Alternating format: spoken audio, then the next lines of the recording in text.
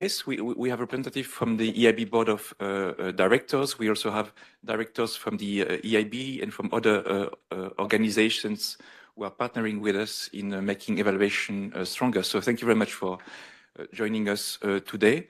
Also, it's great to see that we have colleagues, former colleagues from evaluation, former Inspector General and former heads of evaluation. So a special thank you as well for you to join us today. I'm Emmanuel Pondard. I'm the head of evaluation at the EIB group. And together with Pauline, I will be hosting you and your guide for today and tomorrow. We are very much looking forward to 2 days of rich exchanges, fresh perspectives, and collective learning across our institutions, our roles, and our experiences. Pauline, the floor is yours. Thank you, Emmanuel, and good morning, everyone. My name is Pauline Moclet. I'm an evaluator in the EIB's Evaluation Division, and I'm delighted to be your Master of Ceremony together with Emmanuel for the next 2 days. So I will start with a few practical points. First, I will be your timekeeper, which means I'll make sure that we stick to our schedule for the day, and I will also use some gentle cues for our chairs and speakers to let them know when time is up. Second, we will be using Slido, both today and tomorrow. And of course, we warmly encourage you to interact live from the room, but you may also use the Q&A section on Slido to ask questions and share your thoughts at any point during the day. And we will also use the tool for some interactive moments during some of the sessions. So please make sure to keep your phone nearby. And finally, please note that the event is being recorded. The recording and the slides will be made available to you after the event. Thank you, Pauline. So over the next 2 days, this conference is meant to be a space of open exchanges, of learning across our institutions. It's not only about how evaluation has been or how it is today, but what it needs to become, how it needs to adapt to become more fit for this fast-changing context. So to briefly set the scene for today, we will start with a keynote from Paul Iske, and then we'll move to 4 plenary discussions. The first one, we will begin with looking at how the context is shifting, including on the concept of additionality, which is a key dimension to assess how our organizations remain fit for purpose. We will then move to stress testing our evidence, how to reconcile aspects related to simplification, complexity, and the need to continue to measure impacts in a credible manner. This will be followed by a focus on how evaluation is actually driving change within our organizations, the pathways from insights to action. And we will conclude today by looking at the wider ecosystem, collaboration, technology, partnerships, and what capacities are needed to make all this work together. We'll conclude the day with a cocktail to celebrate our 30 years anniversary. So as I said, this conference marks the 30 years of the EIB Group independent evaluation function. It's not just a moment to look back. It's also an opportunity to reflect on how the role of evaluation has evolved and what will be expected from us as evaluators over the years ahead. And that's exactly why the theme of this conference matters. Stronger together to drive impact. Expectations on impacts intensify and policy environments become more complex. Evaluation functions play a critical role in supporting evidence-based decision-making and learning, but evaluation cannot work in isolation. Real impact comes from engagement, relevance, and use, the combination of these 3 dimensions. So this conference is really an invitation for evaluators, evaluation users, and evaluees to reflect together on how evaluation evidence can better inform decisions, can help our institutions get better, and ultimately get better as serving citizen needs. So to open this discussion, it's my great pleasure to invite our Inspector General Monique Koenig to share opening remarks.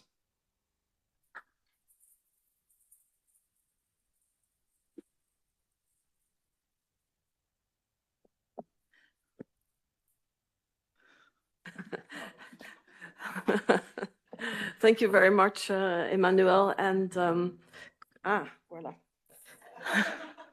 Good morning, everyone. It's a great pleasure to welcome all of you to this evaluation conference. Yeah, we are meeting at a time where our institutions and the whole world is seeing many pressures, many challenges, driven often by geopolitical developments, technological developments. In short, we are in a rapidly changing world. And this means this has a big impact on policymakers and in turn, of course, on the independent evaluation functions and how we operate in this increasingly complex environment. Evaluators, just like everybody else in our institutions, are requested to step up in terms of efficiency, show increased agility, helped by, of course, new technologies like AI, ? But also success is increasingly measured not only by the volume of the financing and the investments that we provide to our clients and to our countries, but also in terms of what impact do we really generate. And that's, of course, quite a good thing. Volumes are important, but impact is also quite important because in the end, the question is, what a difference do our institutions make? Evidence and evidence-based information is also under stress because trust in evidence, as we see in some countries, is eroding. Evidence seems less important to some decision makers. Honest feedback is sometimes less welcomed. Data can be manipulated very easily, sometimes unconsciously, but sometimes also very deliberately. And policy debates are also more polarized. Pressure, as I said, is on simplifying complex issues. So all of these things pose a strategic challenge for the evaluation functions in our institutions. We should ask ourselves if and how evidence is actually used to shape decisions. I believe it does, but it requires that evidence-based findings are fed back into the processes. First of all, I should say they must be independent. But I take this for granted in this, in this forum. But nevertheless, it needs to be independent, and it needs to be fed back, and there needs to be a willingness to feed it back into processes, designs, the governance, and decisions of our institutions. So, how do we ensure proper learning? That's a key question. This in turn requires that evaluations remain credible, they are timely, they are well articulated, and they indeed are positioned to have that influence. Is that enough? That's a question that I hope we will get some answers on today.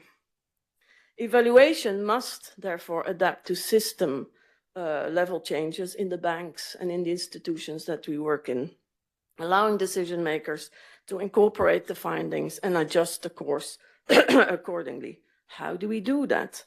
How can we and the evaluation function be faster, more agile, while remaining thorough and providing high quality and demonstrate impact?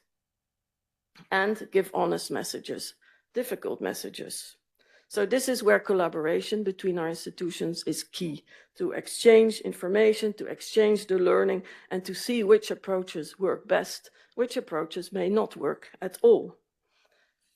Is AI useful? Is AI not useful? These are also very pertinent questions. So this is what the conference is about today, is about positioning evaluation as institutional intelligence. And again, let me conclude by saying that it's a great pleasure for me to welcome you all and for the next 2 days and for what I'm sure will be very stimulating and pleasant exchanges. Thank you very much.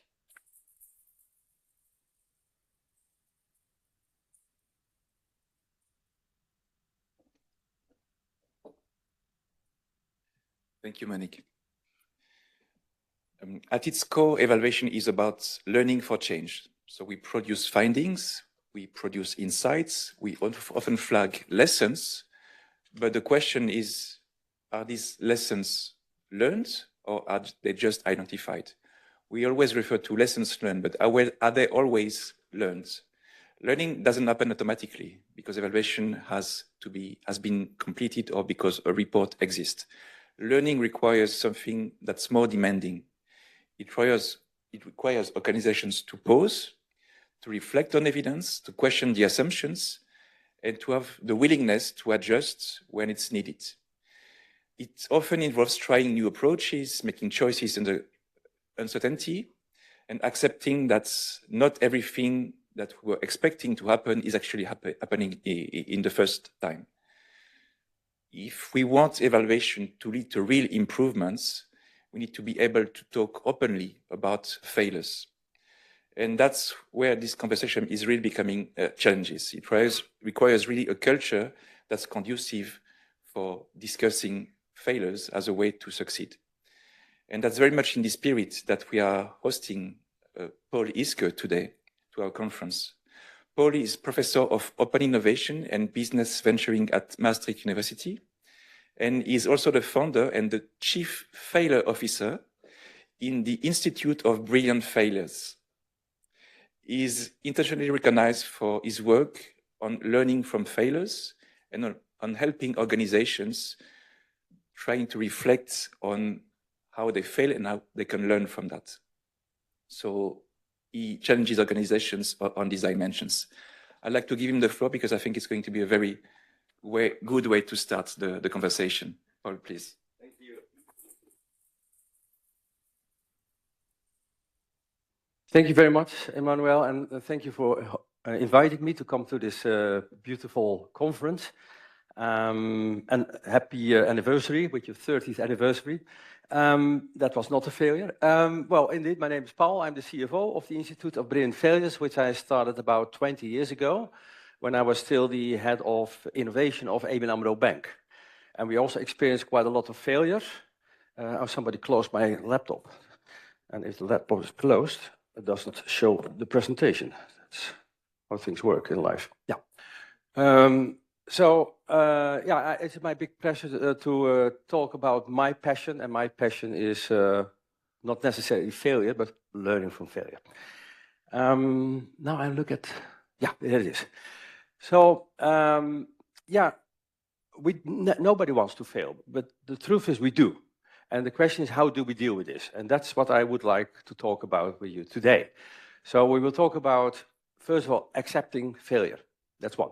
The second thing is people always say, but if we fail, we can learn a lot, which is true. We can learn a lot when things don't work out the way we want. We can learn from failure.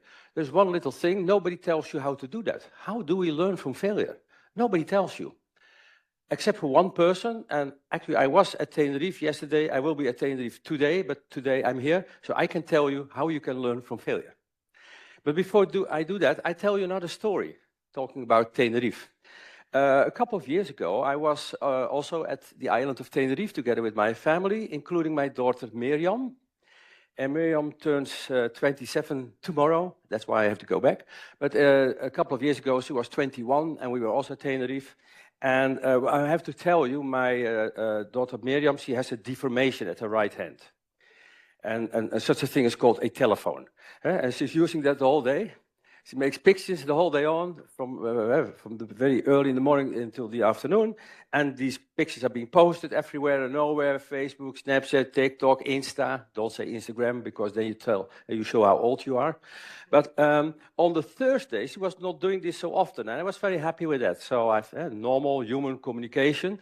So at the end of the day, I said, well, Miriam, today was a much better day. And she said, what are you talking about? I said, not the whole day taking all those pictures. And she said, oh, no, but didn't you see the weather? I said, the weather. No, it was not so nice. Come on, Daddy, not so nice. It was raining. Yeah, it was raining, okay, but you have an iPhone. It is waterproof. It is certified. Yeah, you're very funny. But what am I supposed to do with those pictures? I cannot post them. Do you really think that I will post pictures that I'm at Tenerife with rain? Did you see my hair? I will be a loser. No way. I will use the pictures of yesterday. I said, oh, wait a minute. I did invest. We did some jet skiing. You will be wet anyway. We did mini golf. I won. Chinese restaurant. Says, Daddy, forget about it. We're not going to do that. And I thought, okay. And then I was thinking, what's happening here? And is he the only one? Then I went to the internet and I was looking at websites of organizations, countries, cities, individuals.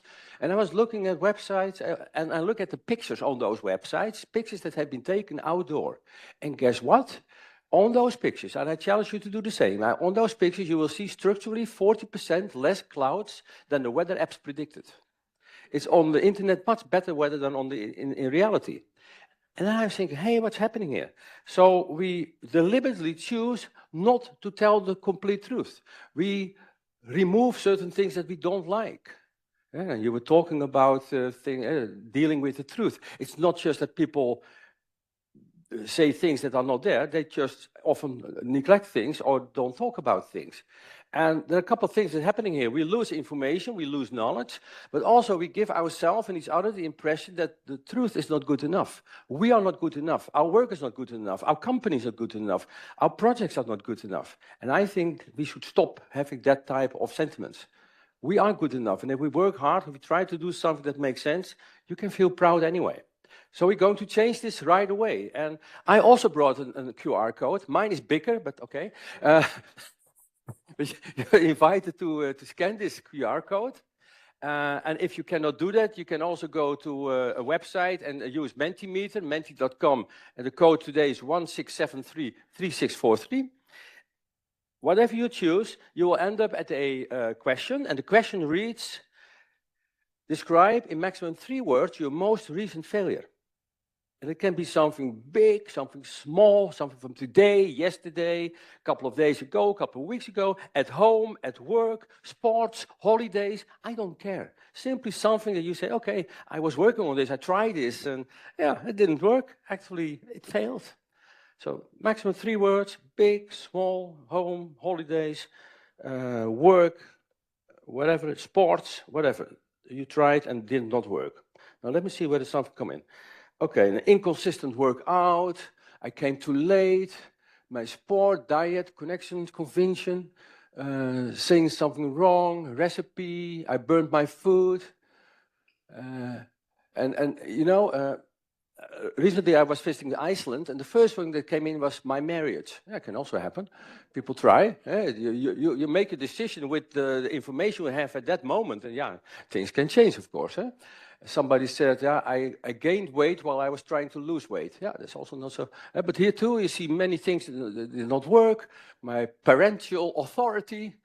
Okay, I got angry, cooking recipe, neglecting good postures. And you see, I'm traveled all the way from Tenerife to this place to meet wonderful people. And now I look at this list and I think, wait a minute, it's a bunch of losers.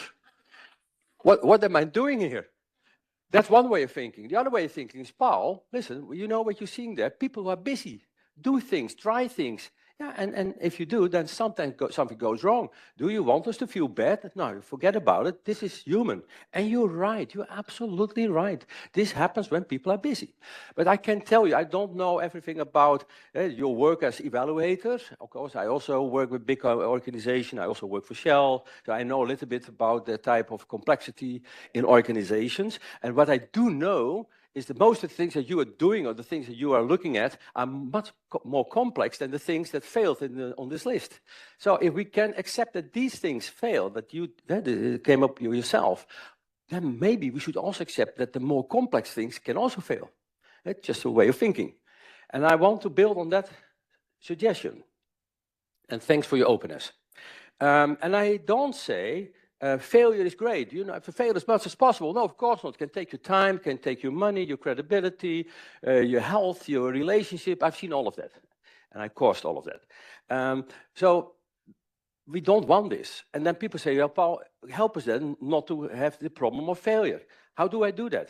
Yeah, work harder, work smarter, and make a good start. Yeah, what's a good start? Yeah, make a good project plan. Oh yeah, you also look at plans, isn't it? And then the realization of these plans. I did the same, you know. I looked at hundreds and hundreds of plans. And I was thinking, if I look at the plan and then I look at the realization of the plan, how often does it happen that I look at the same thing? That I got what was promised in the plan in a way it was described in the plan. I can be very short on this, it never happened. And then the question is, what is a plan? And then I found a very nice, appropriate definition of a plan. It says a plan is a set of lies that make others decide what we want them to decide. And now we also understand why it takes so much time to write a good plan. It's not that we don't know what to do, but we have to convince other people who invest, clients, partners, whatever. And we need to know what is it what they want to hear, and then we write it down in very nice ways, nice colors, and then we get what we want. And I don't say we should not make any plans, but I want you to be realistic about it.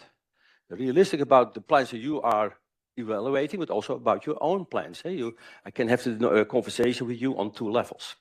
And actually, the picture I see is more or less this. I have a plan, and I will do my best, and you will support me, and then we will reach the goal together. A couple of things about this picture. First of all, it's nice weather, of course. Second, it's extremely boring. Suppose these are your holidays. You're cycling holiday, you hope it will be over tomorrow. And because nothing is happening, you won't learn anything. Because what is learning? Learning means you see something new, and yeah, but there's nothing new to be seen here. And most of all, this is not the reality. The reality of the work that you do and the work that you are evaluating is much more complex than you see here. Probably your work looks more like this. And people, and especially when you look at new things, and you also mentioned all these new developments and all this turbulence in the world, and people have great ideas, and they start with a great plan, and yeah, what happens in here already? They say, oh, wait a minute, this was not in the plan. Let's stop. Yeah, then they won't see anything. They won't reach these intermediate results, and they will not have the experience of these difficult situations where you can learn a lot. And especially when you look at new developments, including innovation, new technology, whatever, what I always see is that at the end, things become more complex and more difficult. Here, things tend to fail. And what kind of words are related to that last stage? Then we hear very difficult words like implementation. Now we talk about rollout, but you're not working for Carpetland.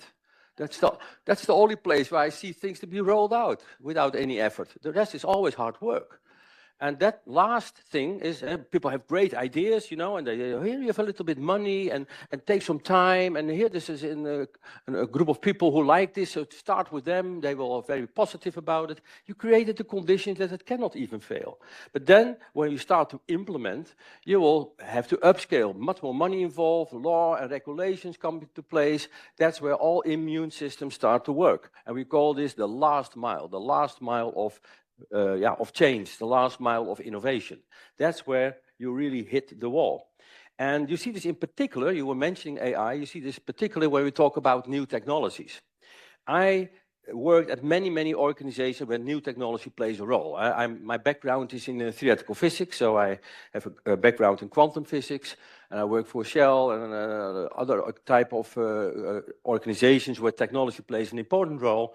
And wherever I come, I see the same thing, and that's the implementation, the introduction of new technology is more difficult than we think. It takes more time, more money, more arguments, less results in the beginning. It's always the same. And since I'm a physicist, I think, okay, if this is happening always, then it must be a law of nature that we are studying. And as a theoretical physicist, I think there must be a formula describing this phenomenon. And I found that formula. I found the formula that explains why it is so difficult to implement new technologies. And this is the formula. It says NT plus OO equals EOO. Now you know as well why this is the case.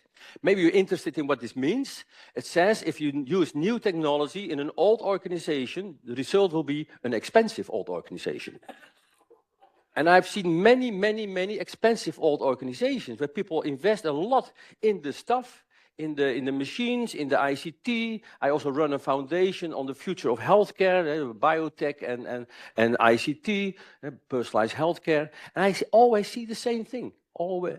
So we invest a lot in the technology, but not enough in what we call social innovation. Look at the processes, look at the people, look at the organization, look at the culture that is able to absorb all of this. So I see this big discrepancy in the investments in the technological innovation compared to the social innovation. But yeah, things can go wrong, and you also mentioned things go faster and faster, and we have to learn. And actually we have to speed up our rate of learning. We have to learn with the speed of change. And since change is going faster and faster, our learning also has to go faster and faster. And what is learning? Learning is seeing new things, new patterns in life, new patterns in people's behavior, new patterns in the politics, new patterns in economy. And well, when do we see new patterns? Now, when I've never been here before. I see a lot of new patterns. I've never seen most of you new patterns. But we also see new patterns when we do things, and at the end of the day, the outcome is different from what we expected. So that's a new pattern, isn't it? And when do we see new patterns? For instance, when things fail. Because when it fails, it's different from what I had in mind. So there must be a direct relationship between failure and learning. And you see this already in the term itself, fail. What does fail mean? It stands for first attempt in learning. That's the real meaning of fail. And if you look at failure from this perspective, you will say, okay, there is a cost of failure. I know. It can take your time, money, and so on. And I cannot change that. But what we can change, what we can influence is what can we get out of this failure? What is the value of failure? And actually, as an evaluator, I think it's also your task to evaluate the value of failure. Because if you only look at the cost, what did we invest? That's a part of the equation. The other part of the equation, okay, it failed, but we learn. And how do we make sure that those learnings, that this value is being replicated, that it is being shared? And I think those processes, finding the knowledge in the failure, to share that knowledge, and to make sure that this knowledge is being applied, this is also a process that needs to be evaluated, needs to be checked. And this value of failure is in particular interesting when you didn't fail in a regular way, but when you failed in a brilliant way. So what is a brilliant failure? I did a lot of studies on people who went bankrupt, and I know that people went bankrupt, companies that went bankrupt have difficulties in getting new finance, and often I see that people don't really look at why did they fail. Did they fail because they were stupid, when they took too much risk, whether they were maybe even criminal, or did they fail in a brilliant way? That makes a difference. So what is a brilliant failure? A brilliant failure happens to you when you try to do something meaningful, you do your best, and you prepare, and you learn, and you share the learnings. That is what a brilliant failure is. But yeah, then people say, yeah, listen, that's a definition. Now we have to use it in the practice. How can I see in the practice that what we have is truly a brilliant failure? Or even worse, how brilliant is this failure? Yeah, I also hand out prizes for the most brilliant failures. I do this in healthcare, on AI in the public sector. And yeah, people say, listen, Paul, what are the criteria? And to help these people, I did something that I'm capable of. I designed a formula, and with this formula, you can calculate how brilliant your failure was. And it's called the viral formula, which is coincidence. This is pre-COVID, but it's about things that have to be spread with a reproduction factor larger than 1. It's about the vision. What is it what you try to achieve? Is the world getting better from this? The I stands for the inspiration, the effort you put into this. The R is about risk. Did you take too much risk? Don't do that. But also, you should not take too little risk, because then we miss opportunities. It's like I fly back this afternoon with the plane, and then the captain says, oh, welcome on board. Today is my innovation day. I said, wow, that's an interesting statement. Can I ask you, what is it what you're going to innovate? Yeah, today I'm going to try to do things with my feet that I usually do with my hands. That's a fundamentally different answer than when they say, well, we have a new trolley for the catering. You see, one is acceptable, the other one is not acceptable. That's something you need to evaluate, of course. The A stands for approach, that you prepare, that you work together, that you use existing knowledge. And the L means, did we learn something? Are we going to share those lessons learned? Are we going to apply those lessons learned? So we achieve value or failure. And if you score high on all 5 of these, what's the problem then? There is no problem. You have a brilliant failure. That's a brilliant failure. And I can talk about it as long as I want, but yeah. How about, how do people think about this? What is the culture for accepting failure? I mean, if this is the culture in your organization, then we have a problem.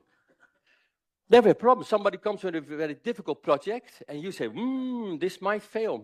Let's not burn my hands. So let's, I'll look the other way around. For those of you who are, I can get, if it fails, I will get this at the end of the year during my appraisal discussion. For those of you who are Dutch, veroordelingsgesprek. But at the end of the day, what also can happen is, okay, I do the project and it failed. Now let's keep it small. Let's pretend that, let's tell Tenerife stories. Then we don't learn from it. Is that what we want? Do we want people not to onboard on difficult projects, or do we not want? Do we want people to keep silent about what really happened? So I hope that in the conference and also later on, you will be able to tell no Tenerife stories, but real stories, because that's where you can help each other. And I think it's very human, of course, to show the better of yourself. But I think we deserve, as human beings, better. We deserve to be acknowledged and appreciated for who we really are and what we really do. I think that's a human right.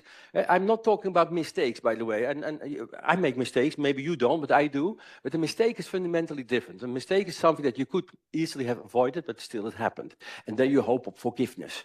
But that's not true for a failure. A failure doesn't deserve forgiveness, it deserves appreciation. Because you tried something, great. You worked hard, great. You learned something, great. You share your knowledge, great. It's only great, you know. It's like a child that learns to walk, you know. And the first time it falls, what do you say? Hey, stupid, stay in your chair. No, try again, try again. And so it is a very human way to develop yourself. And I think we all have the right to learn in this way. So that's also why I have created an extension of the Universal Declaration of Human Rights. It's the right to try, the right to experience, and the right to fail, and the right to be acknowledged for that. I also sent this document to the United Nations. I said, listen, you have a very nice declaration, but there's a missing piece, and here is it. And I'm already in phase 2. I got a letter received already 3 years ago. But there are also many organizations who understand the message, and they say, give it to us, we sign it, like brilliant students who know that also they have the right to fail. This is the president of the Free University of Amsterdam, a former colleague of mine, maybe you know him, Albert Einstein. He once said, if we knew what we are doing, we wouldn't call it research. So why are we only looking at researchers from the output and not for what they intended to do and how hard they work for it? He signed it. This is somebody for the Ministry of Justice and Safety. He signed the document because it's so difficult to deal with all that work. Sometimes something goes wrong and we have to accept it. It's not because people are lazy or not good or stupid. No, it's because the work is so complex. And of course, I'm very happy with these people, but I was a little bit disappointed about the no reaction from the United Nations. But a couple of years ago, 2 years ago, I was in Seoul, together with our former Prime Minister, Mr. Balkenende, and he got an honorary doctorate that I was playing a role in because I also work in Seoul. And he said, you're going to meet somebody and he will like your work. And he did. It was Mr. Ban Ki-moon, the former Secretary General of the United Nations. And I said, listen, nice organization you work. You send a message and you never hear anything back. A little bit more polite than I phrase it now. But he agreed. It's important people fail. It's important people learn. Now, learning means learning, seeing new patterns, isn't it? And I did work on this, and I looked at why do people fail? Why do projects fail? How can we learn from those failures? And then I was looking at patterns. And, you know, if you look at AI, what is the fundamental basis of AI is, some people think it is artificial intelligence. That's nonsense. It's additional intelligence. But anyway, what is it doing? It is looking at patterns in big numbers or pictures or laws or structures, whatever, and it recognizes patterns, you know. And that's the base of intelligence. Human beings do the same. I also do pattern recognition. If I come home tonight at Tenerife, I see a pattern there moving, and I recognize that pattern. It's my own wife. I'm married to her for 31 years. The way she reacts to me, I recognize the type of behavior, and then I adjust my behavior, and then I might have a nice evening. That's what we call social intelligence. But I try to find patterns in failing. So I looked at hundreds and hundreds of failures, and I asked myself the question, why do people fail? Why do projects fail? Why do countries fail? Can I see patterns in failing? And I found 16 of these patterns. And I'll show you a few of them. As an example, here you see a bridge in Honduras. Honduras has been hit by Hurricane Mitch in 1998. And because of Mitch, the whole delta was flooded. And when finally the water retracted, it turned out that the riverbed moved 400 meters. And it was a pity for the bridge. It's a nice bridge. It's still there. One little problem, the water is somewhere else. This also happens to me. I have 4 children. When I have an argument, I solve it, and then they have an argument with me. The problem moves to me. If you have a disease, you try to solve it with medication, surgery, radiation, whatever. You get side effects. The problem moves. So you always have to think, when you try to solve a problem, can it be that while you're trying to solve it, or because of what you do, the problem moves? If that's the case, then you have a bridge of Honduras. That's one of these 16 failure patterns. Now, talking about bridges, unfortunately, in the Netherlands, we don't have so much nature left. Especially not in the part where I come from. This is the western part, and then you see also highways. There's still some trees, but this is a very rich area. People want to see trees. And in this is by the way, this is the highway between Amsterdam and The Hague. And in these trees, there are animals, in particular squirrels. But the squirrels live at the other side of the road, and they live at this side of the road. And they want to meet and to mate. And then they have to cross this very dangerous road. And we feel pity for these animals. Splash! We don't want that. And I always tell people, you have to know 2 things about Dutch culture. 1, if we feel pity, we take action. That's typically Dutch. Number 2, if we take action, we start building bridges. So we build a bridge for squirrels. A bridge for squirrels, €144,000. In the middle, there is a webcam registering all those happy animals running around. And after the first 2 years, later was better, but after the first 2 years, exactly 1 squirrel. And everyone said, well, this is a ridiculous project, it takes money, what a waste. And I said, no, it's pretty brilliant. But why do I show that to you? Maybe you're not investing in squirrel bridges, could be. But here you see the failure pattern that we see happening most of all. And that is when people, organizations, do things, decide things, whatever, for other people without involving them. And here is a new law. Okay, here is a new system. And I don't want this. Yeah, but we've worked hard on this. We thought about it. Yeah, maybe, but I was not involved. Nobody asked me. Nobody asked the squirrel whether it was interested in a bridge. We call this the empty seat at the table. Failure pattern number 2. Now, talking about big failures. This is our former Prime Minister, Mark Rutte. I don't say Mark is a big failure, no, not at all. But Mark Rutte was addressing us shortly after the breakout of the COVID-19 crisis. And he said, oh, it's a virus, it is very difficult, makes people sick, and it's not an Olympic virus, it doesn't jump further than 2 meters. So stay away, don't touch each other, and we will be safe.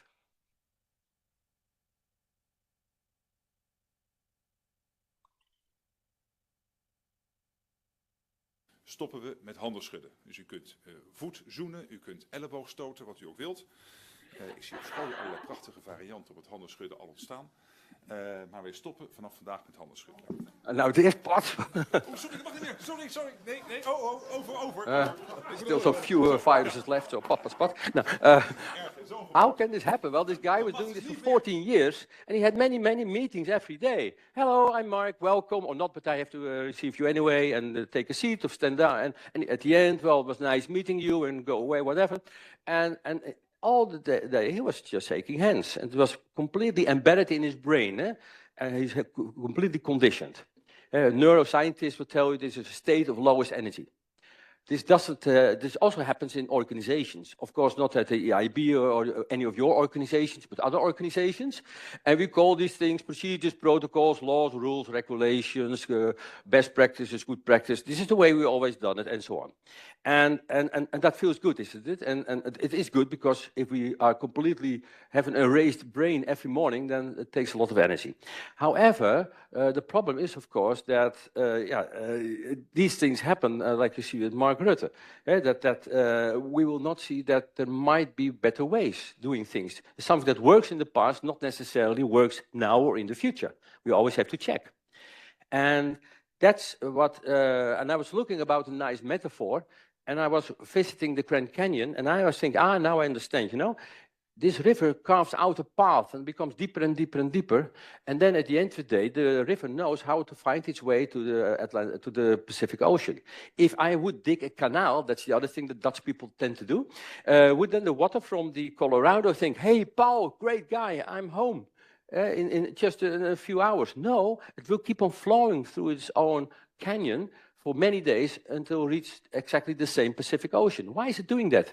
Because literally it has not the energy to get out of the canyon to find out that there's a much easier way to do things. And that is what I also see in the practice with people and organizations. They don't see that there are more easy ways to do things. Why not? Because they don't have the energy, because they don't know, because they don't want it, because they have vested interest. That's something that can happen. All these people are in their canyon, like Mark Rutte.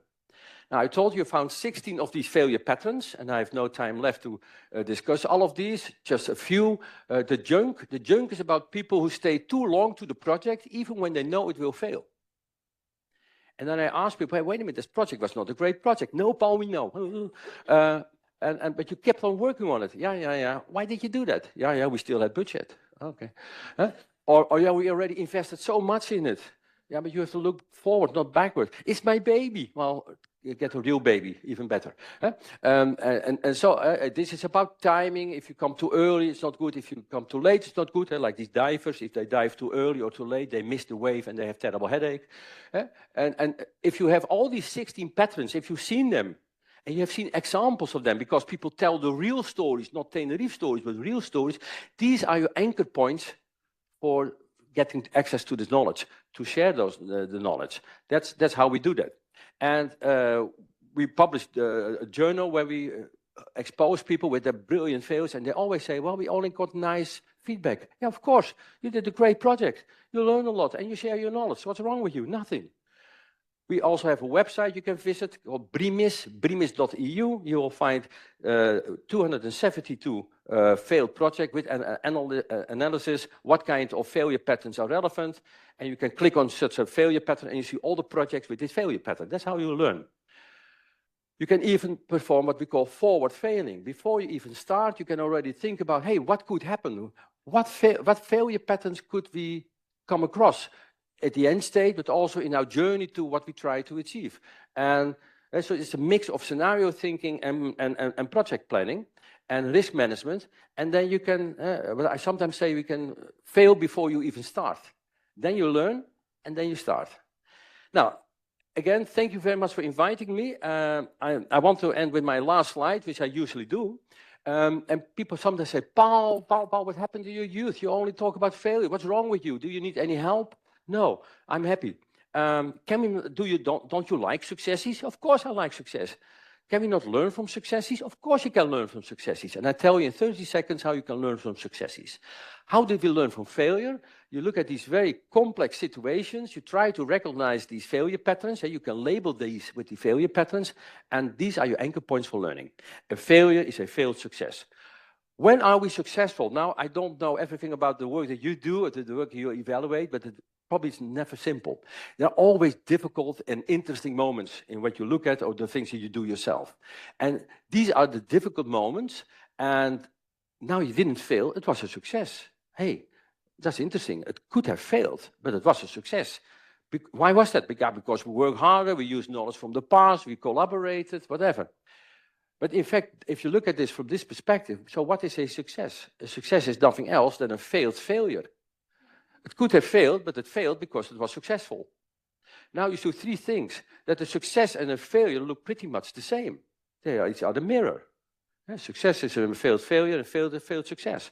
The learning is exactly the same. You look at these difficult moments, you label them with these failure patterns. In the first situation, you learn why it failed. In the second situation, you learned why it didn't fail. But the most important thing that you learn is that if you look at it from this perspective, then it is strange that we have so much interest and admiration for people who try wonderful things, work hard and succeed, and we don't have any appreciation, no interest in the same beautiful people working equally hard on the same important problems when they're not successful in the beginning. I think we should stop that.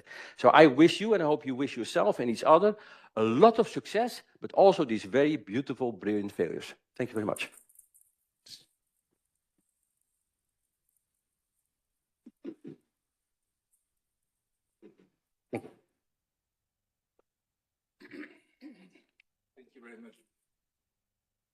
Thank you very much, Paul. A lot to unpack, indeed. I'm not even going to try to unpack it, but I feel much more relaxed about the organization of our conference. If we fail, don't worry, we'll try to learn from it next time.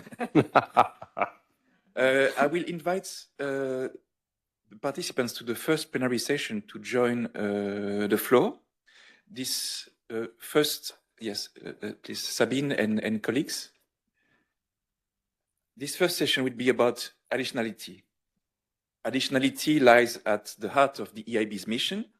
As for other IFIs, we are expected to act counter-cyclically, to clearly demonstrate how our interventions differ from market offering and deliver lasting value.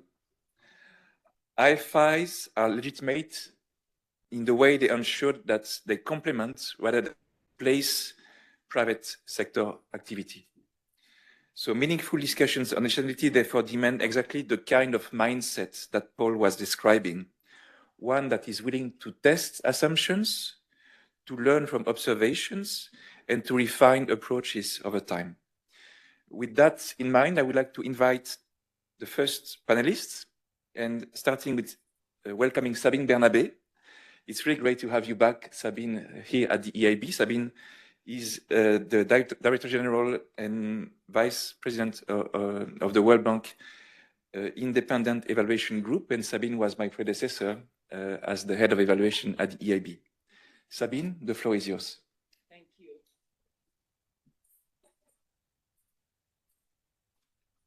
Thank you. Thank you, Emmanuel. Good morning, everyone. So my name is Sabine Bernabé. It's a real pleasure to be here. I have to say, it really feels like coming back home to the EIB and to Luxembourg, and to see so many friends and colleagues in the audience. It is a great pleasure for me to chair this panel on additionality for impact. We have an esteemed panel here representing both the policy side, the investment side, and the evaluation side. So let me jump right in and introduce them. So online, but I don't see her. I'm here. We have Laure Blanchard-Brunac. I don't know if she hears us. Let me introduce her, and then hopefully they'll bring her on. So Laure is a member of InvestEU, the investment committee of InvestEU, the investment committee for the Research, Innovation, and Digitalization Policy Window, and she brings the perspective of independent decision-making on an EU-backed investments and risk-sharing instruments. Welcome, Laure. We have here in the room Lina Munari, who brings the mandator's perspective. She leads the investment programs management unit at DG GROW at the European Commission. Welcome. From the European Investment Bank, we have my friend and former colleague, Aaron Garabin, evaluation expert and team leader in the EIB's evaluation division, who contributes to the evaluation perspective on EIB operations and institutional learning. And last but not least, we have Gabriele Fattorelli, who joins us from the EBRD Independent Evaluation Department, where he serves as Director for Corporate, Thematic, and Knowledge Evaluation Products, bringing extensive experience in evaluating development finance and transition impact across diverse country contexts. So very warm welcome, everybody. And I'm very much looking forward to this discussion on an extremely important topic for MDBs and development banks and public banks more generally. And before diving into the discussion, if you allow, let me take a few minutes to set the context for why this is such a critical topic for IFIs, and particularly in this reduced aid environment that we are now living in, and why we might want to have a conversation about how we might rethink how we measure, deliver, and think about additionality. So, you know, as many of you know, additionality is really at the core of the identity of MDBs. It's really the raison d'être of public banks. It's embedded in our articles of agreement. It's a key principle for InvestEU and DG GROW, and it is a precondition for financing for most of our institutions. And additionality is rooted in the concept of market and institutional failures. So when markets and institutions work, they allocate capital adequately, but in many cases, they fail to allocate capital to important development issues because of things like information asymmetries or unpriced externalities, public goods, market coordination failures, and all other kinds of market failures. So capital doesn't get allocated to the socially, economically, and environmentally optimal level of investment, which is why public institutions and public banks should step in and address these gaps. And this conceptualization of additionality is common across all our institutions. It's common across MDBs, the EU, the OECD, and so on. But we have different ways of measuring and applying additionality, and that'll be the topic of a technical discussion tomorrow. So today we're really focused more on the conceptual level on how do we think about additionality.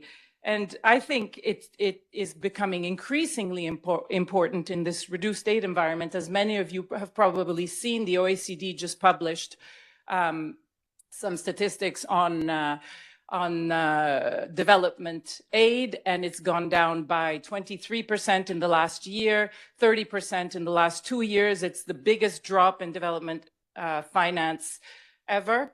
And we're back at the levels of the beginning of the 2030 agenda. So it's a pretty dire situation, and additionality is ever more important because every dollar has to, or every euro has to count even more. And also because at the same time, our institutions are really focusing on how private capital is going to be mobilized to solve, excuse my cynicism, all the world's development challenges. And that creates incentives in our institutions to, if you have to mobilize private capital, you go where the business case is easier, you go where the business plan is easier, and that is away from additionality, which is where things are more complicated, which is why the private capital doesn't go there in the first place. So I think it's certainly more important than ever. And let me just highlight three reasons why I personally think, and I'm sure that my colleagues think too, and we'll discuss them in more details, 3 reasons why we might want to rethink about how we think about additionality. And the first is because the nature of development challenges that our institutions face and our business models have changed and are changing. Development challenges are more and more global, regional, systemic. Pandemics, climate change, food security, water security, et cetera, are issues that we need to address at a systems level. And additionality is measured at the project level. And this project by project measurement of additionality doesn't, if you sum up the project by project additionality, it doesn't sum up to the additionality that we bring as institutions when we address global challenges, regional challenges, and country level challenges. And also our institutions are increasingly working to support country systems or to support sector strategies. And so we need to rethink how we can capture the additionality that our institutions bring by the sequenced projects, the coordinated projects, the more systemic level approaches. So that's the first reason. The second is that additionality in most of our institutions is still measured only ex ante. And in fact, in IEG, we actually measure additionality throughout the project cycle, so ex ante and ex post, and we find systematically that ex post additionality does not match the ex ante expectations. You know, we recently did an evaluation of additionality in middle-income countries, and we found that only in 2/3 of the cases did additionality materialize ex post. That the things that we thought we were bringing that were additional to what the market could have provided didn't actually materialize. So it's very important to measure it ex post, and this is often because of institutional capacity, because of fragile context, because of for many reasons that, you know, many challenges that countries face. So very important to think about how we can measure additionality also ex post. And finally, in Europe and elsewhere, we're seeing the emergence of new policy objectives that go beyond the traditional economic, social, and environmental objective, such as supporting strategic EU objectives or EU priorities or defense. And so we need to think about if these are new objectives for our institutions, we need to think about how do we measure and how do we think about additionality, the additionalities that MDB brings towards achieving those objectives. So I hope I've convinced you that this topic is more important than ever, and it's really critical to the nature of our institutions. And with this in mind, I will move on to the discussion. So we will discuss 3 themes. First of all, why additionality matters in your role and what challenges you specifically face. Then we'll talk about the extent to which additionality can be credibly evidenced. And finally, what needs to change to strengthen both the concept and its use going forward. Welcome, Laure. It's nice to see you. We can see you now on the screen. Thank you for joining us. So let me start with you, Lina, if I may. So as a mandator, you bring a unique and important perspective, obviously, to this panel. And from your viewpoint, why is additionality important? Do you feel that you have the tools necessary to credibly argue for the added value of EU instruments? And does the shift in EU policy objectives that I've just mentioned have an impact on that? Thank you very much. And thank you for inviting us. I'm first time in this building. To be honest, I've been in the old building in the good old times. I've been in Luxembourg for a very long time. And I recently joined DG Grow from DG Connect, where I spent an entire life on the other side of the fence, doing the part of the funding that you don't need to pay back. So I'm very interested in being obviously on this one, because it obviously brings another perspective. From our role, obviously, additionality, as you already said, Sabine, is not just a principle, it's really the key raison d'etre. I mean, we do this, we are not a bank, the Commission is not a bank. We use, the intermediaries in order to get to the market, but additionality is really the core principle, which we have not invented, as you know, for InvestEU. We have not invented it for any of our instruments. It comes from the financial regulation, which is kind of thing that doesn't really change very often. It changed recently, but that's kind of document that's kind of it's been there for a long time, and to change it takes a long time. So that's one of the things that that clearly will not change in the future either. Obviously, the way additionality is defined in our regulatory documents, it's very easy to read it. It's very easy to understand even. But obviously, when it comes then down to the line of how can we demonstrate additionality, clearly that's where we start having issues. I very much liked Paul's presentation, because I spent also a lot of my time recently, the most 15 years actually, on research programs where failure is kind of built into the process. You cannot research anything if you want to have a certain outcome. You need to accept that there's going to be a failure, whether the failure is a total failure or whether it's sort of in a kind of confined or controlled environments. That's obviously what the researchers try to understand, and also understand the document why they fail or why they succeed. Here we are sort of in a little bit the same remit, even though it becomes much more complex, because we're talking about different kinds of expectations.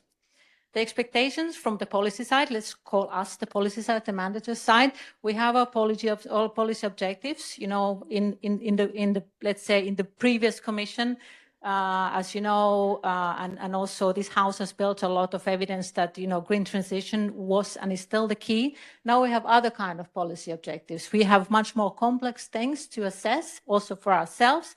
We know that sovereignty is something that we actually these days really want to emphasize.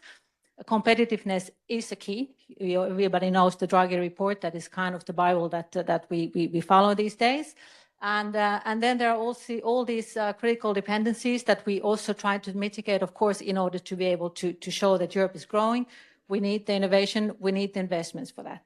Now, then comes in the additionality. It's very easy to try to think additionality is something in addition, to what is there on the market. So it's just throw more money on the problem and it will be solved. Of course, we know that that's not the case. And here where the additionality concept comes also to the play, for you and for us. The devil is in the details. it's very easy to say that additionality is measurable. Yes, we have all our law very well knows, the scoreboard, the annexes, the things. We're still looking a lot at the volumes, and we can measure additionality as well. But there we need to manage expectations in terms of like, to what extent can we say that we can say with a reasonable confidence that our investment has been additional and that our industries have grown, our very precarious technology areas where everybody is competing now for which there is also other type of investment available, that we actually have made the case. I mean, so to show this impact obviously is very, very complex. And we can go to the details. I think at this point, obviously, everybody knows the difficulties of the counterfactual analysis. You know, that's something that, you know, it would be very nice to have, but there are time and resource constraints there. So we have to find other measures. Of course, you mentioned ex ante, ex post. Ex post is where actually really it comes to the play. How much we can actually really demonstrate that we made a difference, but then we're still looking at the past. In the policy areas, as a mandator, we are always looking at the future. There's always going to be the next program. There's always going to be the next policy. There's always going to be the next budget to defend. If we cannot show additionality, from our perspective, we have a problem. Because everybody, as you know, budgets are scarce, they are defined, and our budgets are as, you know, we are managing big budgets at the EU, but of course, everybody wants to share. And we need to show that in this previous program, we managed to achieve these objectives. So give us at least the same or more. So in this thing, I think we're all at the same page that we actually need to show that, and how credibly can we show it? That has to be built in from early on. And I would say we can go to that later, but I think already the way the policy is designed is very important, that you think of like, where do we want to be in the time that we need to show impact, and try to think of that already at the very early stage, at the policy and program design stage. So I spoke maybe a bit too long, but I pass on to the next speaker. Thanks. No, thank you. Thank you very much. And thank you. Actually, this is a great segue to Laure on how do we actually demonstrate and convince that the investment or the program is additional. So Laure, from your perspective on the investment committee, what gives you confidence that an intervention is truly additional at the time of decision? Thank you, Sabine. Do you hear me well? Yes, we hear you well. Okay, very good. Thank you, and good morning to everybody. Sorry I couldn't be in Luxembourg today, but it's a pleasure to join the discussion nevertheless. So maybe a quick word on the investment committee and what we do under InvestEU, because that's actually the core of our job is additionality. So the work under InvestEU is that the implementing partner, in the case here EIB, EIF, but also EBRD and other national promotional banks, they assess the risk of the operation and whether they are, this is according to their mandate and to the mandate they were given by the Commission. The Commission assesses the policy alignment. This is the so-called policy check. And us on the investment committee, we assess the additionality. And here it's really for the additionality is defined in the InvestEU regulation. And it's defined with two criteria. One is that the transaction cannot be financed by the private sector. And the other criteria is that the public banks that use the EU guarantee cannot do this transaction without it, and at least not to the same extent. So when we look at transactions on the investment committee, our main objective is to look for additionality.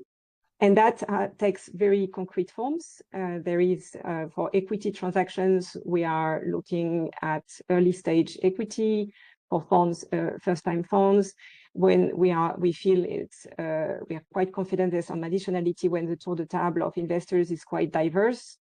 There is presence of private investors, early technology readiness levels.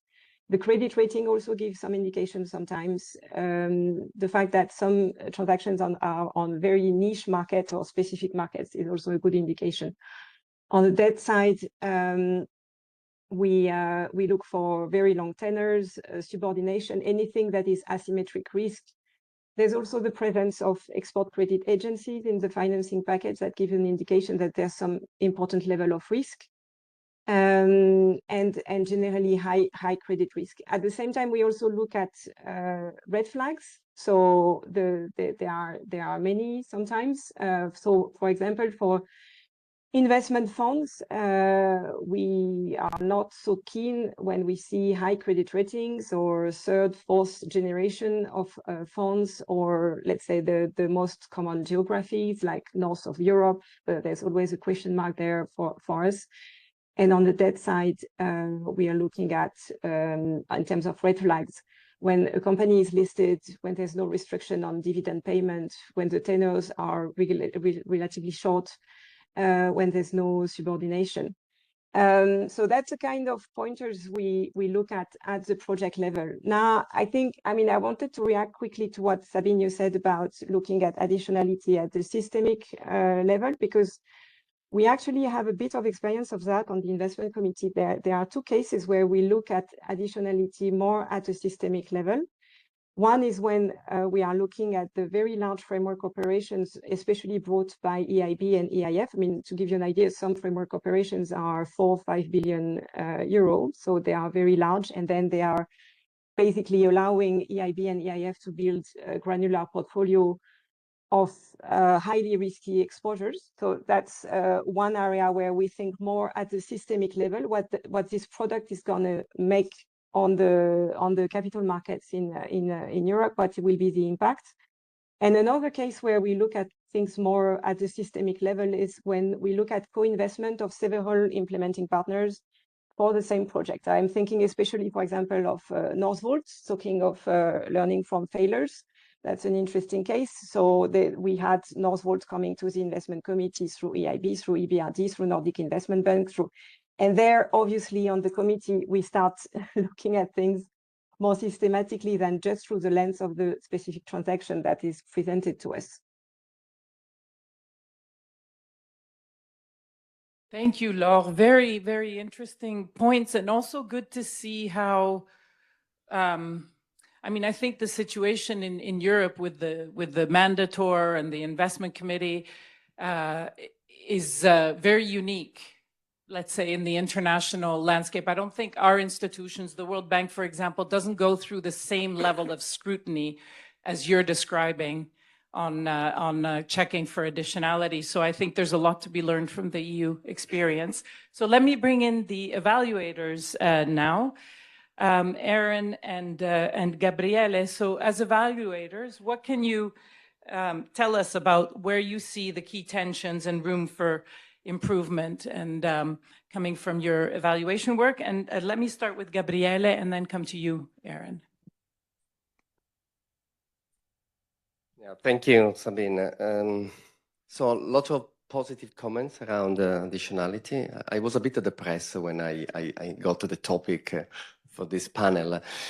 Evidence don't really show that MDBs have fully grasped the concept and the measurability of additionality. But thanks to your speech, I got that there is a lot of potential in failures, and understanding the patterns can help. So starting on a positive note.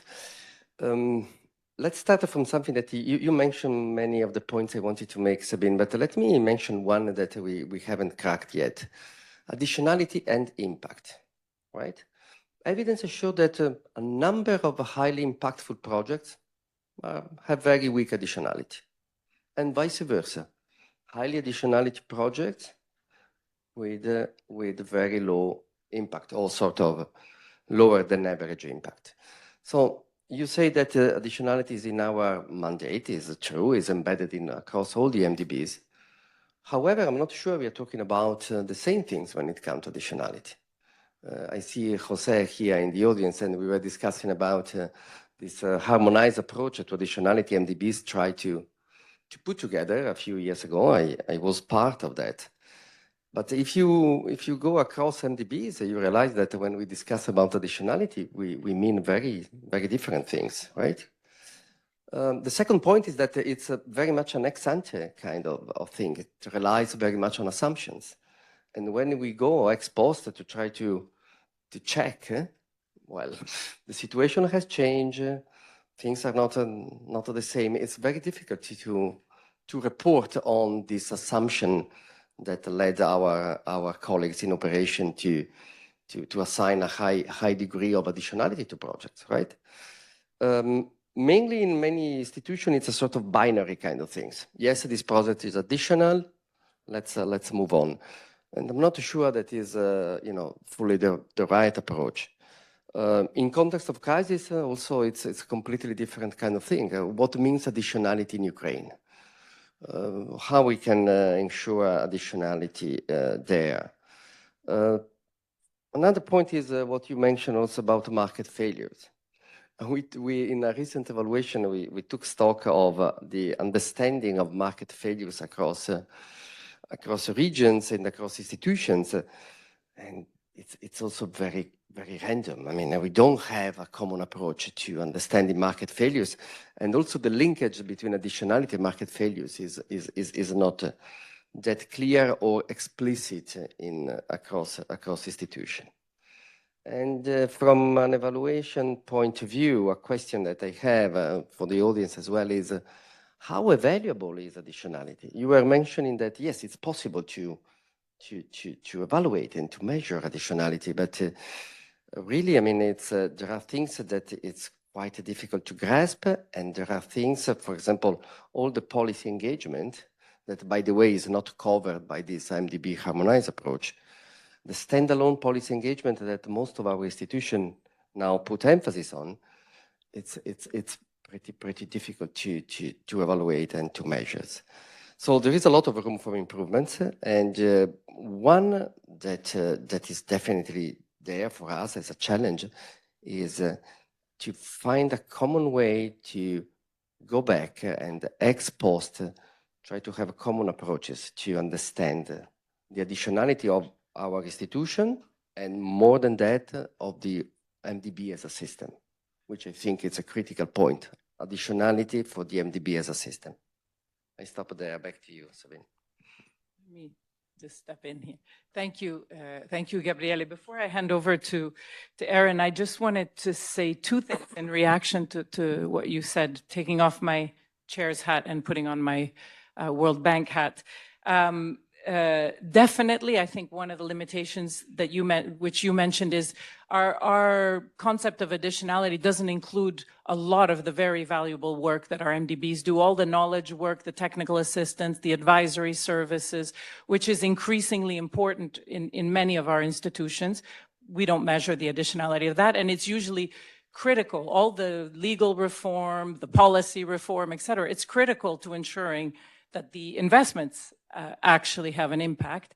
And second, the point on Ukraine and context of fragility and violence, I think there even more what we find is that the additionality comes from small, sequenced operations, staying in the game for a long time, coordinated operations that together are additional. So it really isn't about the additionality of every single project. And also in those particular contexts, additionality often doesn't materialize. And we have many, many examples in our evaluations which show that in fragile contexts, even though we go in with capacity building and advisory and, all kinds of policy reform and so on, it often doesn't materialize as we expected, precisely because of the context. So, but let me come to you, Aaron. So in addition to, what you've learned from your evaluations, if you could also tell us the extent to which you think additionality or these evidence-based tools can be brought into day-to-day operations, or are they only reserved for ex-post evaluation? Thank you, Sabine. So let me start with an observation. When it comes to additionality or results management and measurement in general, the EIB is kind of sitting in between two words. So on one hand, we have the MDBs, and they have certain methodologies and concepts and definitions. And on the other side, we have the universe of the EU and the Commission. And why I particularly like this panel is that we try to unite and bring together experiences from these two often distinct universes that don't necessarily talk to each other. So I think this is a great opportunity to share joint experiences. And let me say a few words about how we define additionality at the EIB, which is sometimes different from how other MDBs do. One particularity is that in the EIB, we apply the concept of additionality to both public and private sector operations, which is not the case for many of our peers. To claim additionality, in the concept of the EIB, we rely on three conditions. The projects need to address a suboptimal investment situation stemming from market failure. The project has to be conducive to address this market failure together with the EIB support. And the EIB support should be complementary what is available already to the market. So we recently published an evaluation of our additionality and impact measurement framework, and let me distill some of the challenges that we see in that evaluation and try to generalize. Many of them has been already mentioned by other panelists. So the first one that has been mentioned already by Sabine and Lina is the challenge of introducing the concept of policy objectives into additionality measurement. We find that our framework is really well rooted in the concept of market failures, but the market failures are not always conducive to interpret, especially some of the new objectives that we see emerging in the EU, like the strategic autonomy or defense that was mentioned earlier. The second issue is related to the incentives.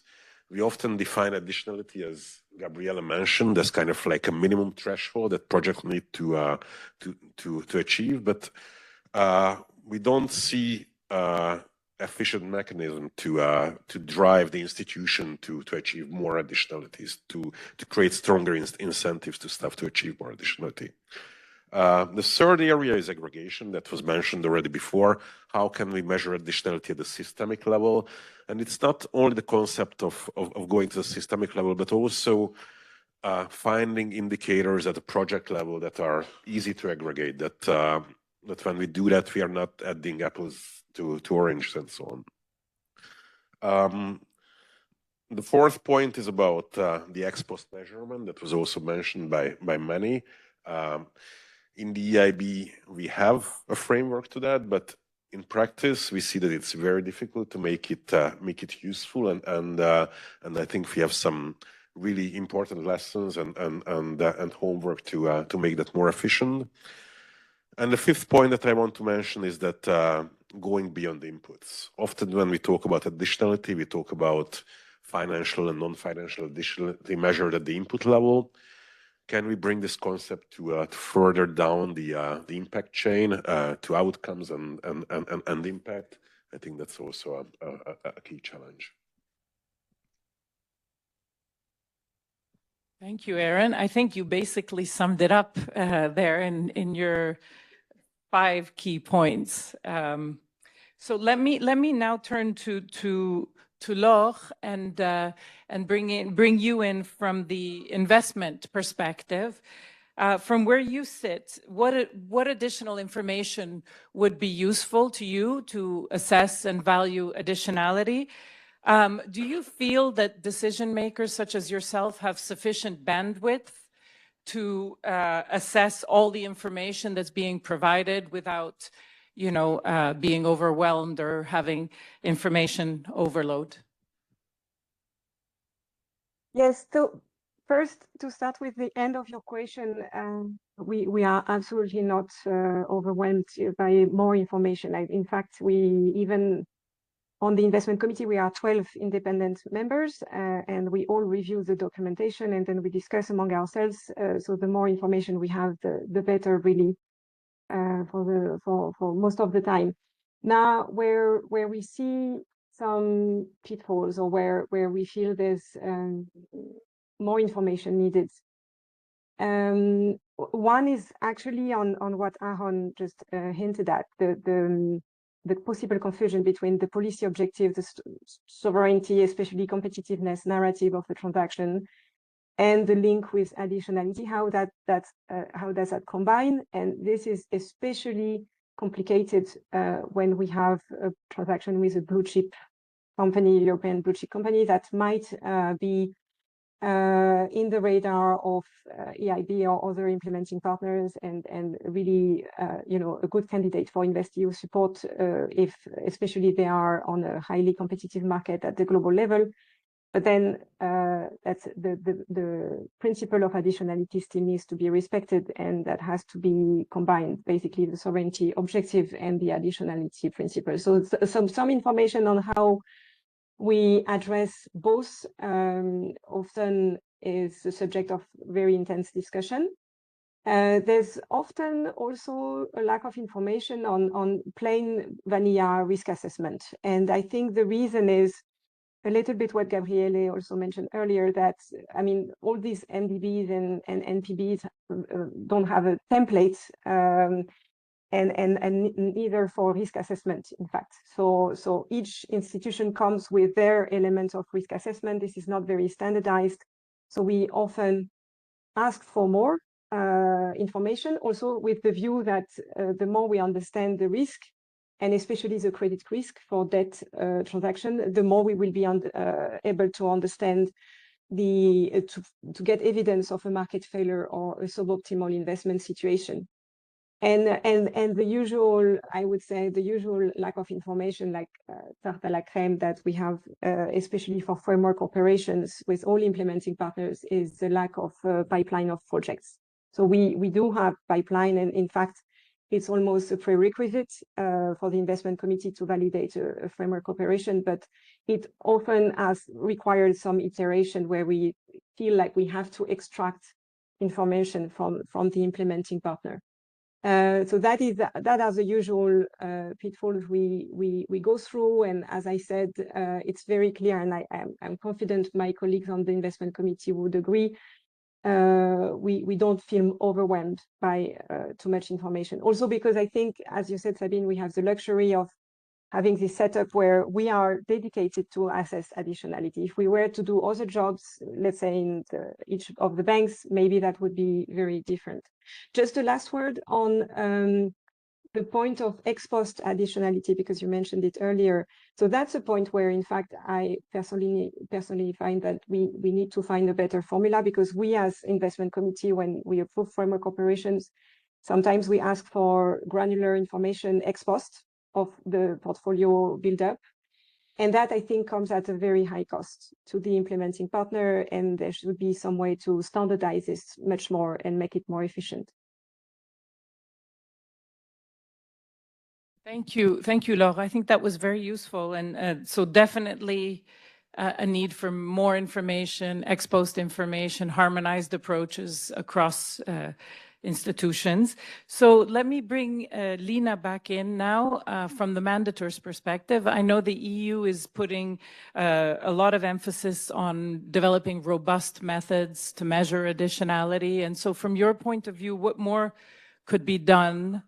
And is there a need for stronger evidence on additionality? Thank you. I would like to start recording my architect when I built my house. I had a lot of ideas, and he said, everything can be done, but it comes with a cost. So in this same respect, you always have to look at, really what do we want to measure? Because one thing is to measure whether we actually manage to achieve something. Another thing is, can we measure that, as you say, and he would enter into methodological discussion. Now, I don't want to repeat what was said before. There's the ex ante, there's the ex post. It's very important for us from at least at a certain point, probably earlier than later, to see what is the current impact, and so that we can justify additionality, so that we can justify more funding. But on the other hand, the methodologies that we have now, as we said, you said, okay, additionality can be measured. Some parts of it is easier than the others. And there we have to see sort of like at which level of uncertainty we can live and whether we can also quantify that uncertainty, because that's kind of could be a plausible find way in between to say we are aware of the problem. We can tell you with this level of confidence that we have actually achieved something, and all those who worked in uncertainty quantification is obviously comes from another, it's used in other fields as well, but there we can sort of try to mitigate that policy message that we can never ever dream of measuring everything because information is always incomplete. Now, it's a resource issue, and I would like to also, I'm sorry, I'm a little bit here still with my DG Connect hat. Thanks also for Paul for bringing the AI. I think we currently have not yet grasped when we look at the methodologies and we look at the amount of data and how we can digest and how we can ingest, how does the data input need to be put there so that at the end of the day we can actually use it. As you said, Laura, it comes with a bit cost when we start looking for ex post additionality with new requests that were not there from the outset. I'm sort of a big believer in technology. I have a realistic approach as well. So what exists and what is when is applied in this institutional context, because technology can be a very powerful tool, but it also comes with a cost because it has to be tailor-made for us. So I mean, AI, yes, as we speak, the models are changing. If you asked yesterday something from an AI model, today the answer will be different and it will be better. It's a bit like the same kind of speed that yesterday I went to the doctor and he said, I have this disease, and the doctor said, I'm sorry, there's no cure, come back next week, maybe there is. So in this sense, it's also, we're looking at the volumes because we are trying to handle the volumes, we're trying to handle the data, we're trying to find these patterns. Is pattern recognition, but of course AI is much more than pattern recognition. So in a way, I would like to be a little bit optimistic also of what we can measure in the future with the help of the massive supercomputers which we have now invested in EU. In a very short time, we have a very good, robust supercomputer networks. They're used for research, but okay, just to understand the computing capacity is there. We know how to ingest data in a better way. And then also we have the other, the additional intelligence, I would still call it in a way, from the AI. So with a little bit of sort of saying, okay, starting from the perspective, we do have the tools to measure certain things now. We know where we're going. We know the problems are getting more complex. It's more systemic assessment that we need to be able to provide. But on the other hand, some of the tools, provided they are implemented, taken and put in practice by everyone, not only us, but also the implementing partners, I would hope that at the end of the next program, which we're already obviously, as you know, designing, we would be sort of more in a sort of safe ground there that we can say, and we can actually measure also these complexities that these days are still very difficult. Thank you, Lina, and thank you for bringing in the topic of AI. And I hope tomorrow in the technical discussion we can discuss more how we can use AI in a responsible and ethical way to do this more efficiently at less cost, both in terms of time and financial resources, but make sure we do it in a meaningful way, because what we're seeing at the World Bank is this speed to develop all these AI apps that are going to solve all our monitoring and problems is very dangerous if you don't curate the underlying data and if you don't keep the human in the loop. Another thought I had when you were speaking is that, most of the additionality that we bring as MDBs is non-financial, right? Especially, especially in more developed markets, but also in less developed markets. It's non-financial. And our capacity to measure the outcomes of non-financial support when we provide capacity building or policy support or technical assistance advisory, we have very weak systems to measure the results of those. So if we want to measure the non-financial additionality ex post, we also have to strengthen our results measurement systems, and hopefully AI can help us with that if we do it responsibly. So now it's the last round of questions. I'm going to ask you all to keep it really short so that we have some time for questions from our colleagues in the audience. And so please prepare your questions for the panelists.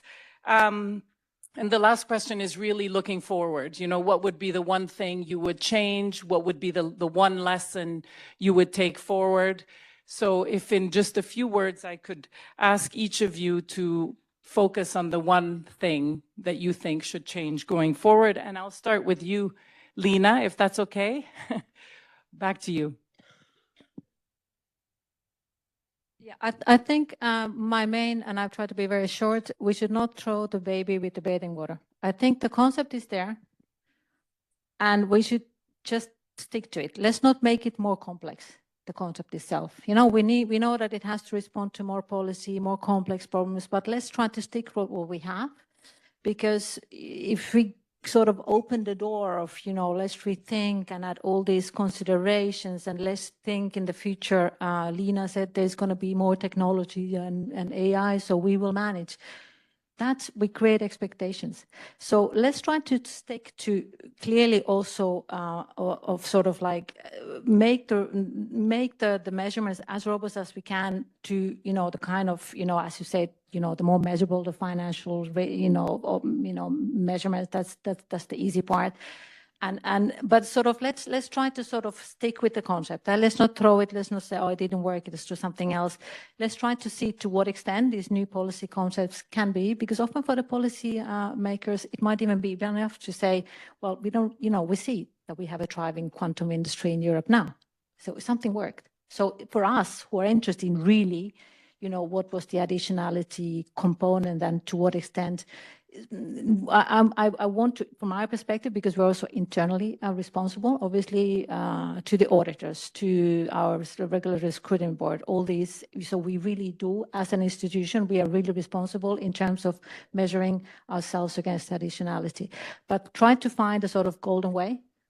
And to really embrace also this new concept, because this is actually what we're here for. You work at the World Bank, you know that it really makes a difference on the people on the street, what we put there on the table. So let's not lose the focus there and try to be practical. So that's what I would say. Great. Let's not throw the baby out with the bathwater. I like that. Yes. Laure, what are your final thoughts?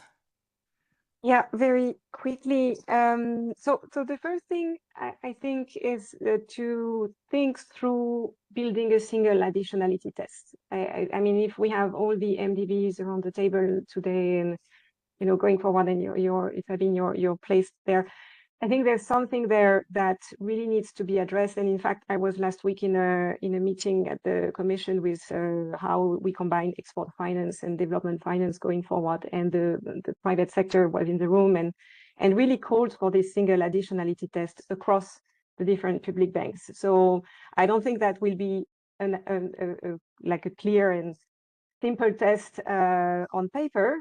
It will obviously always be with some part of judgment, but to me that's the direction of travel that should go through, and then it would help also a little bit face the you know, the issues you mentioned, Sabine, at the beginning about the fact that development finance will be declining and we are really going through some headwinds. So that, I think, make things clearer, make things more straightforward and standardized. And in fact, the investment committee that we have on InvestEU is a good template, because InvestEU was 13 financial instruments plus FC put together, and we put everything under the same roof with the same committee looking at all the transactions. And the last word for me is on the other thing that really needs to be addressed, and this is more at EU level, I believe, is the articulation between the competitiveness, sovereignty objectives and the additionality principles. And there, I mean, additionality has been defined in the InvestEU regulation, as I mentioned, and competitiveness could be equally defined to make sure the two are actually operating in the same direction rather than contradicting each other. Thank you. Thank you. Thank you very much, Laure. Gabriele.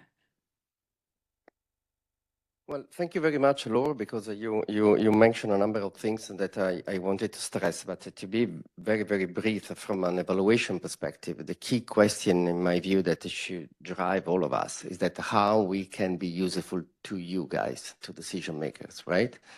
And when it comes to additionality, there is a lot of work that we as evaluator, we should do. We don't have methods or really good tools for additionality, even when we look at our GPS or, sorry for the jargon, this evaluation criteria. You ask evaluators where additionality stands, you can get very different answers, right? So there is a lot of work to do in that sense. But the main question is really how we can be useful to the decision maker, what kind of evidence we can bring it to make the difference. And one point that I want to make, just among many others, is the focus that is now on mobilization, right?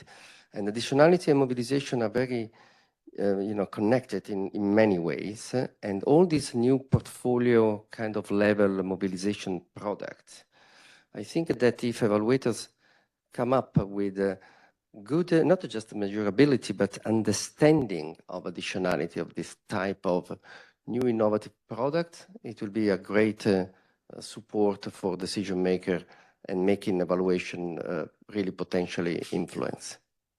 Stop there. Thank you, Gabriele. And last word to you, Aaron. Thank you. So I think many of the challenges for the future has been mentioned. So I will just highlight two of them that I think they're particularly close to my heart. The first one is about the use of evidence and ex post measurement of additionality. And the second one is related to incentives. So the first one, when it comes to ex post measurement of additionality, well, evaluations clearly have a key role there. They are a great opportunity to provide a thorough assessment of additionality and also to bring in this human touch, a human eye into an increasingly AI-dominated landscape. One of the recent examples of that, and I hope Laure and Lina will agree, is a recent evaluation that we published on the EIB Group's contribution to the InvestEU, which have a chapter dedicated to additionality with a very rigorous quantitative and qualitative assessment. But evaluations are a scarce resource. We cannot do evaluations all the time. They come rarely, and we need some sort of strong evidence in between. On the other hand, this evidence is costly, and so we need to be like really pragmatic and practical to use that to define what we can hope for in between evaluations. And I think this is where we can learn a lot of lessons when we try to do across the board systems and collect too much data without a clear narrative behind. We can easily relegate that to a tick box exercise that goes into the drawer directly without learning much of it. At the same time, as Gabriele mentioned already, if we rely on simplistic ex ante methods like the multipliers, they can be misleading. They have the potential to direct us to low hanging fruits where additionality is not necessarily there. So these challenges are difficult to manage, but I would like to offer three potential suggestions to overcome that. So one is to concentrate on some of those key data that that are crucial indicators of additionality and focus on those rather than across the board methods. To design sample-based, more in-depth structures and feedback loops in the organizations based on impact pathways to learn from past operations, and also to collect and build stories, because stories are important to reach the audience, but these stories should be built on a rigorous evidence base. And just to conclude, the other challenge we are facing is also about our ambition with additionality. At her introductory speech, Monique mentioned this multiple objectives: volumes, impact, additionality. I think it is key for our institutions to clarify the role of additionality within this complex decision space that we are living, and align our decision-making systems and incentive systems to provide meaningful ways to push for more and to incentivize operations to go for more additionality. I'll stop here. Thank you, Aaron. What a great set of thoughts to finish on. Thank you very much, and thank you to the whole panel. So I think we have just under 10 minutes for some questions and discussions from the audience. So please put your hands up. I think there might be a mic circulating. And please kindly introduce yourselves before asking your question or making your comment. Thank you. Thank you very much for this very interesting discussion. It's Elif Timur from the CEB, Council of Europe Development Bank. I had a question, actually. I would start with you, Sabine, about this very interesting, statistics that you gave about ex-ante additionality measured by IEG. That turned out about, I think, a third where it was not confirmed when you did the ex-post evaluation. And I was wondering what's happening afterwards. And I think that could be also very interesting to see how to build a learning loop for the next operations. And my second question, which is a bit related to that, is do any of you have a specific also approach for repeat operations, where I think not to have an ex-post evaluation of the additionality can really be problematic when you renew the operations. Thank you.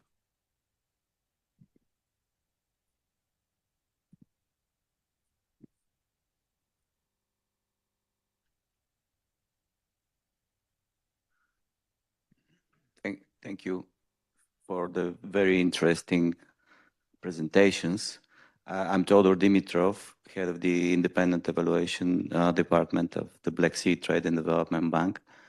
And I have a question to Gabriele, but would appreciate the feedback from the other members of the panel as well, regarding the relationship between additionality and crisis.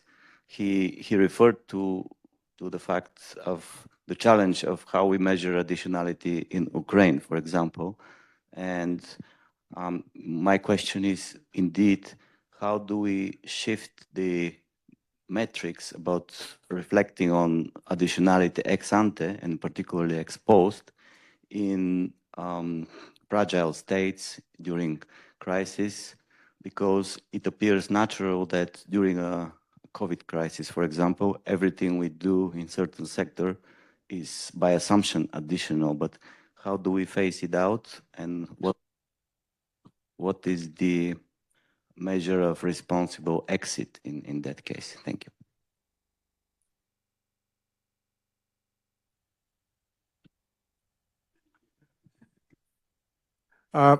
Thanks for the very interesting panel discussion. Manny Jimenez from the Asian Development Bank's Evaluation Department. I had a question that hopefully might help us with our challenges in the Asian Development Bank.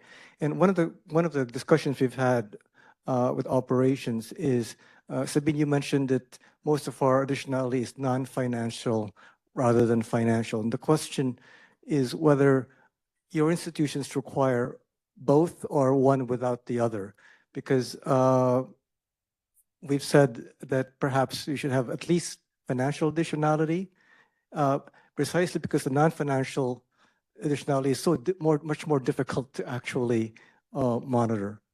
Thanks.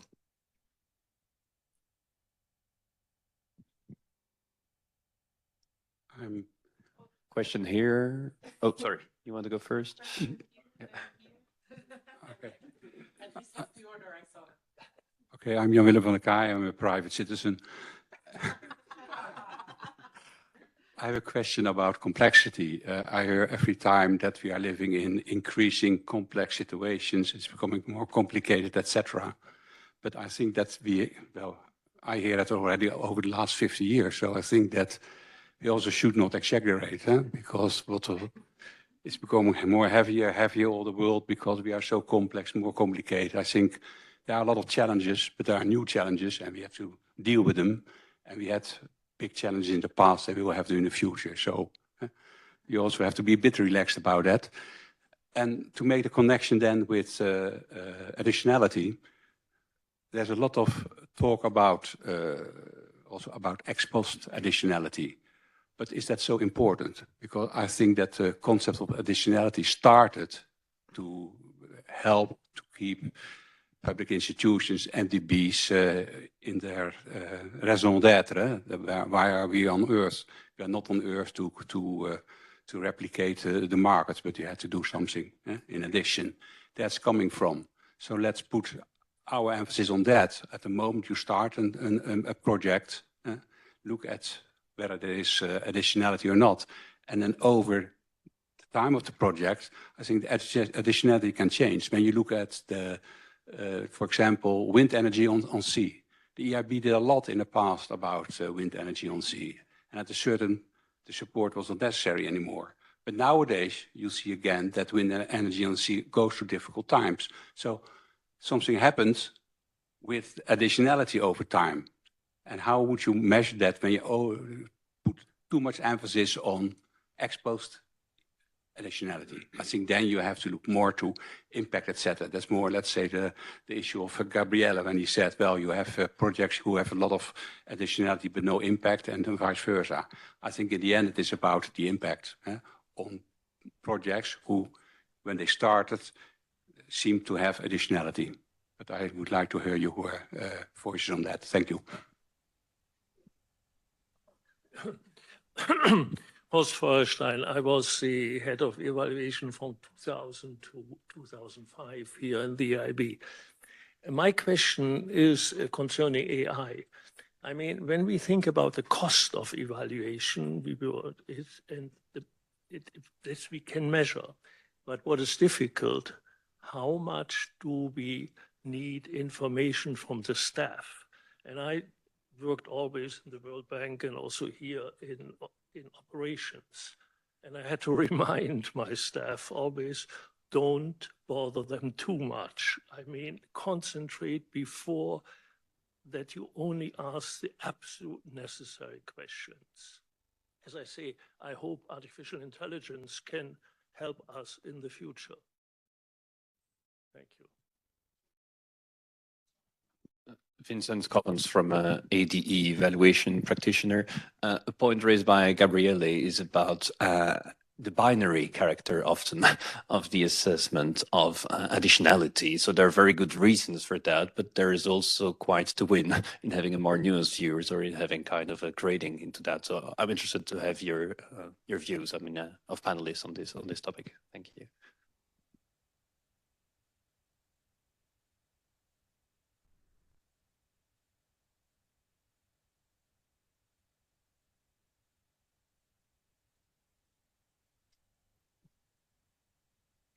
Thank you. I'm Mauricio Torres, evaluator of the in-depth evaluation of the OECD. So we are not the DAC, we are not the secretariat of the EvalNet, but the internal evaluation office. And we evaluate the OECD as a knowledge provider. So I'm trying to think about how we could use the additionality concept that maybe you have worked on and have talked about to our evaluations. Maybe thinking about your technical assistance products and those kind of operations and how we can learn from you about the criterion of additionality and bring into the evaluation of knowledge provider, that function that the OECD has as well. Thank you.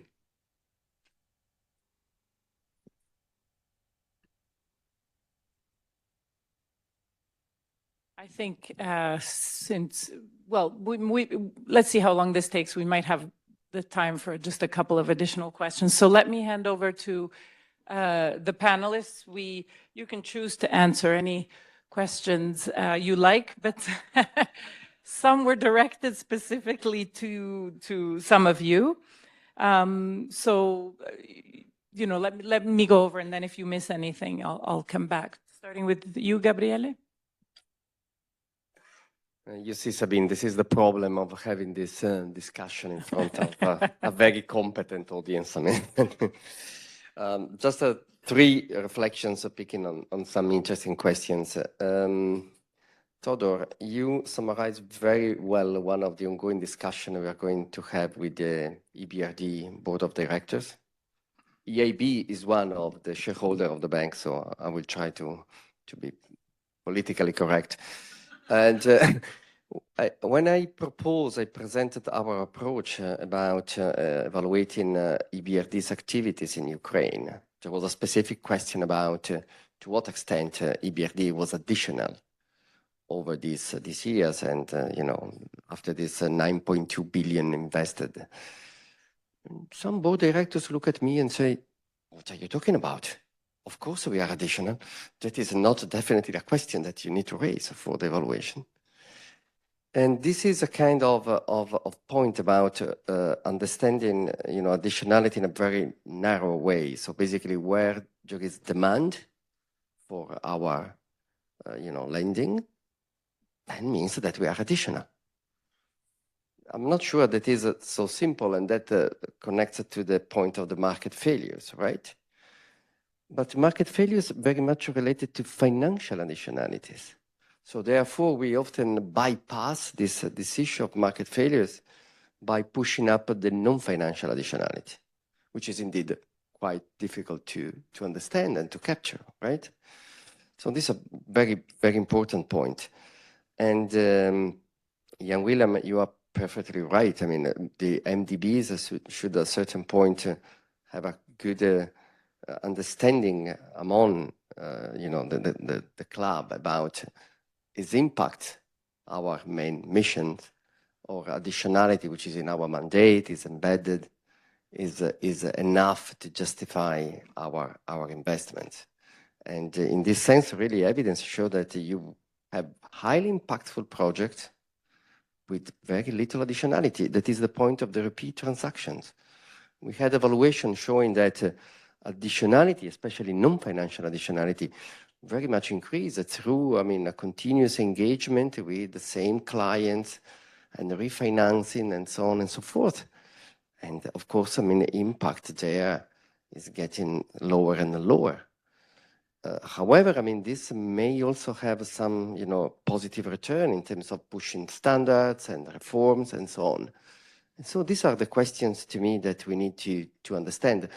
And I finish by mentioning this binary approach to additionality. Additionality and impact in this harmonized approach that I contributed to develop in 2018, it's clearly stated there are two separate concepts. You can have a very good impact, but not being additional. And so you can have a project, that has all the potential to transform and to have a systemic change, but not being additional because other private actors or other players are there for, financing that. And that's why it's a binary so far, because you say, okay, we can have impact. We want to be ensured to be additional as well. This remains a very narrow approach, and especially now that we move to more sophisticated kind of lending products. So these are basically questions more for you than for us. Thank you. Thank you, Gabriele. Let me hand over to Laure now, who is online, if you would like to address some of these questions. Thank you. Yes, maybe on the point made on ex post additionality and the cost of it and whether we should do it or not. And actually, I think there's something there that we need to do, but I would say more as a risk-based approach and a little bit going in the sense of the question that was asked by the room, that basically, for me, the additionality test that we perform on the investment committee, it's like it's at the time of the investment decision. And you have no bank in the world, the most bureaucratic bank in the world doesn't go to its investment committee every year or every 2 years if the transaction goes fine. You always go back to your investment committee only if things go wrong. So I think that would be interesting to dive further into ex post additionality to find more on a risk-based approach mechanism that bring back to the surface the transaction that actually have gone wrong, where additionality was not in the end achieved. And that, because for now, what we have, for example, under the investment committee, we ask all the details of all the operations financed under a framework by the EIF. So sometimes it's 300 lines that we screen individually, each of us. That's not extremely efficient, to say the least, and it's, I guess, very costly for the EIF to produce this. So more something targeted on where things went wrong, or so post-mortem. I think that would be much more efficient for everyone. Thank you. Thanks very much, Laure. Over to you, Aaron. Thank you very much. Just 3 additional points. The first one related to Todor's question about additionality in crisis. I think quite often when we think about crisis interventions, we think about new instruments, crisis measures, and so on.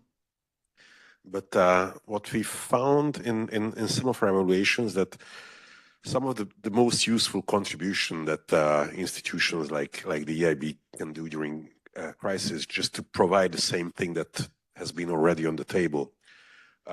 It's particularly important when all the other financing sources are drying out in a country or in a crisis situation. And this is exactly where doing the same has like a much higher additionality in a crisis situation than before. So I think this is one thing that evaluators should probably keep in mind when assessing additionality during crisis times. Many asked this very interesting question about whether anything matters beyond financial additionality, whether we should better to measure anything else. For me, it's a bit of a paradox, because if we talk about only financial additionality, how can we differentiate between true value added and providing some windfall profits to market players? So I think we necessarily need something else. Maybe it goes beyond the concept of additionality, but I think financial additionality itself it can be misleading as a measure in my view. And the third point is about the binary character of additionality. I think that's a very slippery slope if we define it as a binary indicator. We need to at least define a certain level of threshold, but as additionality is a very subjective issue, it's very difficult to define those. And I think it's not only difficult for evaluators, but also for these institutions. It's really easy to define targets in terms of volumes, but we often struggle to find the guiding poles for what should be the role of additionality in decisions. What are the trade-offs that we are expected to make when deciding between different objectives, including additionality? And I think this is maybe somewhere where we have some homework to do to bring additionality a bit closer to something more tangible. Thank you. Thanks very much, Aaron. I'm afraid we've run out of time, so I'm going to give, last but not least, Lina the chance to answer some questions, and then I'll try to wrap up within a minute. Very good, because everything's been already said. So on the complexity, my professor at the time told me when I presented some of my lower level thesis proposals, and I said, it's very complex, forget about complexity. And I think this is something that we need to sort of think, forget about. We cannot measure everything. Forget about the complexity. At the other end, the non-financial, additionally financial, I think that is the key. It doesn't matter whether you're in Asia, Africa, Europe. I mean, that is something that will actually people see that we do something which you can actually see in our everyday life. So that's why I think that is key. It is the most difficult part, but I don't think that we cannot not do it. And then about like this holy grail of AI, it looks like it's like kind of an oracle that whatever you ask AI in the future, that's going to be like the thing. I would like to also, because also people mentioned a few times that about the human-centered approach and the kind of what kind of values, ethics of the AI. It's very key that we use models that we developed here. We know that we all now every day on our phones, we use models that were not developed according to our European values and principles. And those models are being developed, and we are investing in those as well. So this AI made in Europe is definitely something which is one of the key things that we hope we bring to the table very soon, and hope that that will help. I mean, it's not going to be the holy grail, we know it. Additional tool, maybe we need to learn how to work with it as well. But yeah, so I think, you know, these are challenges, but I think it is still, you know, light at the end of the tunnel in very many ways. And I think thank you very much again for inviting us here and having this opportunity to express our common issues. Thank you very much. I like that tone for the end, light at the end of the tunnel, because maybe as we were discussing, it didn't feel like that because we talked about a lot of the issues, but I do think there's light at the end of the tunnel. And I also really liked what you said about let's not throw the baby out with the bathwater. We have to be pragmatic. We can do things better. They won't be perfect. But I guess that's the point about understanding that we are imperfect human beings, institutions, and we should learn. So, you know, wrapping up super quickly, I think this discussion confirmed that additionality matters to our institutions now more than ever. It needs to evolve. There's a tension between the concept of additionality that we have and our new policy objectives. We need to think about that. The project-by-project approach is not sufficient anymore. We need to think about measuring additionality at the systems level. We also need to think about measuring the additionality of a lot of the valuable non-financial, non-investment work that our institutions do. We need a call from law, a single additionality test, a more harmonized approach. Tension between our institutions' objectives to mobilize private capital at all costs and additionality, the kind of incentives that creates, and that maybe I would call for putting, you know, a joint effort on additionality rather than mobilizing private capital, because that would allow us to mobilize private capital where it really makes a difference. Ex post, a need to measure ex post, and I'll take the opportunity to answer Jan Willem's question and our colleague from the Council of Europe Development Bank. I think it's important because if you find out whether the additionality, especially the non-financial additionality, you thought you were going to make a difference because you were providing capacity development or, you know, technical assistance in ENS management or risk management or whatever, and then you find out that that didn't materialize, learning from that failure and learning why it didn't materialize so that in the future you can then design things better. I think that's the point. There is an accountability side too, but it's really about, we almost take it for granted. Oh, you know, we have lots of examples in Afghanistan and many conflict-affected situations where we provided financing or equity to a financial institution, which you would expect is in Afghanistan is super additional because nobody's providing equity. And also we provided capacity building and so on, and things didn't materialize. And so what can we learn from that?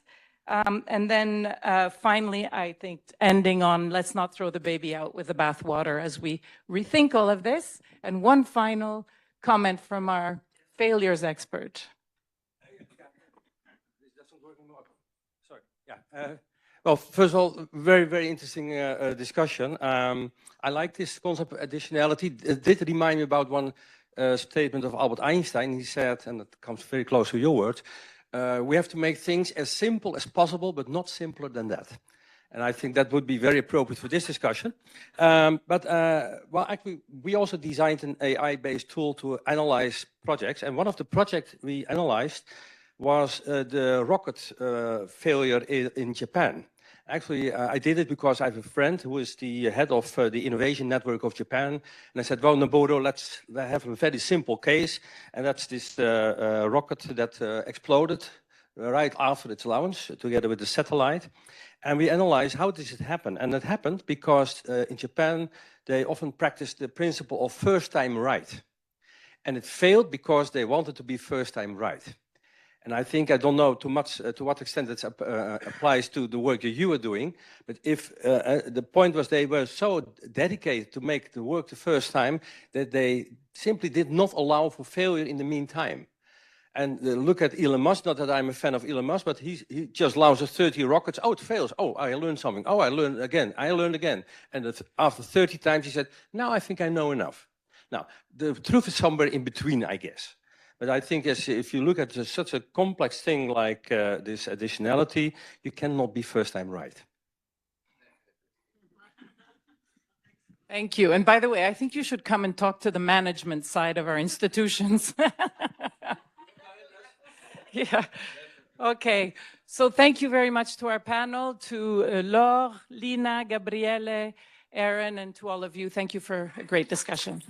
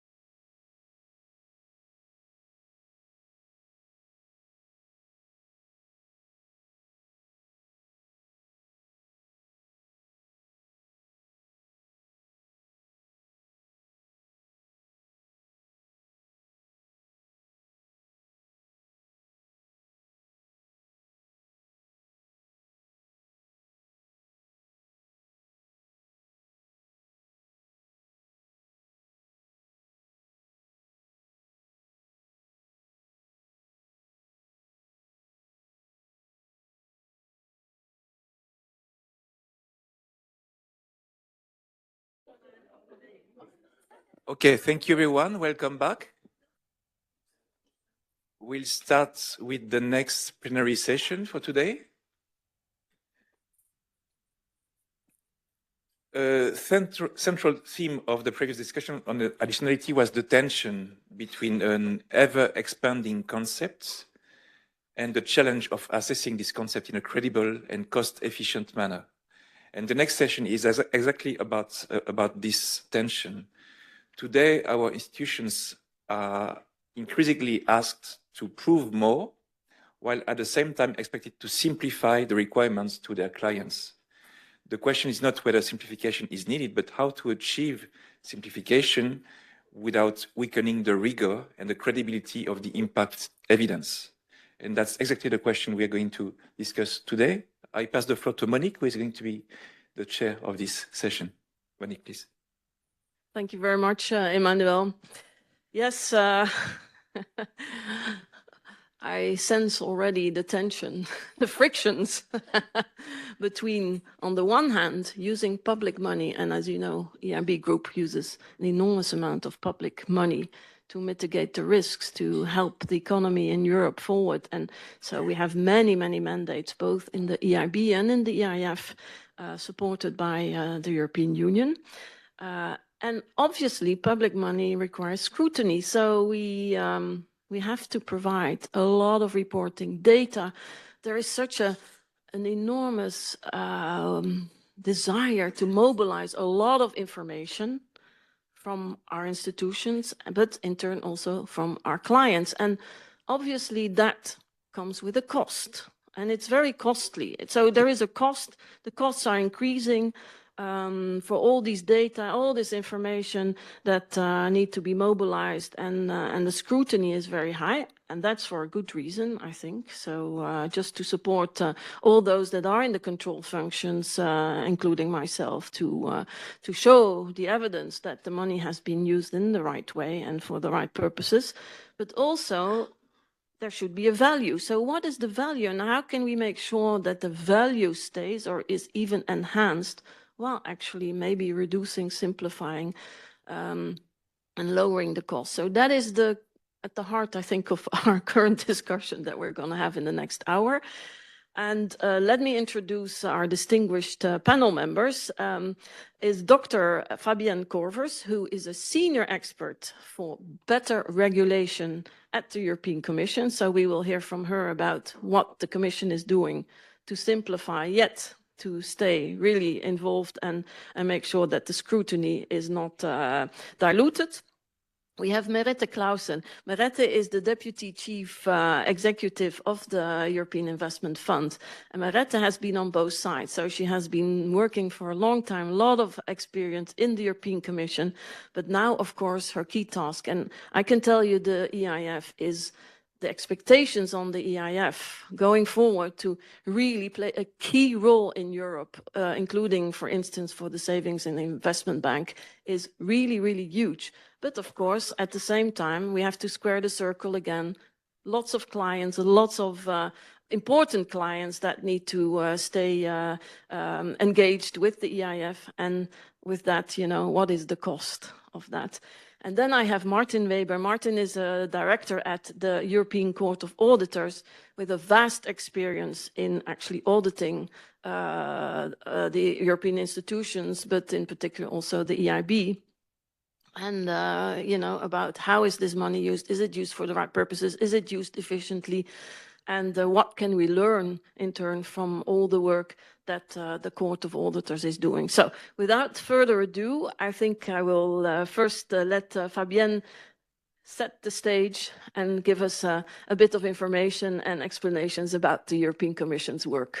Better regulation.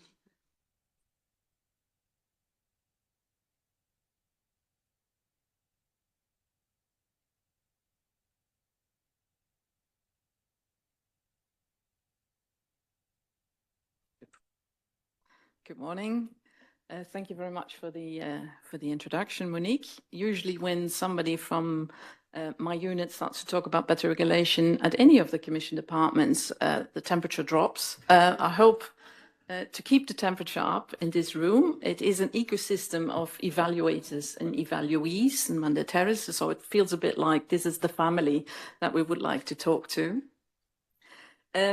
I was asked to set the scene, and what I will do, if you give the Commission the floor, is I will talk about better regulation, the agenda, and the role of simplification in it. We had a communication adopted yesterday by the European Commission, and our unit was in the main driving seat of that communication, and I'll come to that later on how we try to make things, I actually had written down simpler, but I have to say as simple as possible.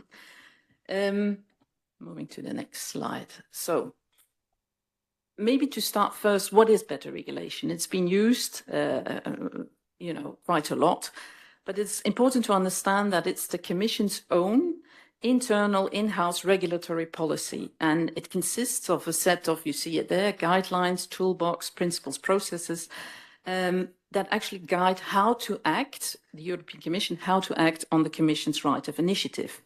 And better regulation guides the Commission departments in the design, decision-making and delivery of EU intervention throughout the whole policy cycle.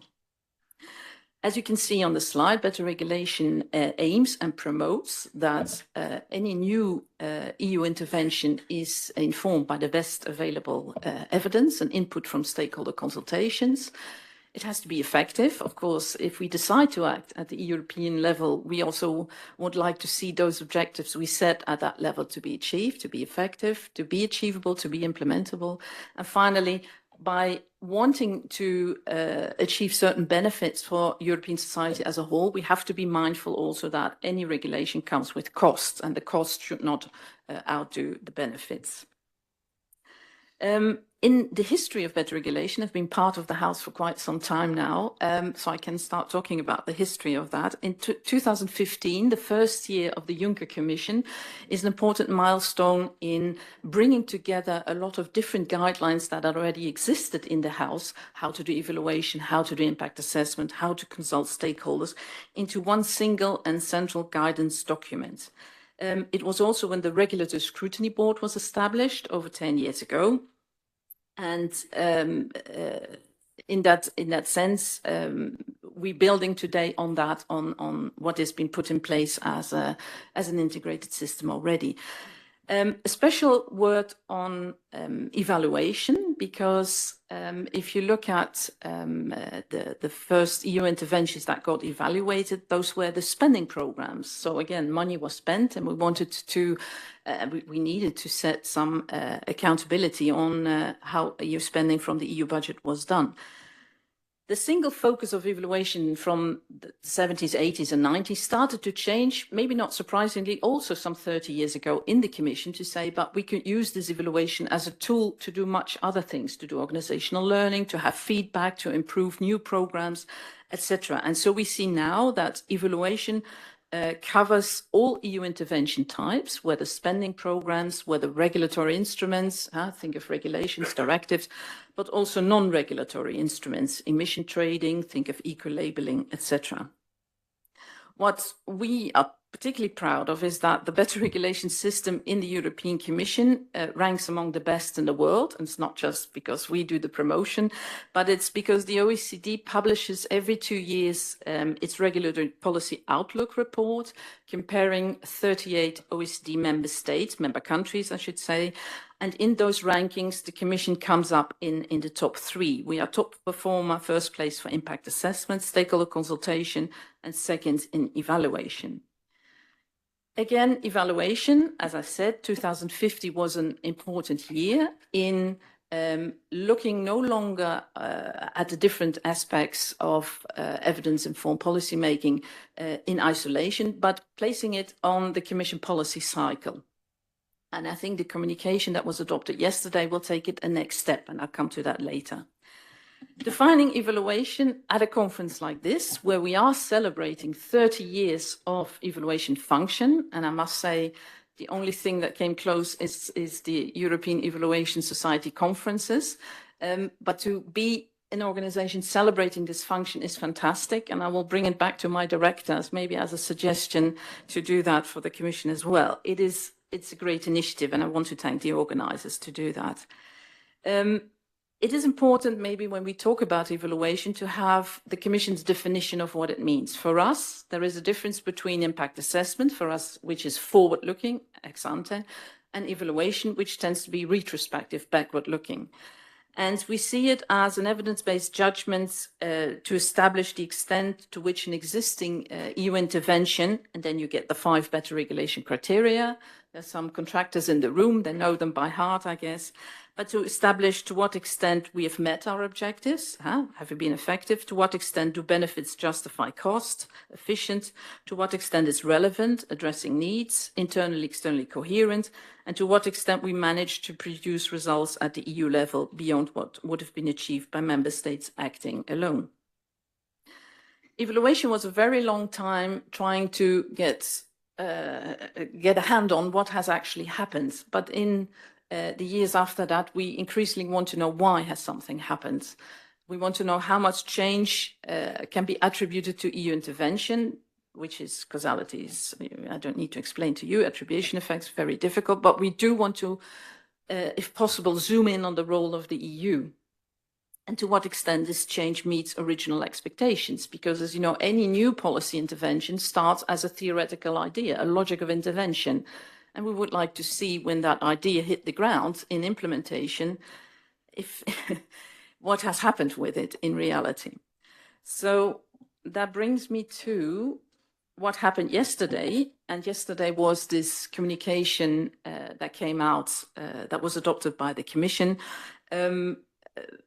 promoting, establishing, explaining how to arrive at a simpler, clearer and better enforced EU rulebook. And the word, if you do a word cloud, a word that comes back a lot in the communication, in the annexes, in the press release, is unprecedented simplification. And when I wrote this down, I thought, oh dear, I have to explain this here because I'm not a politician, so I'm not trying to sell it to you. But it is true that the EU acquis has been growing and growing, and the feedback that we are hearing from those on the ground actually have to implement it.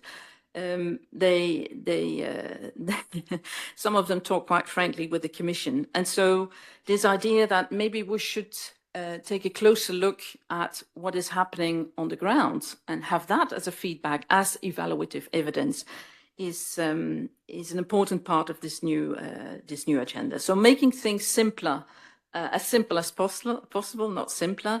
Better regulation has become a part of the simplification focus to speed up, simplify, improve EU intervention, make rules clearer and easier to understand and implement. But it also brings a need for closer and maybe even different kind of cooperations, not only with the usual suspects for the Commission as the one who has the right of initiative, it's the co-legislator, European Parliament and Council, but also those actors in the orbit of the European Commission, like the European Court of Auditors, but there are many others, European Investment Bank, who all hold important pieces of the puzzle to make understand better how things are progressing and how things are taken up on the ground.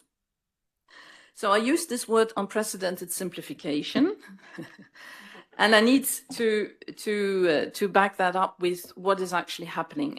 Personally, and I have been part of the House for quite some time, it is quite impressive how this Commission has, I would say, almost dared to stick its neck out and say we have to look seriously at the existing EU acquis.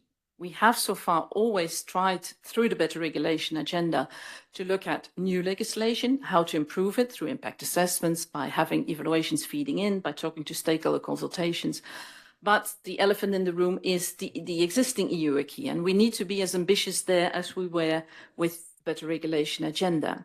And what this Commission has done is they set themselves a target. The European Commission set a 25% reduction target, cutting administrative costs, administrative burdens, and at least 35% for SMEs until the end of that mandate.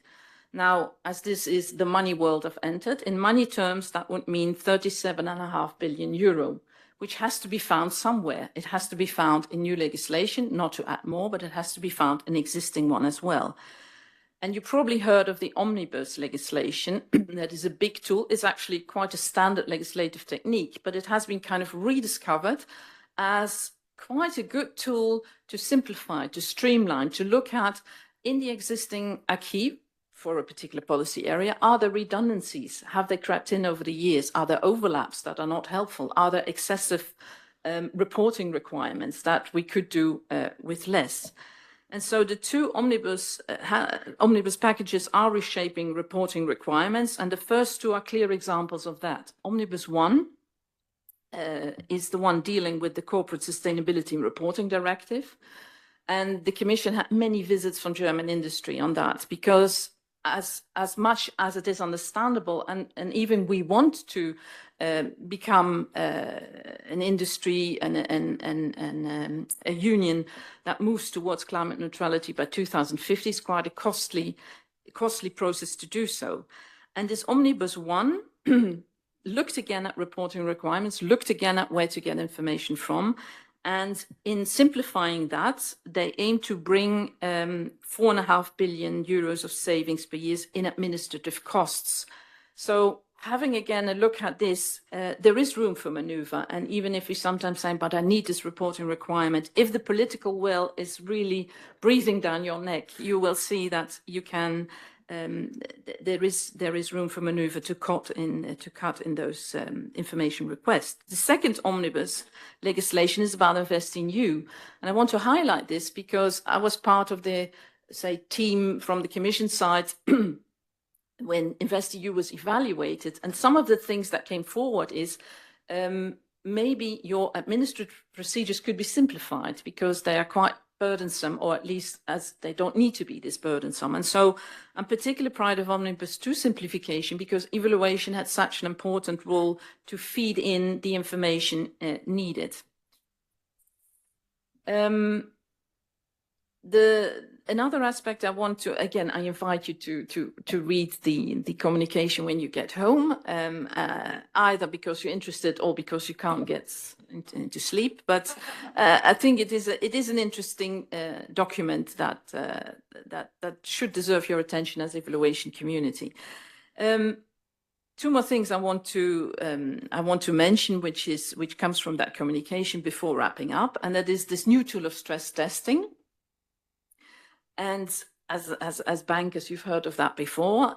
What it means in this particular context is that we want to systematically review existing legislation, and we want to responsibilize all Commission departments to assess their part of the EU acquis and take up any unused possibilities to recast, repeal, simplify, streamline, etc., while keeping the objectives in place. Stakeholder consultations have also been revamped with new tools. There was a mentioning earlier on that time is increasingly short. We increasingly have to do either come up with evidence more quickly or and so the stakeholder consultations, new tools are implementation dialogues and reality checks, which also came to be in order to get quicker feedback from the ground that you can already use for interim evaluations or already for improvements while the intervention is ongoing. So let me now wrap up. A question one could ask is, if we read this communication and maybe combined with the communication last year that set the scene for the whole mandate, what better regulation agenda is for the Commission, are we seeing the contours of a regulatory culture change? I would say it's too early to tell, but there are some interesting signs, and it's always these signs that are worthwhile to look into. So what we see, better regulation, I told you that initially evaluation was an instrument for accountability and only for a few programs, but we've seen the better regulation agenda covering all stages of the policy cycle. And now for the first time, implementation and enforcement, which for us is member states or national administrations, regional administrations, says we cannot have a good policy design and a good and a good decision-making process if we don't look at what's happening on the ground in implementation and the need or not the need for enforcement. So we're moving, that's my liberal interpretation of this, my free interpretation of this, from looking at the policy cycle in terms of stages, which by itself is already very stylized. It's not as linear as such, but really moving to a policy ecosystem where, you know, conferences like these actually give the face to what a policy ecosystem looks like. From evaluation as a separate stage, as I already said, we're now starting to look at the different stages because there's a difference in timing when we need information, what stage at the policy cycle or what actor in the ecosystem can give us the information we need at that moment. So distributed knowledge and tapping into that distributed knowledge becomes much more important. And the third thing I wanted to stress is that reporting requirements and information obligations following from EU law are increasingly put in this perspective of proportionality. And it's proportionality in terms of, do we, as Monique already mentioned it in the introduction, do we really need this? Or are data already out there? We just need to access them. But also proportionality in terms of what is the right reporting requirement for this particular regulatory instrument? And could we maybe detect patterns that make it easier to apply on a regulatory toolkit as the one that the European Commission has at its disposal? Are we seeing the contours of a regulatory cultural change? I'm using now my words, and I think maybe a better word that covers what's happening is regulatory stewardship. Again, you will not find that word in the communication, but it's the term that I would be using. And it's a stewardship to preserve a European Union that can deliver for the current generation while protecting the European achievements and European values for the generations that are still to come, the future generations of Europeans. I thank you for your attention and vielmals merci.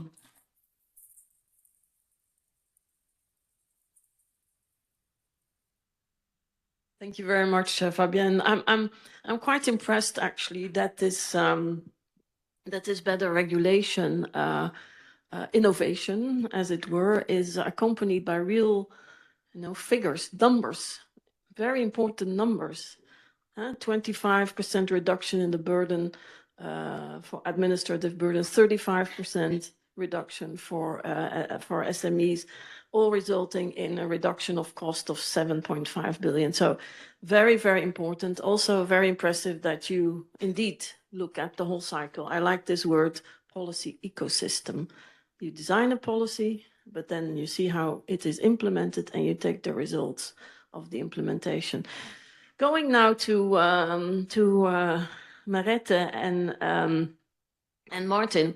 Maybe Merete first on how do you, what is your experience in the EIF with all these reporting requirements, and how do you look How do you look at the burden? And how do you, is what Fabienne said, how does that resonate with you?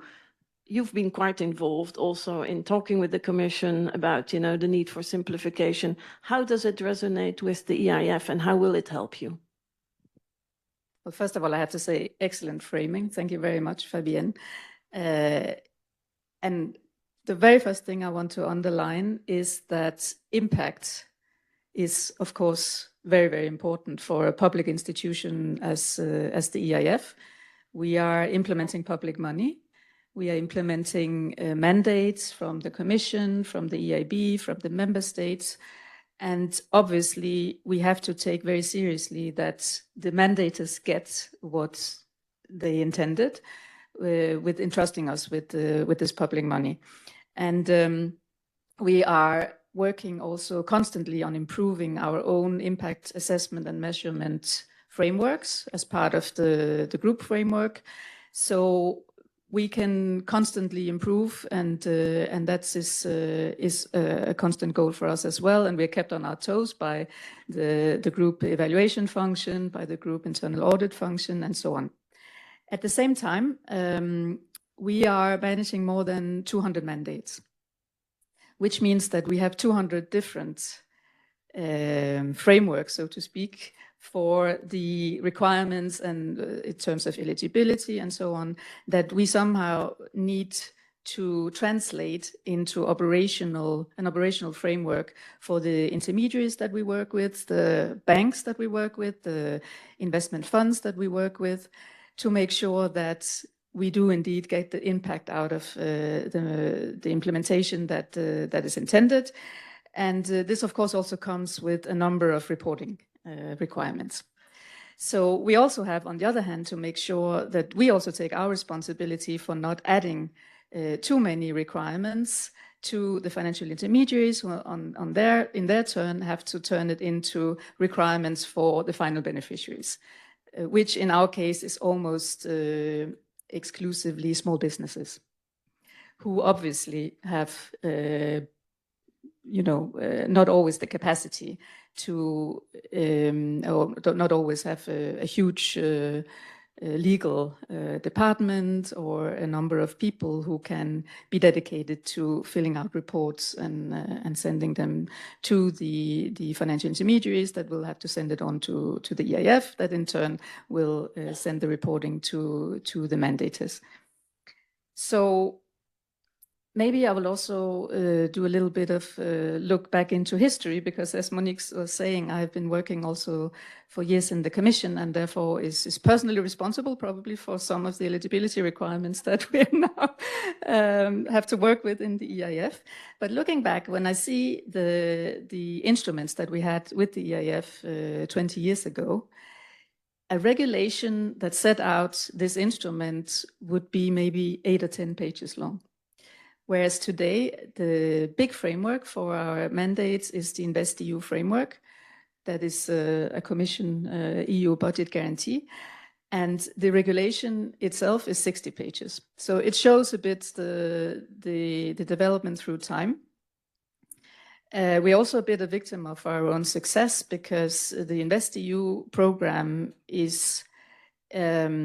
has aggregated a number of specific policy sector programs that we had in the past, which means, of course, also that we've inherited some legacy requirements. We have inherited some approaches from a number of different instruments that were financing climate, that were financing transport, that were financing social, student loans, microfinance, and so on. And now, what Fabienne said about the omnibus legislation that is coming through the legislative process is actually a very, very positive development, because also the InvestEU program has been simplified by an omnibus. And this has been translated into some reduced requirements, for instance, on key performance indicators that the financial intermediaries have to report on under the InvestEU program. At the same time, also, we have simplified monitoring, which is has become much more proportional, or is becoming much more proportional for both the intermediaries, which are not always big intermediaries. It could also be a small microfinance bank, and for the SMEs who are the final beneficiary of the support. So there's definitely a very good regulatory support now to the simplification. At the EIF side, what we are doing to back this up is to try to more and more leverage on existing databases that both can be public databases, but also databases of institutions, to make sure that we don't ask for data that is already there from other sources. So we are trying also to automate more and more. One recent example that is also from the InvestEU program is that when we receive the data, we are passing it through to the Commission in an automated form. So we no longer have to, provide a new report that is sent. In the past, it was sent in paper as paper report. Now it is sent as a code to the Commission, and that is already also for the chain of implementing partners and for the final beneficiaries, showing itself to be a simplification and facilitating their work. It's always that these things have teething problems. We need to find the good formats and the good way, but I think we're certainly on the right path. Thank you very much, Merete. And yeah, also I think with our evaluation of the EIB group under the leadership of Emmanuel, we also we received a lot of messages. Fabienne also alluded to that on the need for harmonization. Indeed, when you work with many different mandates, and every mandate has its own conditions and its own reporting requirements, and everything is different, then it all adds up to the administrative burden. So I think indeed the better regulation, also the omnibus, will definitely, as you say, help to go in the right direction. Martin, from European Court of Auditors, it already says you have to control, the expenses and the benefits of all the programs. From your point of view, is that regulation, does that help you? Where do you see the tension arising between, what is happening and the need for you to indeed be very thorough and very accurate in the work that you perform? Maybe you can give some insights how you look at these tensions, also cost benefits.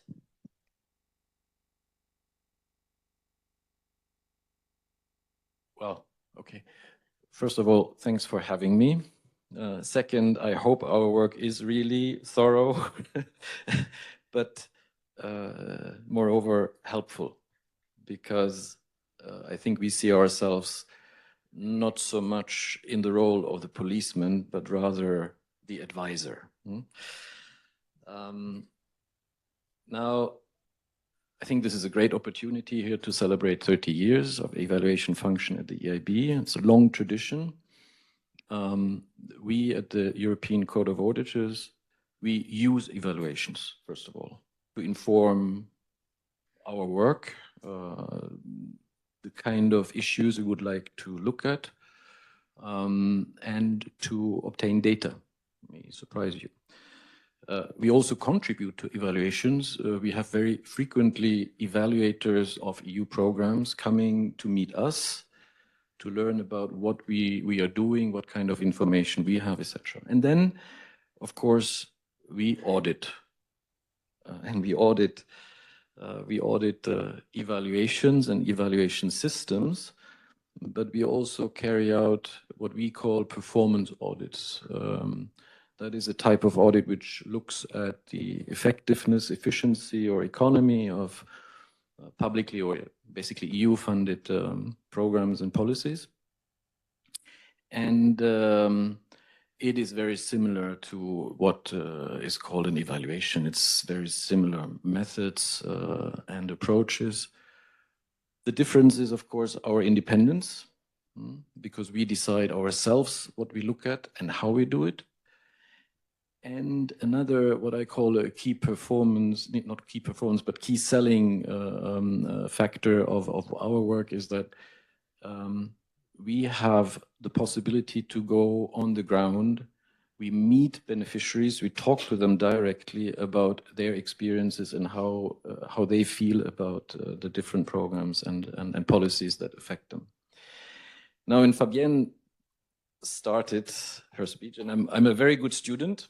I already printed out yesterday evening or this morning, I don't know. I haven't read it though, the communication.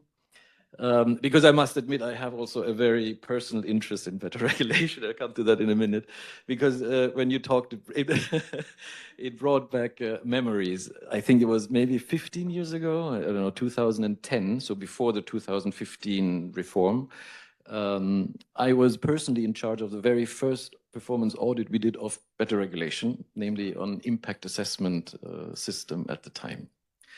And just for the anecdotal side, before we had met someone and then they told us, but you cannot do this. This is, first of all, you should not do it, but also methodologically, you cannot do this. Okay, then we thought, you cannot do it, this we'll see.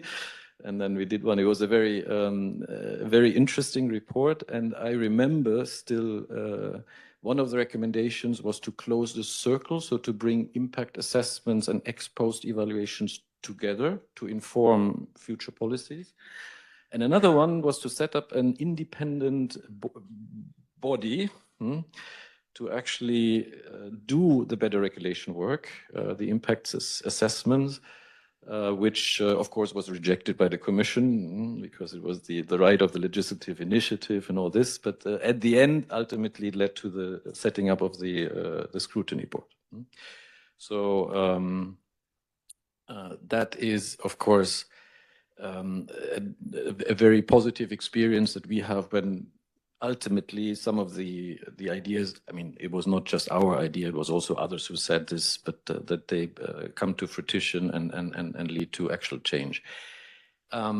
Because ultimately, as an institution, of course, better regulation, this is at the core of what we try to achieve as well. So in that sense, any initiative that goes in this direction is a very welcome one from our point of view. Now, to come to the question, of course, I mean there's a very inherent challenge, which is basically on two fronts. It's about the policy design, and the second one is about how this is operationalized and implemented.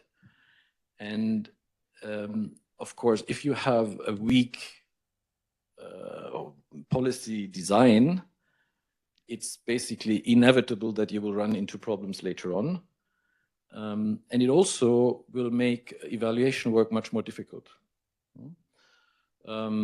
So it always basically starts at the policy design phase. Then, of course, things can also go wrong at the implementation phase later on. You can add up requirements that are not necessary, basically going against this idea of simplification because you're risk averse or you're for many different reasons. So when we look at programs or policies, we always try to start with a design to see what was actually the idea at the beginning, but then also we look at how things have been implemented.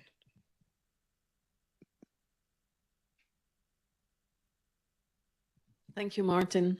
Sorry, I have like a few seconds delay because I'm writing up at the same time as I'm listening to you. But policy design is absolutely very important, and that ties very nicely in with this policy ecosystem. And we used to call it, way back when, I don't know if that's still the case, Sabine, but we used to call it quality at entry in the World Bank. I don't know if that word is still used. It's still used. Okay, quality at entry, very important. And that indeed makes, you know, requires you to feed back the loop on the learnings and the findings back into quality at entry, and that I think should be almost a requirement for every project, for every policy, for every activity, to make sure that we learn and that we implement the learnings. Anyway, to dive now deeper into this issue of, what did you say, unprecedented simplification, Fabienne. I will not use that word, but maybe we can use the word proportionality or even minimum requirements. You know, a huge effort. But how do you then relate this back to the need, which you also see, for enhanced proper scrutiny and stronger accountability? So how do you square that circle? Yes, indeed. As it's working out, yeah. As Martin already said, policy design, and you said it as well, policy design is very important because it's kind of the starting point where the Commission explains the logic of intervention, of any new intervention. What simplification is doing now, and it could come as a blessing in disguise, is it's questioning again your logic of intervention. It's questioning again, the evaluation shows ABC, this is what you set out to do, what has happened to the objectives? And so this simplification in, or reduction in reporting requirements, or being more strict on, do we actually need to ask this? If it's coupled with what are the objectives that we actually set out to achieve, so make them, say, fewer or make them clearer, then you help implementation. It becomes easier, and almost by definition, it becomes also easier to monitor then if it's if one policy doesn't have to achieve 10 different objectives, which no policy intervention, single policy intervention can do. And so the proportionality that it brings in is as you say, is the glasses we have to put on. You know, if we have this particular instrument of intervention, whether regulatory or spending, or what is the minimum reporting requirements needs that need to be satisfied to say something meaningful of the progress and direction where implementation is going. What it requires, and what is also written in the communication, is regulatory discipline.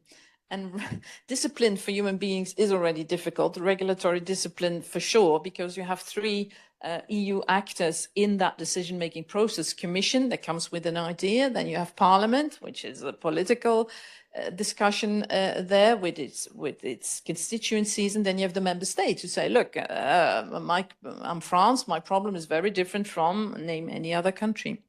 Not to single out France, it could be Netherlands, Luxembourg, doesn't matter.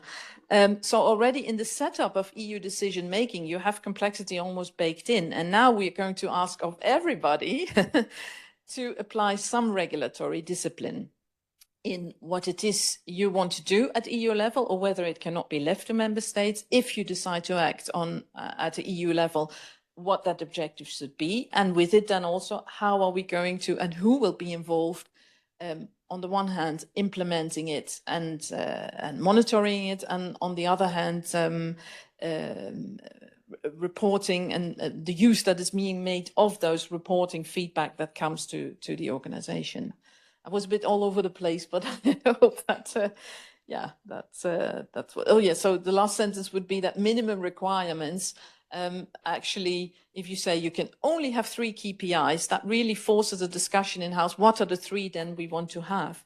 And jokingly, over coffee, I was saying to somebody, there should, no matter how many KPIs you are going to reduce, you should never reduce, or maybe you should introduce one new one, and that is anything else. Because often when you ask beneficiaries on, is there anything else you want to say, yeah, in this interview, this survey, a lot of interesting information comes out there, because it's contextual information, it's specific, and it's really user-informed and user-driven. So no matter how many KPIs you want to scrap, maybe add one new one, an innovative one. You know, what does the EU mean for you? That's very good also to invite indeed your beneficiaries of EU monies to ask, you know, how they see the main objectives and also the main purpose of using that money. Maybe going back to Martin, from your perspective of the court, so what makes this minimum required evidence approach credible and acceptable for auditors?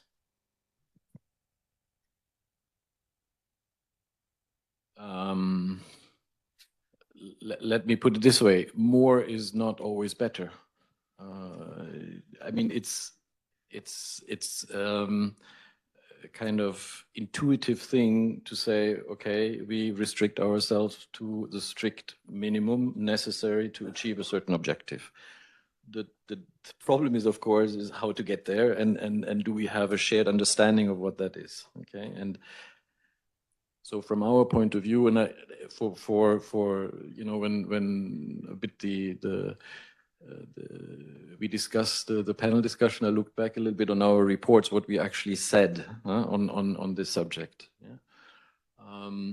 So first of all, from our perspective, it would be very important to clearly communicate about what these minimum required evidence, how it is defined, and you know how we get it, and all this. So communication is essential, so that there is a shared understanding of all the stakeholders, what that implies, and etc. Then, of course, and this is another point that Fabienne already brought up, quality over volume. It's not so important to have many indicators, for instance, but the good ones and the essential ones.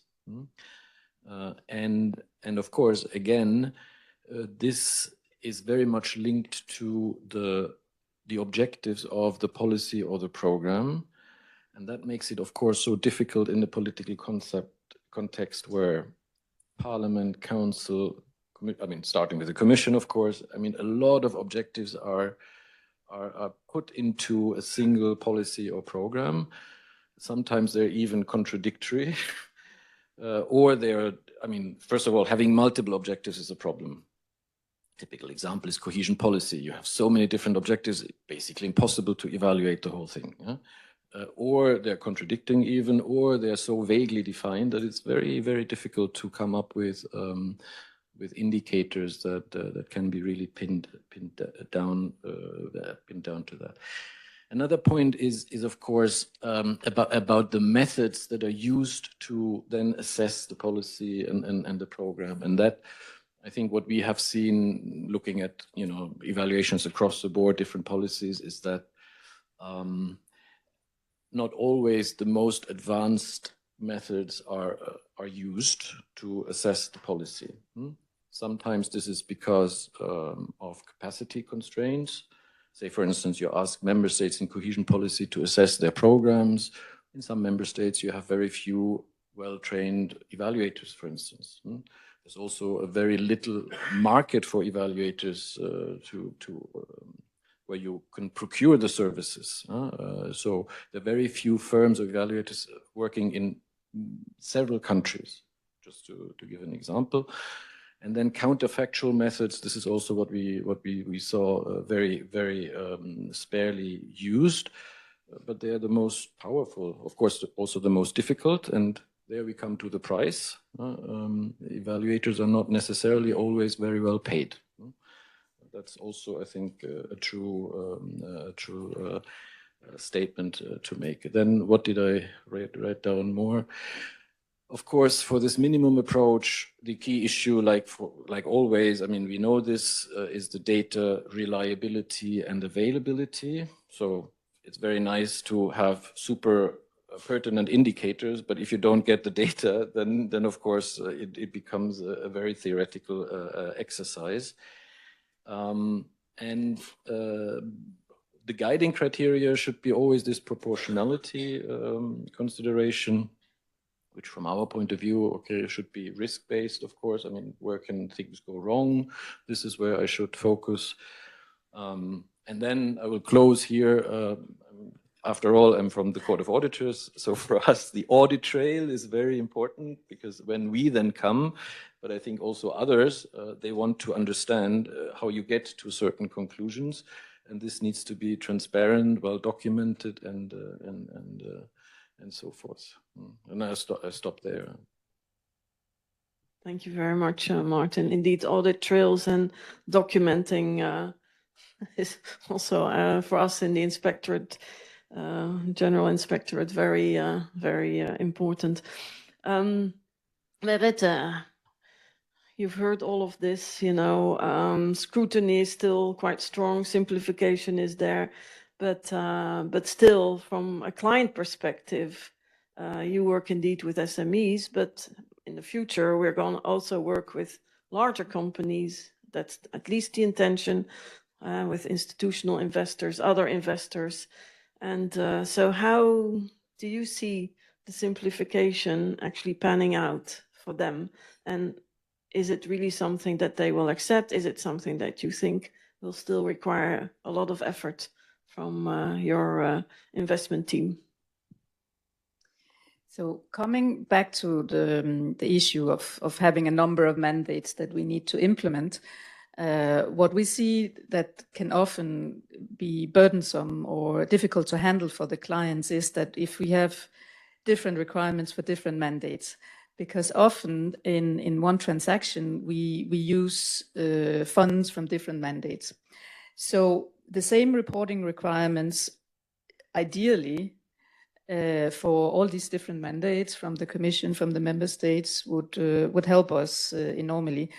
And so a unification of mandate requirements is on the top of the wish list. What also is very important for the clients is stability. So actually, maybe a little bit counterintuitively, some clients tell us that fewer changes and fewer reinterpretations of the existing requirements actually matter more to them than having fewer indicators, because they have, you know, set their organization up to report on certain parameters, and if they are often changed, then that is an operational challenge for them. And then they say that duplication, in fact, the clients will not experience reporting as minimum if they have to report the same facts, the same figures in a number of different times or in different formats.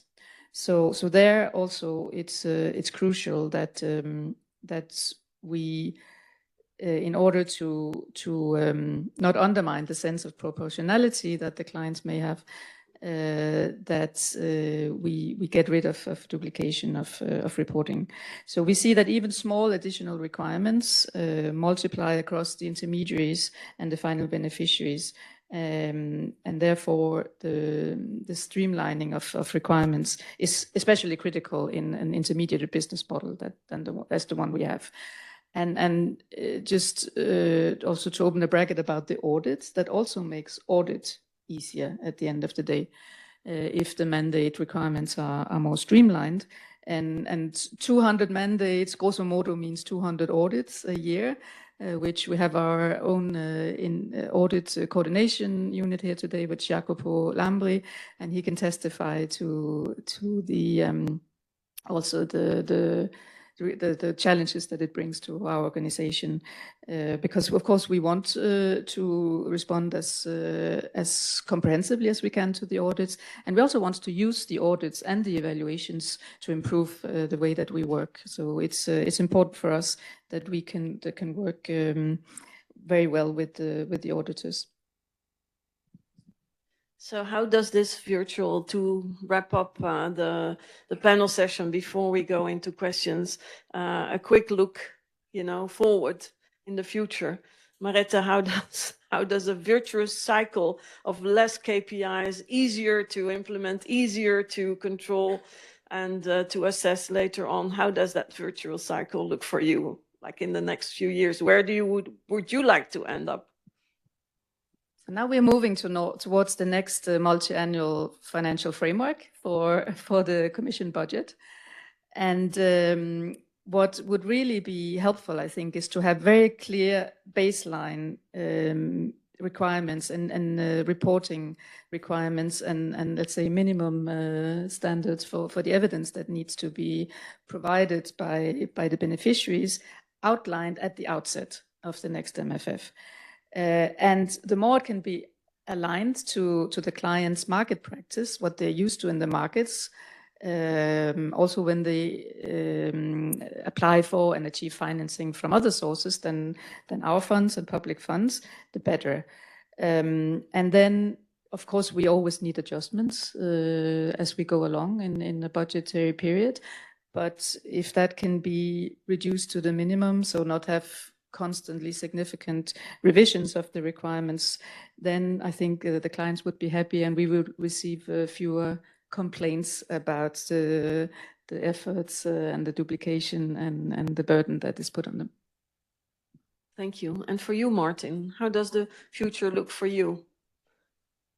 I forgot to mention one other role we have when there's new legislation with financial impact proposed by the Commission. We are often asked by Parliament or Council or both, or at our own initiative, we can issue opinions. So we also had a look at the proposals for the MFF, and so I must admit I appreciate the effort for simplification, and I think it's not just a statement; it's really the intention. Not sure this will succeed because you see the very conflicting trends. In one way, many programs are merged together, so that has the potential for simplification, obviously.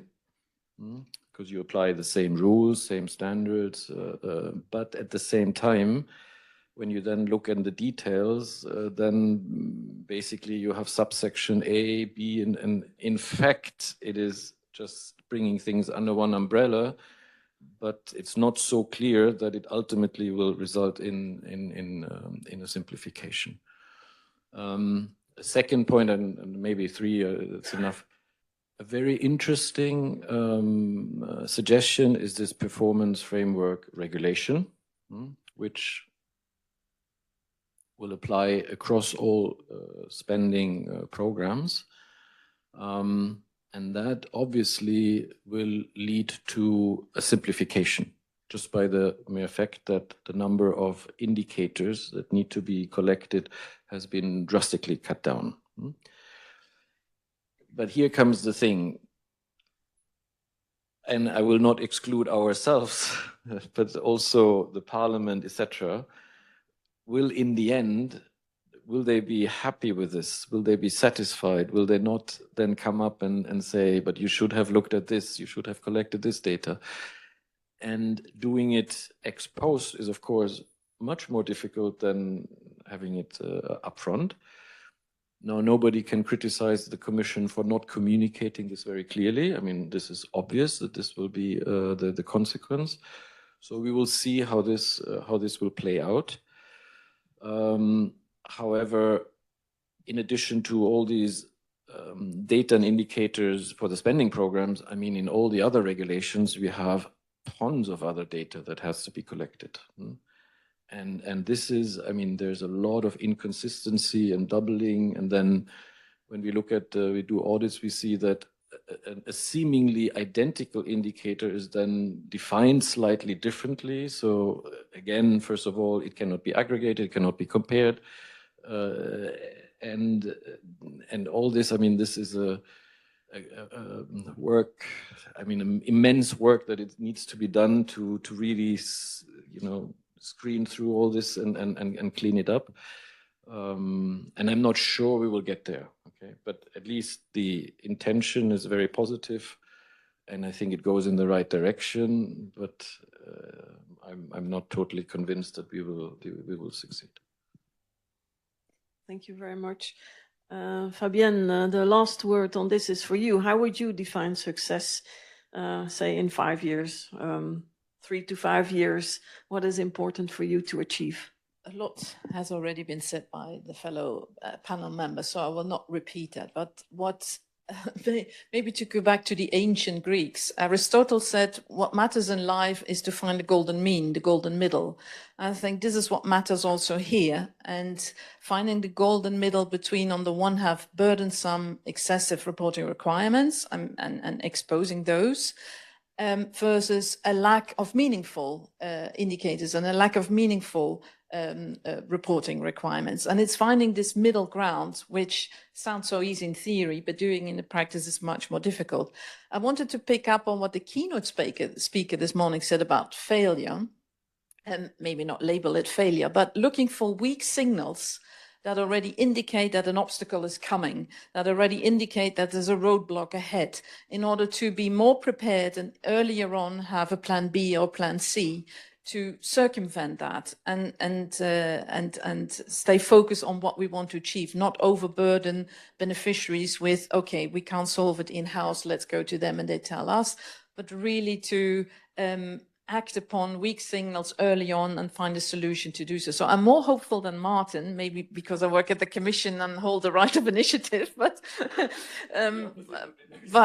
if I would be working at the European Court of Auditors, I mean, it's a fantastic new work program that this communication is offering you. So I'm sure we will see you around. No, but without joking, what is the difficulty about simplification is not that it's actually quite complex to do, but what is the difficulty is asking the question why.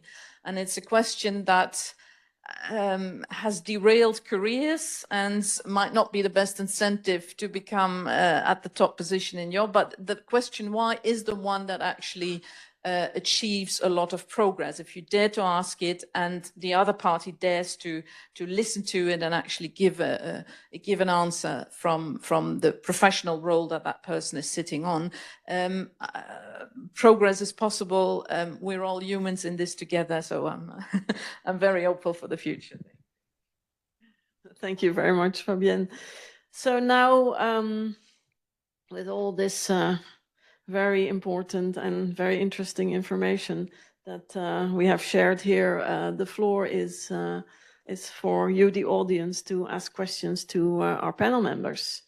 I think we have a few minutes left. We don't have much. We're a bit delayed, but we do have time for a few questions from the public. Thank you.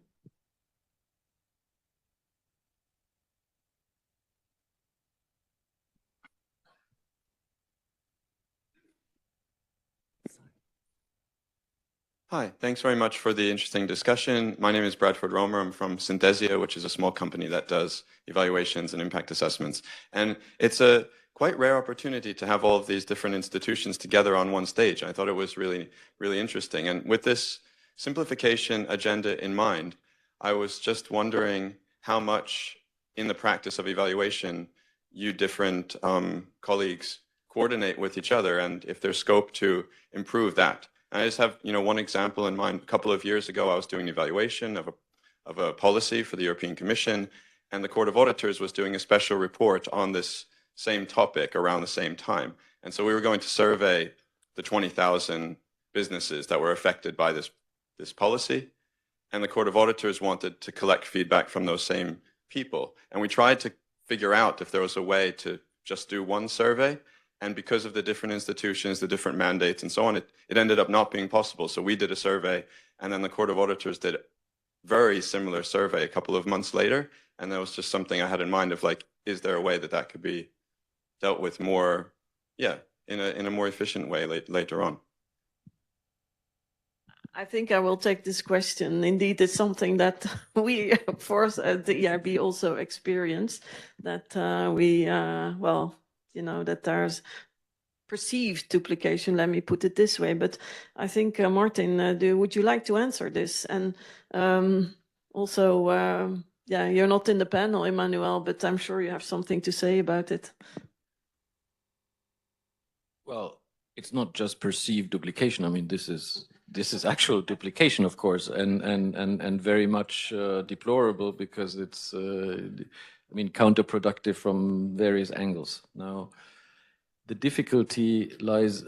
Okay, first of all, I would like to say that the cooperation between the different EU institutions works very well, except when things get a bit confrontational, but usually it works very, very well. And at least from our side, we are totally transparent years ahead of what we are planning to audit.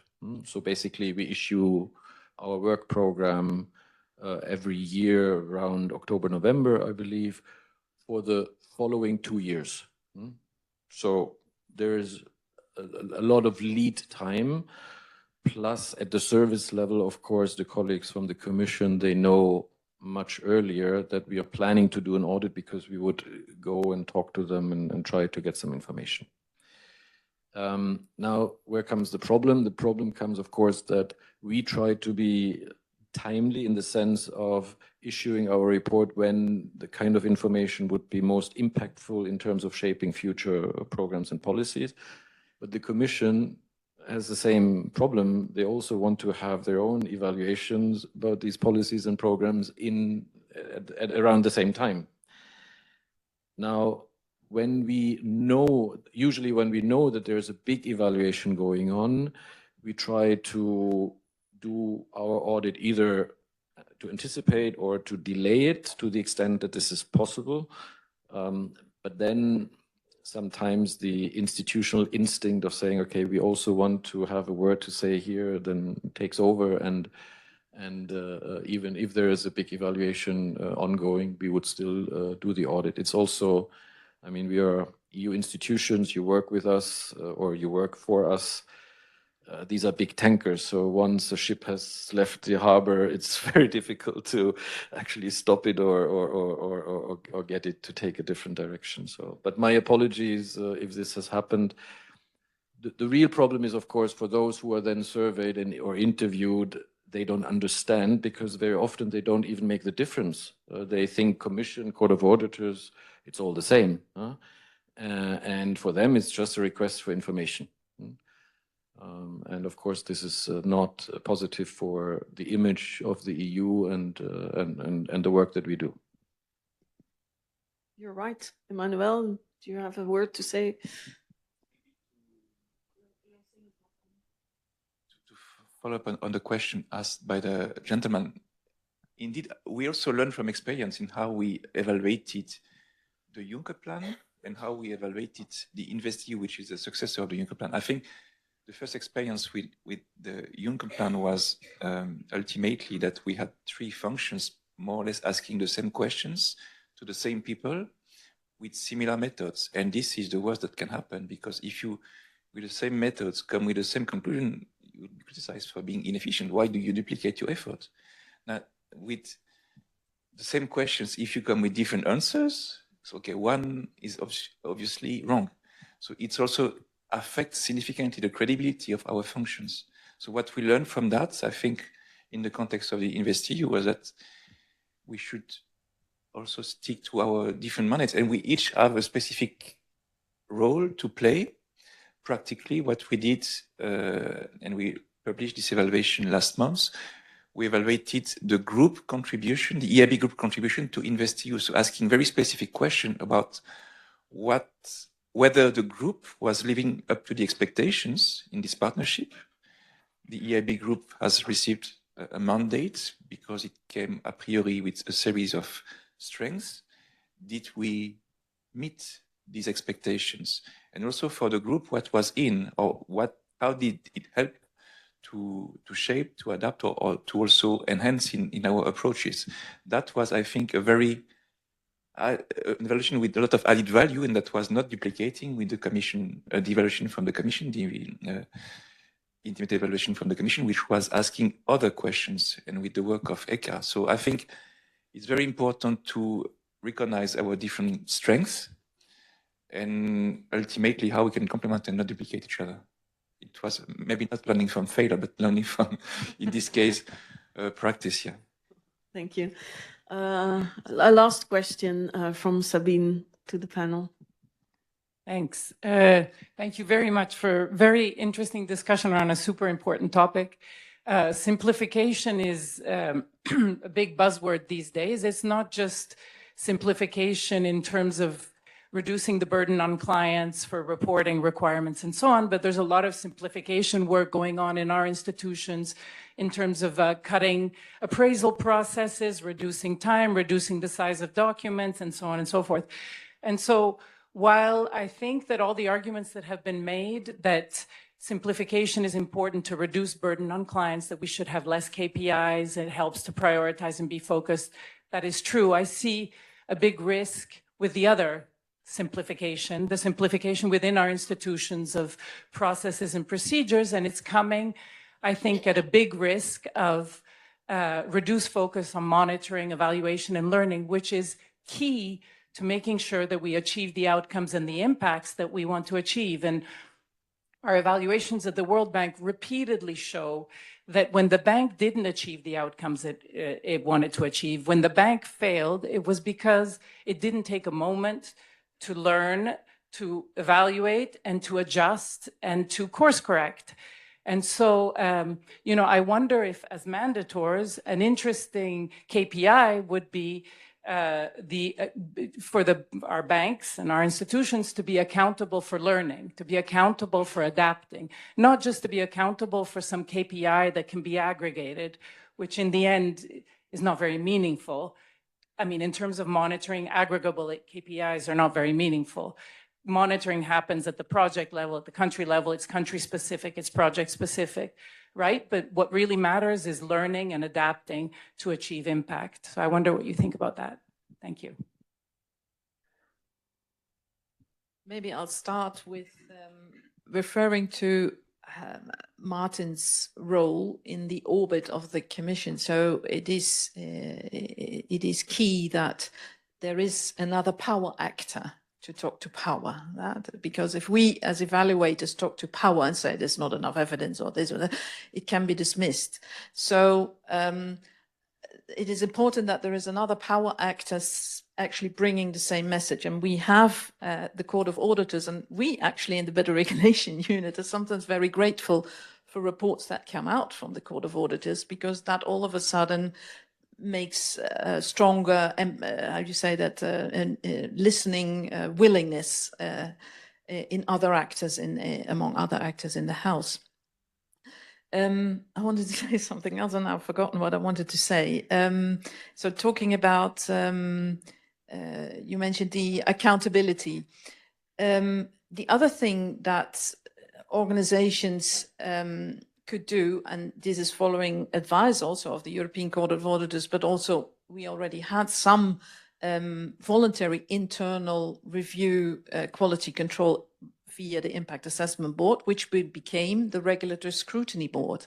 And what it did was it all of a sudden lifted the importance of evidence in-house, because there was a procedural requirement linked to that. If your opinion on the impact assessment that is accompanying your proposal gets a negative opinion, you as the policy DG cannot process with the inter-service consultation. So there's a real block in the road. And what that has done for evidence-informed policymaking is incredible, because you have this internal quality review. So what I said earlier on, listening to early signs of a roadblock coming, also means looking differently at what is the conversation, what is this roadblock that we see is having, does it come from a power perspective, does it come from an accountability, a financial, the budget ministers in member states always very powerful, because at the end of the day they kill everything. So it is picking up these early signs and who is talking, what is the narrative we are hearing, and then translate it in procedurals or institutional innovations that actually safeguards, put some quality guardrails in the system that cannot be circumvented. Does that answer your question, Sabine? Yeah, it's an interesting topic because indeed we are, as institutions, all under pressure to enhance time to market, and we have a lot of controls in the bank, and it's true. And we're also being pushed to simplify, avoid duplication, and yeah, that's a message well taken from you. I will quickly wrap up because I think we have, yeah, we're a bit over time. Good. So the conclusion is simplification is indeed possible. And it is measurable, and that I find very important. It is measured. So how is simplification measured? And what Fabienne outlined, it is measurable even in euro terms. So very impressive. The landscape, the policy landscape in Europe remains extremely complex. as we heard, European Commission, European Parliament, member states. So are we really going to achieve that simplification that we want to achieve? And is there indeed a policy that can be so specific and focused that it can serve everybody? That's a real challenge. And there's a danger indeed that then once you simplify, and this is also the human nature, over time, it gets complicated again. And that is something that we have to be cognizant of. And the last thing is also that policy ecosystem is important. And that means that you feed back. It is indeed, you know, it's not having all these data and the results and what happened. It should not end there. Actually, that is the beginning. What happened with a program, with a policy, with a project, and it gets fed back to actually have a better designed policy. I think that is, for me, for evaluators, is extremely important. That's the role of evaluation in the end. So thank you very much, panel members, and also you for having listened to this particular panel. And I think we go for lunch now. Pauline, you want to make an announcement? No, quickly. Yes, thank you very much to the panelists.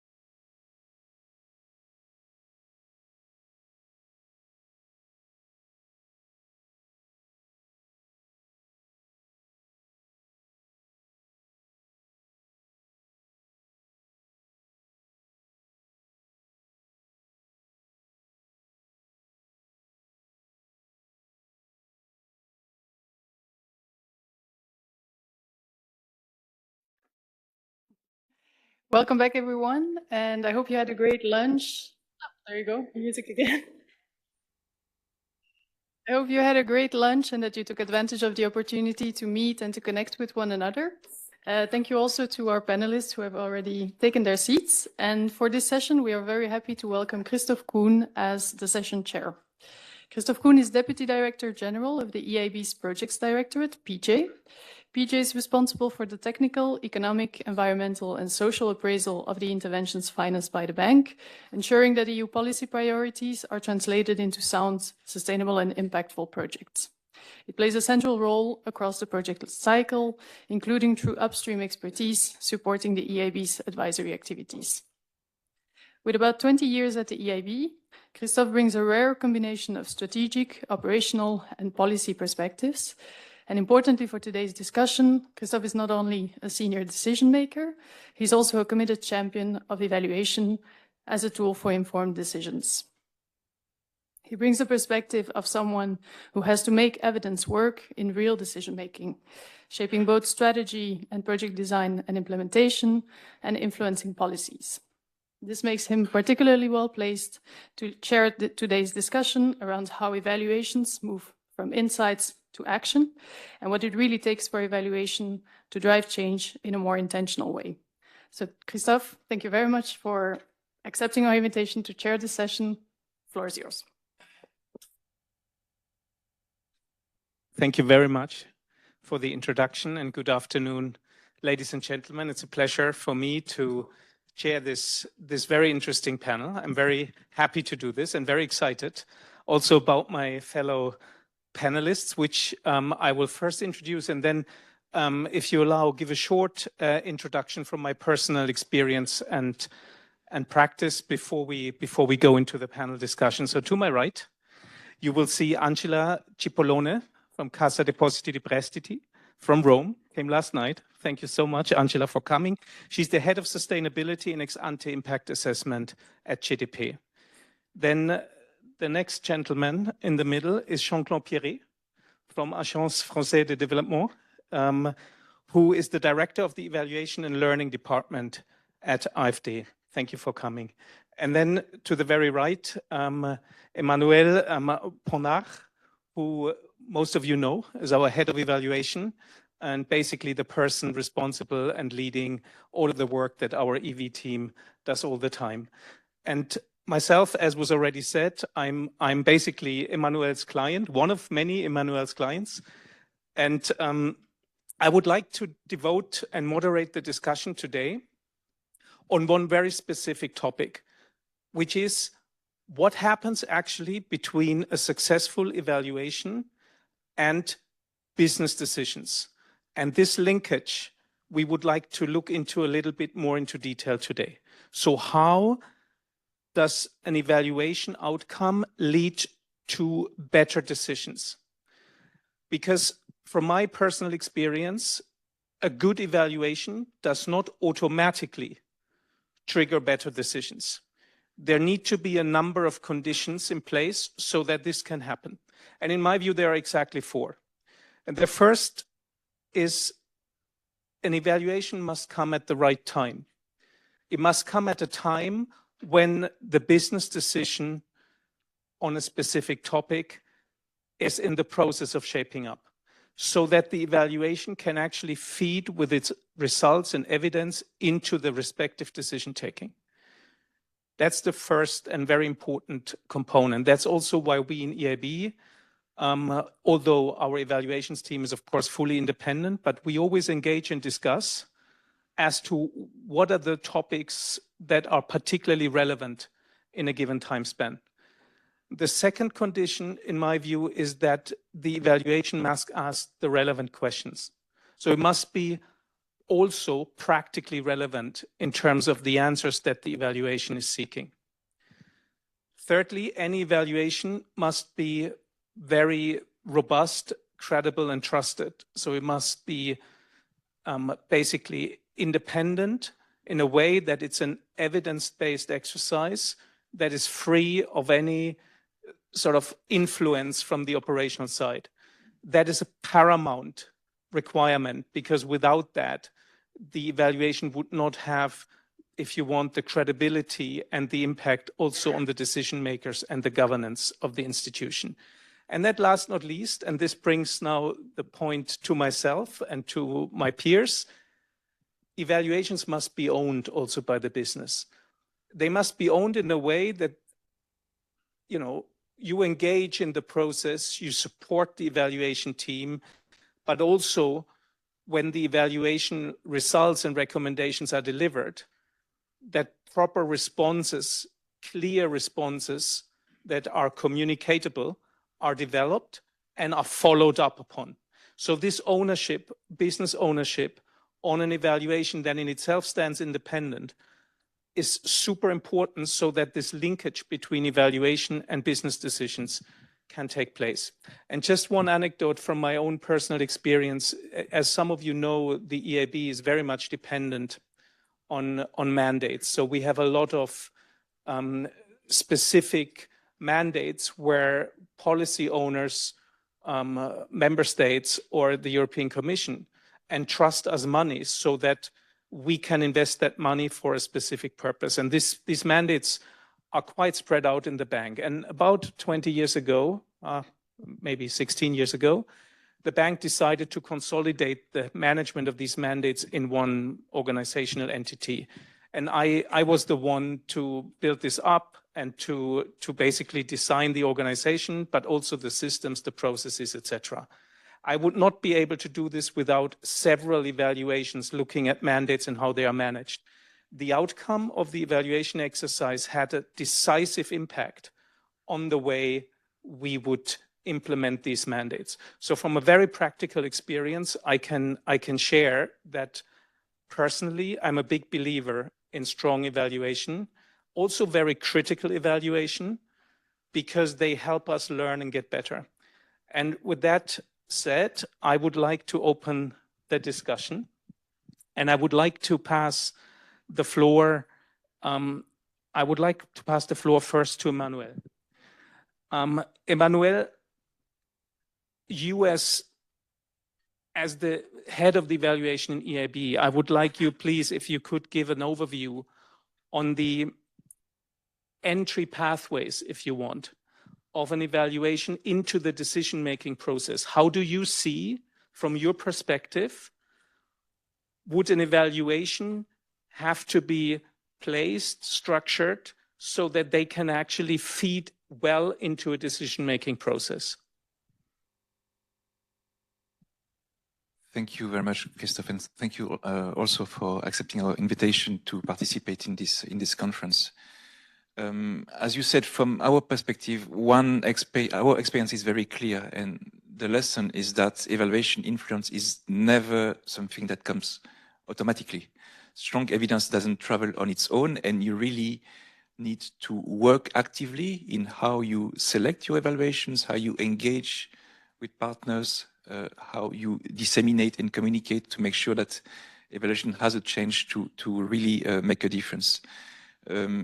What we found with our work is that evaluation is most influential when it connects with decision arenas. For example, when there are moments when strategies have to be revised, when governance is being reconsidered, or when new priorities are being defined, there's a momentum, an opportunity for evaluation to really come and provide evidence that supports opinion and that can, in fact, adjust existing opinion based on tangible outcomes. As you said, 4 important criteria: timing, relevance, credibility, and engagement. But to ensure timing and relevance, where we've worked a lot, I think, in the last years with our evaluation division, is to invest in defining the work program.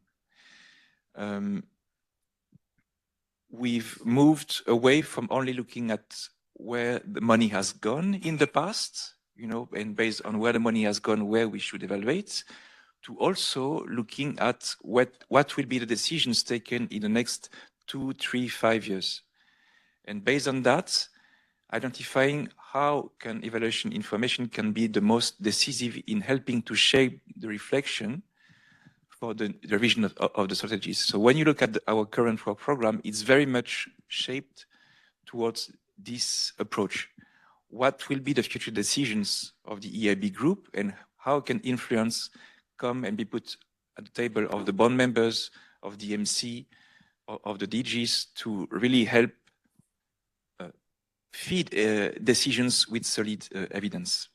Credibility, of course, is also key, but it's a condition for being heard. Indeed, you need to constantly make sure that you apply rigorous methods, that you still provide not an opinion, but evaluative evidence based on very solid information. The moment we start providing opinions based on our own assessments, we lose credibility because there might be different opinions. The strength of the evaluation is that it provides on the table very solid information that everybody can assess the same way, and that's what makes our credibility.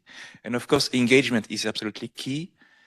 What we used to say in the evaluation division is that we are independent, but not isolated. Independent because we have a policy that protects our ability to say what we have to say and to report this to the board without influence. But at the same time, to be able to know what will be our potential, value added into providing the right information, to access the information, to also make sure that recommendations are not only acknowledged but addressed. You need to have systems in place within the division to ensure very close consultation. And I want to insist on that we have what we've been working on, and what we still have to consider is informal pathways of influence beyond the formal system of the follow-up of recommendations. I can come back to that system later on. We try to work very much on informal influence, and this comes with understanding the culture of the organization, the way governance is made, the way decisions are made, and the timing to really make sure that we can be the most influential. So we have to design deliberately our evaluation processes and products to be influential. So to adapt to each evaluation context, to each topic, to make sure that use is ultimately the objective. Thank you. Thank you, Emmanuel. Very interesting. I would like to reflect from what you said to AfD, but maybe Jean-Claude, if you could also bring in the organizational dimension and the governance dimension to explain a little bit how evaluation needs to be structured and organized so that it achieves its impact on the business side.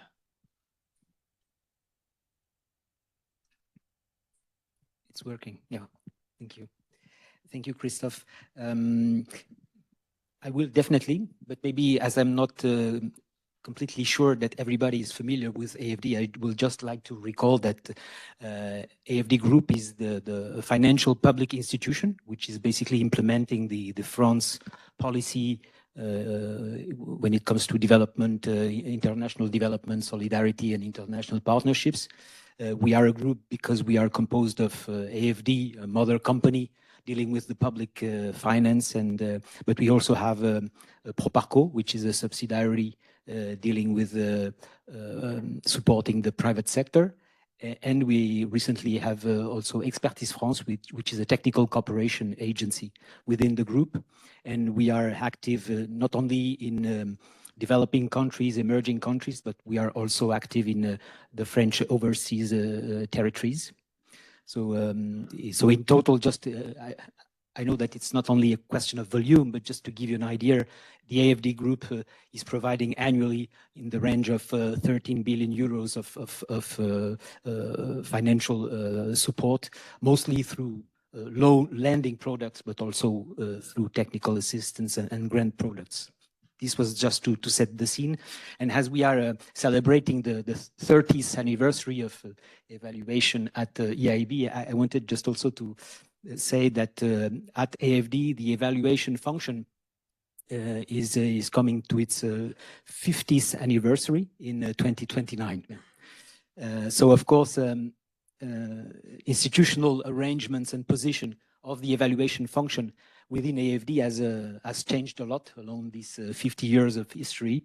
And it started from a function that was very close to in fact, internal audit control, from a situation, from a function that is now serving multiple objectives. Of course, we are serving various demands in terms of accountability. And when I'm talking about various demands of accountability, I'm talking about political accountability coming from the French government, from members of parliament, from the French citizens, but also accountability that is linked to regulatory compliance. This morning, we referred to the Corporate Sustainability Reporting Directive, and AFD has to comply to this accountability. So it makes another set of accountability demands, and also market expectations, because AFD is borrowing a lot from the markets to its own activity, and there's another set of accountability. But the function is also serving a learning objective and this support to decision making. This is why my department is called not only evaluation, but evaluation and learning, not from the beginning, but for a couple of years now. So it's a model which is slightly different from the model that is in place, notably in the multilateral development banks, or even at EIB, with independent evaluation offices that are reporting only to the board and that are not within the organization. In my case, the department is indeed located within the organization, but under the management of a directorate, which is the Innovation, Knowledge and Research Directorate, which is separate from the operational directorates. So in a sense, it's independent. So I suspect that most of you are questioning this issue of independence, but I don't want to dig right now on this theme of independence, but we have many ways of remaining independent while being in-house in the organization.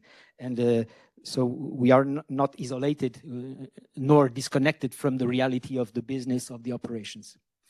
So we have updated our evaluation policy in 24 with these 4 main objectives I wanted to recall, because it sounds very linked to our discussion. Well, usefulness is the first one. I mean, you don't evaluate just for the sake of evaluating. You have to make sure that this will be useful for somebody at some point. The second principle is partnering as much as possible with the client, and it's very important because evaluation needs to bring value also to the client and to the partner. If it's not the case, there's a area of influence that can be lost. So we are putting a lot of emphasis on partnering, evaluating jointly with, and sometimes giving the driving seat to the client when it comes to having things evaluated by an external evaluator. The third principle is to see external and independent evaluation as something that complements with other ongoing processes in-house. We have not only ex-ante appraisal frameworks and processes, we have also a lot of things happening in the area of results monitoring. And so independent evaluation is something that is building and complementing on these two existing functions and tasks, and not, I would say, competing or so we have a sustainable development goal opinion ex ante since 2014, and now at completion also, so ex post since 3 years. And we have an agenda growing in-house regarding results monitoring, very much inspired by the World Bank scorecard. So a lot is happening in the operational side when it comes to results management, and we have to deal with that and complement on what they are doing. And the last principle is a tailor-made approach. Again, it allows us to respond to a variety of demands and a variety of needs coming from the operational teams, from management, from the board also, and from the clients and partners. So this leads to a variety of exercises, and the challenge is to put all this in a strong work program that is finally presented and adopted by the board, AFD board. And this variety of exercises, I would like just to give you a flavor of these. We are working at the project level, that's for sure. We implement about 80 external project level evaluations. The interesting thing is that it's not only ex post. About 2/3 of these evaluations are at what we call at early stages. During implementation, midterm, etc., final. So it's really something which is important because it allows for improving implementation and also preparing subsequent phases. And this is why most of these evaluations are in fact requested by the operational side, by the business. We are also supporting broader scope evaluations at sector level, at thematic level, at country level, at instrument or corporate level, around 5 per year. We have also decided a couple of years ago, which is a separate business, but in our case, it's embedded in the same department, to invest in rigorous and scientific impact evaluations with academia, etc. And using also a variety of methodologies, not only the famous RCTs, which are very used in social sectors, but using geospatial, and we'll discuss about this tomorrow. We have an ongoing portfolio of 20 of these scientific rigorous evaluations. And also we are doing a last type of exercise, which is not only linked with evaluation, but we are helping our internal clients to learn from their own experience, even there is no independent evaluation. So this capitalization field is also part of our job. So as I was saying, the main point is how we select the exercises that we pull together in this annual, this 3-year rolling program, keeping always in mind the features that you mentioned, Emmanuel. Timeliness, it's for sure one of the criteria, the usefulness, of course, and the scope, the relevance of what we are working on to inform something which is being implemented, or something, or a decision that is upcoming in the 2 or 3 upcoming years. Thank you very much, Jean-Claude. I would like to pick up on what you said, that in AfD, a large part of your work is actually early stage and feeds deliberately into decision taking. And this, you said, I think 80% of your work. So it's a very large share that is put on ex ante. And that brings me to Angela, whose even the job title includes the ex ante impact assessment as being basically the main content of your work, or I guess a big and important share. Could you, Angela, give us a bit of a flavor how GDP goes about evaluations, and especially the ex ante part? So how is your role feeding into decision making in GDP, both at strategic and operational level?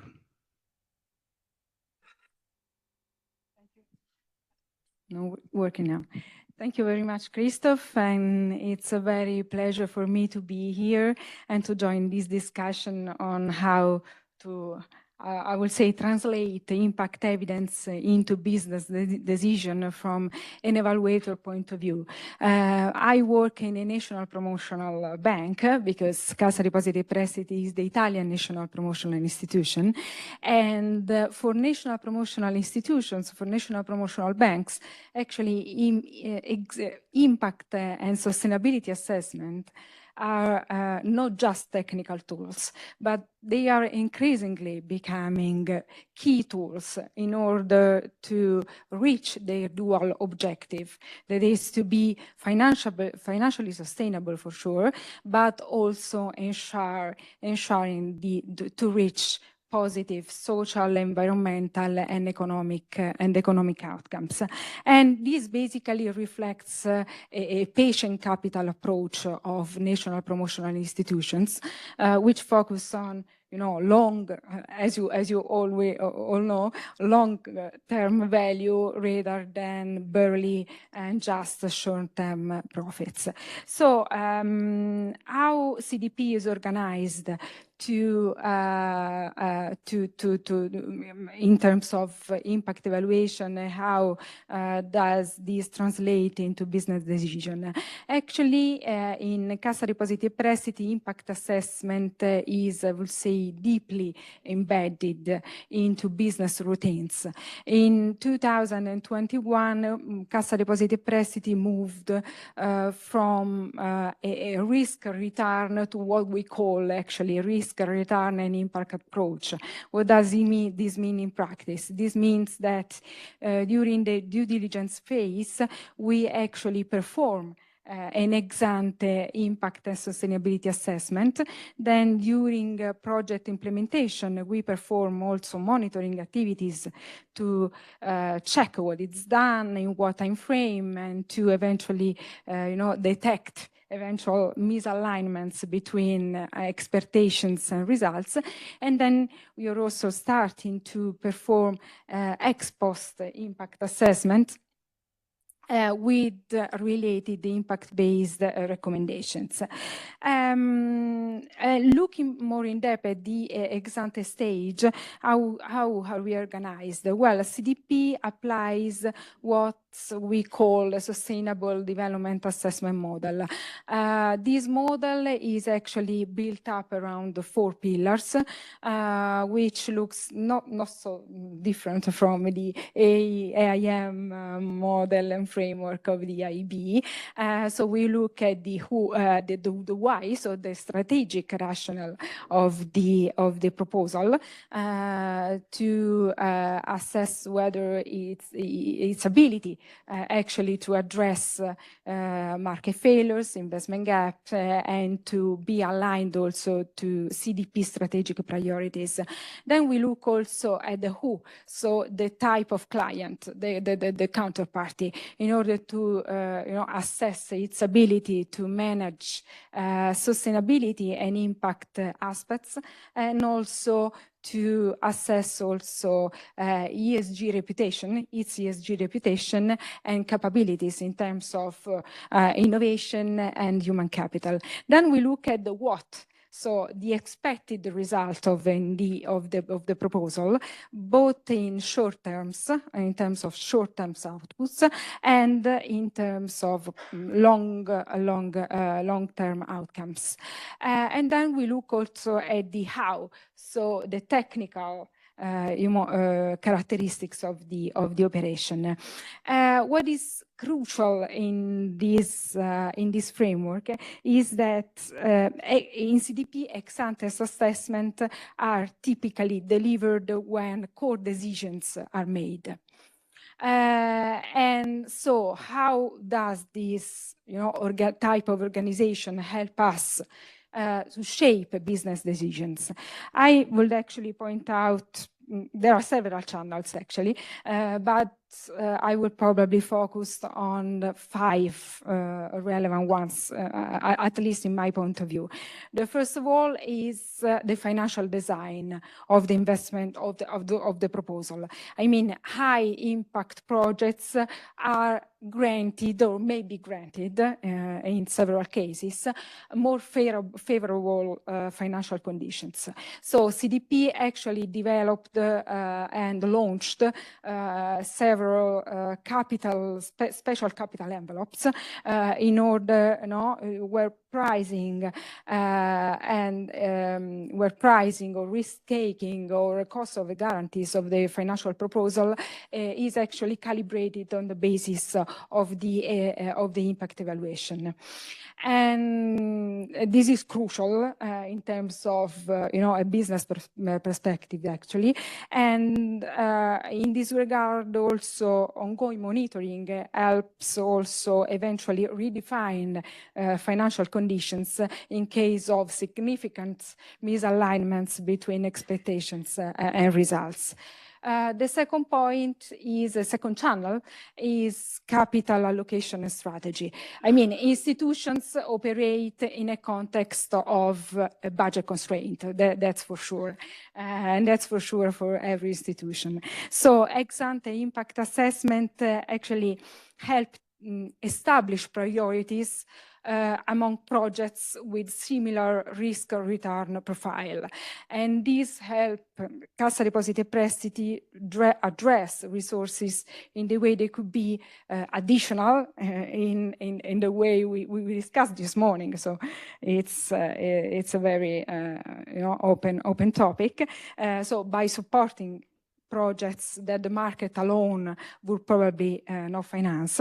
Then aligned, so to support projects also that are aligned to national and international priorities, to support projects also that could address unmet needs or long-term values. Then another channel, the third one is fundraising. I mean, ex-ante impact assessments are used by institutions such as Cassa Depositi e Prestiti to build up a pipeline of projects that could be financed through the issuance of green, social, and sustainability-linked bonds. And this is because the issuance actually required, data, required credibility, and so impact reporting in order to be transparent about the use of proceeds and results. Then another channel is partnership. So impact assessments, this type of impact assessment allow CDP, but many other national promotion institutions to reach co-financing agreements with partners with similar impact goals. This is for in the Cassa Depositi e Prestiti, especially the case for projects in the field of international cooperation, and projects also in the field of public-private partnership. And also many of you know for this kind of projects, ex-ante impact assessment is also mandatory because of public procurement regulations. And then the last one is for better governance. So impact assessment and ex-ante impact assessments are also key in order to ensure actually a structured approach to risk governance to eventually anticipate negative impacts and so to engage stakeholders proactively. Last but not least, so it was not the last one, the previous one, is a role of market shaper. I mean, as all we know, there are no common standards for impact. So impact assessment and ex-ante impact assessment can shape a great role in this sense. Thank you so much, Angela. It's quite interesting how the different institutions go about it. It's not all the same way, but there are really some common principles that I think are coming out very clearly. I would just like, before we go to the second round, to zoom into this notion of partnership, which I think all of you mentioned in a bit of a different way. But there is, I think, also a trade-off here between independence and partnership. On one side, remaining robust, independent, free to do the analysis that from an evaluation point of view is needed with an evidence-based view. But on the other side, operate in partnership. And Jean-Claude, you even mentioned that sometimes you would even move the evaluatee into the driving seat. And I find this quite exciting, and it's a very interesting field of discussions, and probably we could discuss hours just that specific topic. But I would like to sort of dig a bit deeper and go into the second round of discussion, really use examples. So maybe in the next round, it would be nice if you could just pick a few or one example from the practice that illustrates a bit to the audience here how your work, coming from an evaluation point of view or from an assessment point of view, actually shaped a decision. But then look also a little bit into the constraining factors, like what was potentially, constraining you in influencing a decision. I don't know, Emmanuel, you want to give it a first go? And sorry if I go a bit off script, because I think it's much more exciting for the audience to go off script. Yes, I'll try, and I'll try to give a concrete example. In fact, there are some factors that really facilitate evaluations having an influence. One, I'm thinking about the evaluation of EIB support to advisory. So basically, we decided to look at the type of business that goes across different DGs, different services, which each have a role to play in this. But there was no particular oversight of this business. And in fact, here, our role, the process of the evaluation was very much seen as a way to understand each other for the different directorates, to understand who does what and what is driving the business for each of the different directorates, and to start to reach to a common agreement on, okay, what does the EIB overall wants to achieve in this sector? And you evaluators, what do you think of that? What's your view on how we are really using the evaluation to facilitate a dialogue between these different services who had not yet reached to a common strategy? And in fact, we really tried to adapt our approach to play that role of a facilitator, much more than wearing the accountability hat this time. We are learning the facilitation hat so that they reach to a common set of priorities. Where do we want to go with advisory going forward? Building on the experience of things that didn't work so well before because we were maybe working in silo, because there were maybe not a shared set of objectives between the services. So the adaptability of the evaluators to understand, depending on different contexts, okay, what's in for us to be really influential and to adapt our strategy there was key. And in fact, the feedback I've heard from you were part of it, from the services, is that finally us services were talking together and coming to a common understanding and a common plan going forward, building on what the evaluation told us. So that was quite interesting. coming back to the timeliness aspect as well, it's complicated to be timely because you can be coming in the middle of negotiations as well that are happening with the mandator, for example, with like the European Commission. So it's important to be timely, but to also give space for reflections and maturation as we go. So it's very easy to say we will be timely with our program. In practice, it's really to seize the opportunity. For example, what we've done, again, adaptability of the evaluation. We were planning to evaluate the energy lending policy of the EIB by the end of last year. And then a decision was made to align the timing of the energy lending policy with the timing of the climate bank roadmap, which was coming 9 months before the plan. So either we stick to our plan and we come at the end of the year, too late, everything has been set, or we adjust the approach and we come with an early assessment, cutting on some rigor of the approach, but investing much more on consultation and on making sure that we would collect information that is still acceptable, maybe not comprehensive, but at least that's useful to support the revision of the approach. So the adaptability of the evaluators and really, once again, designing evaluation to be influential means very different things. I also want to flag that sometimes with evaluations, we come again and again with the same findings. And maybe another evaluation is not useful. What we need is to think, okay, we've been flagging that the feedback loop between ex post assessment of projects and the ex ante design can be improved, that the quality of ex post data is not that great. We said it in the water evaluation, transport evaluation, this thematic evaluation. Are we going to say it again in another sector evaluation? Or should we take a step back and look at this specific topic with a new study that can really focus on this issue? And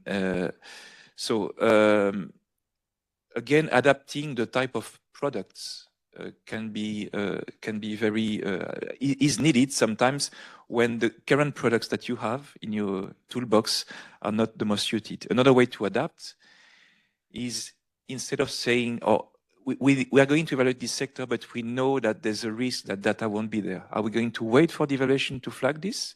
Or should we anticipate the issue and conduct an availability assessment earlier to help the services design something that's better and that can be better evaluated afterwards? So once again, we talk a lot about agility, but we also need to be agile as evaluators to be influential. Very interesting, Emmanuel. And I would like to pick up on also what you said on the advisory example, where you indeed, I was part of that exercise, indeed were very close to the business, and that Jean-Claude resonates with what you said, that you are very close to the business.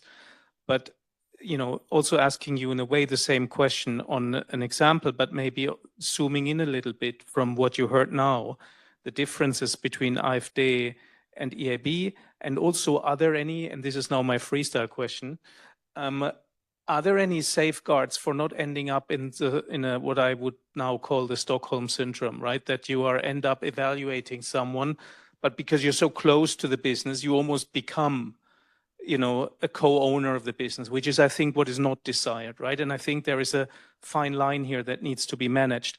And I would be interested if there are any safeguards that you apply so that this line is retained.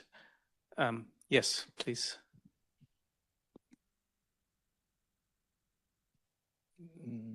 Maybe I should start by answering this question, because this is related to basically the trade-off between independence and proximity, and usefulness.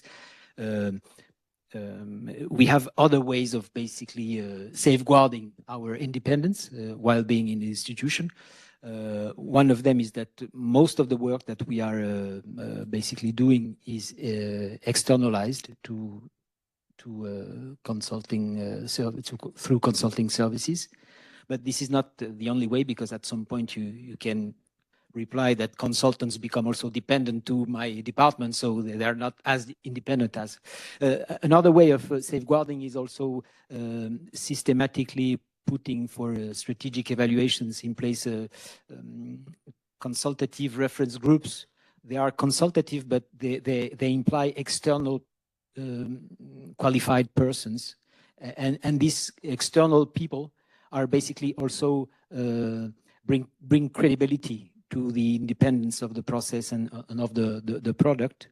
This is one thing. And the last thing is that, as I was saying, our work program and some of our products are presented and debated within the governance of our board. And AFD board is made of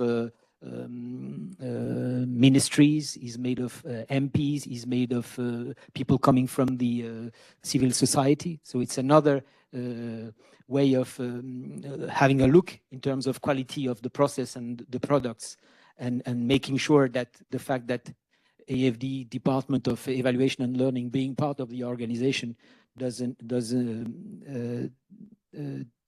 lose this level of credibility and independence that is needed.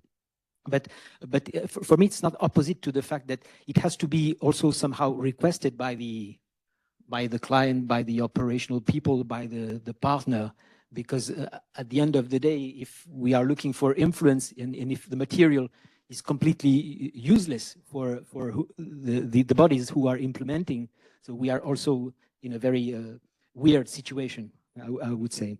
So now coming back to examples, in fact, this variety of exercises imply that we have examples where some evaluations are basically requested by our board members. So we are not deciding ourselves, or neither operational people are deciding. Recently, our board members requested us to have an early stage, what I would call an early stage evaluation of AFD support during the COVID-19 crisis. So, but in that case, it was a request from the board, but operational people was very much interested to make sure that what we could learn from this experience could be useful for future crises. Our management was also very interested. So it's a strategic evaluation that was basically requested by the board. We supervised this, and it's part of a formal follow-up recommendation framework, so very, very formal, where annually we report back to our board how these recommendations are being implemented in-house. We have, I wanted also to mention another example. A couple of years ago, the board was questioning a lot an instrument, the policy-based lending that we are using within AFD, questioning the fact that through this policy-based lending, we were influential, we were managing to also to promote European and French expertise. They were questioning the level of budget loans compared to the policy dialogue that we were bringing to some policies. And they requested the evaluation department to basically start a learning agenda on this. And we started evaluating externally about 70% of all the budget loans provided by AFD.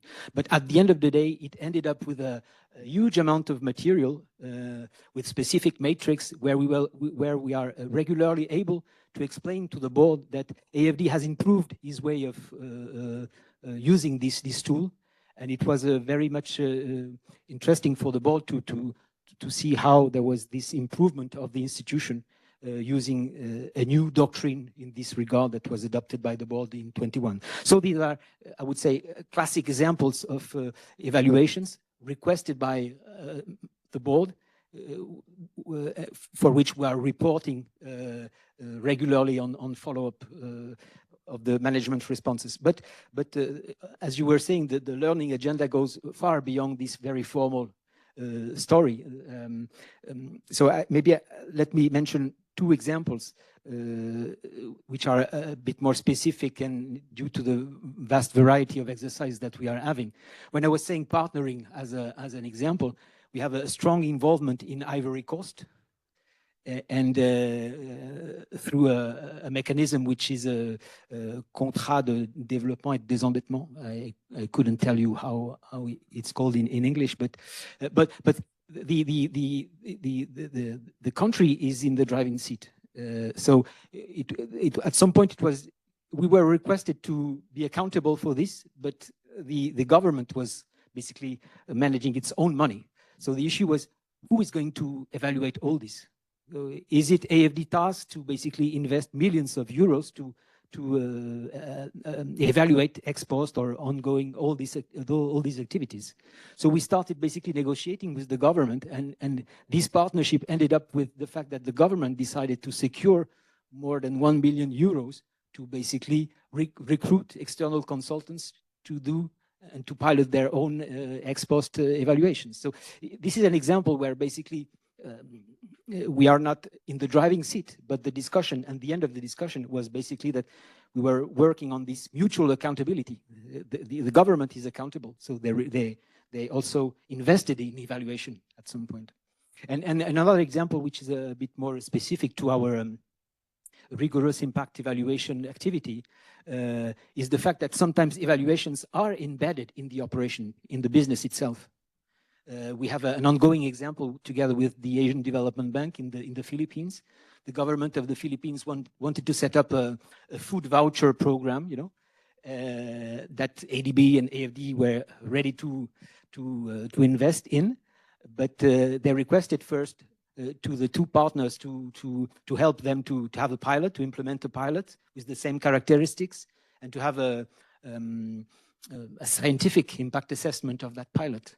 So the interesting thing is that the pilot came up with a couple of conclusions. They started implementing rolling out the national program, but they continued to invest in the second pilot to fine-tune some characteristics of the policy. So in that case, we are in the process of basically supporting a scientific evaluation, which is part of the business, part of the operation. And well, in that case, the client is requesting for the results of the evaluation. So it's changing a lot our own business, but it's the most important, it's changing the reality of the policy and the investment that the government of the Philippines is proposing to the citizens. So it's another way of looking at the influence that we can have by basically trading off a little bit between independence and we are in the driving seat, and giving them some leverage to control things also.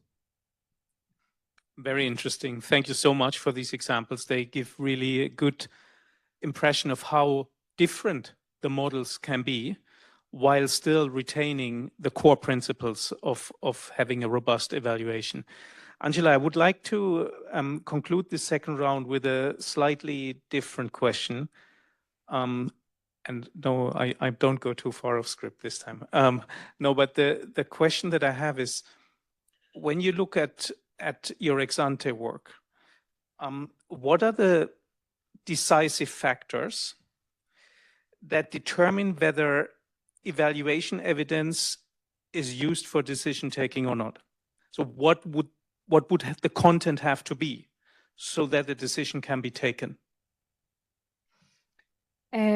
Yeah, that's a crucial point. I mean, we all know that we have more monitoring system on data, more evaluation than ever, and yet, as we already raised until now, the translation of impact evidence into business decision remains weak. Actually, as I told you, I think that it was last week, but it's worthwhile to share with the audience. Actually, it's not a new problem, and I find this surprising, actually, because I read a very interesting paper that was published in the Public Administration Review in 1979, where the author discussed on how to make research useful for policy decision, as they argue that research tend to influence how people think, but not necessarily what they do, actually. So it's not a new problem. We are discussing now, but it's a very old problem, this one. So the question is not, probably not only how to produce better evaluation, but how to make evaluation useful for policy decision. No? Well, decisions are not taken in a vacuum. That's for sure. I mean, they are shaped by structures, they are shaped by processes, they are shaped by organization. And no, as there are many academic papers on organization theory and practices, and this paper remarked that decision makers operate in a bounded rationality, under bounded rationality. That is, they use only the information that is, manageable within their system. Only the information that is compatible with how decisions are taken. And so, building on this, I would like to point out three, four factors that, in my experience, are the most critical to shape and to translate impact evidence into business decision. The first one is a metric problem. I mean, evaluations often focus on outcomes, on indicators, on outputs, and they are frequently expressed in indicators, scores, and ratings, while business decision focus on resources, allocation, volumes, and are typically expressed in monetary terms. And several, sorry for repeating this, but several academic papers on performance measurement system have shown, metrics do not just describe reality, they shape decision. So if impact evaluation cannot be translated into budget relevant terms, it will be very hard for a practitioner, for a business operator, or for an investor, actually to integrate the impact consideration into a risk-return approach, and then to basically to assess how much additional risk or how much lower return, to accept in order to pursue impact objectives. And that is why in Cassa Depositi e Prestiti, and at least in the ex-ante assessment phase, we have decided to adopt, where possible, this type of conversation. We are trying to convert impact objectives and impact results into monetary terms, and to monetary returns.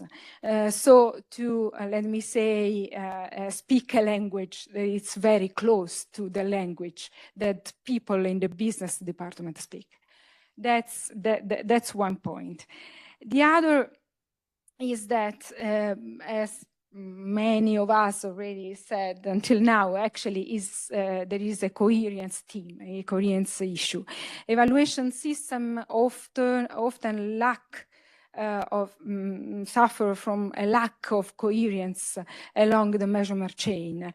So indicators are defined and data then are collected and analyzed and used without, I would say, clear alignment with the ultimate use of the evaluation.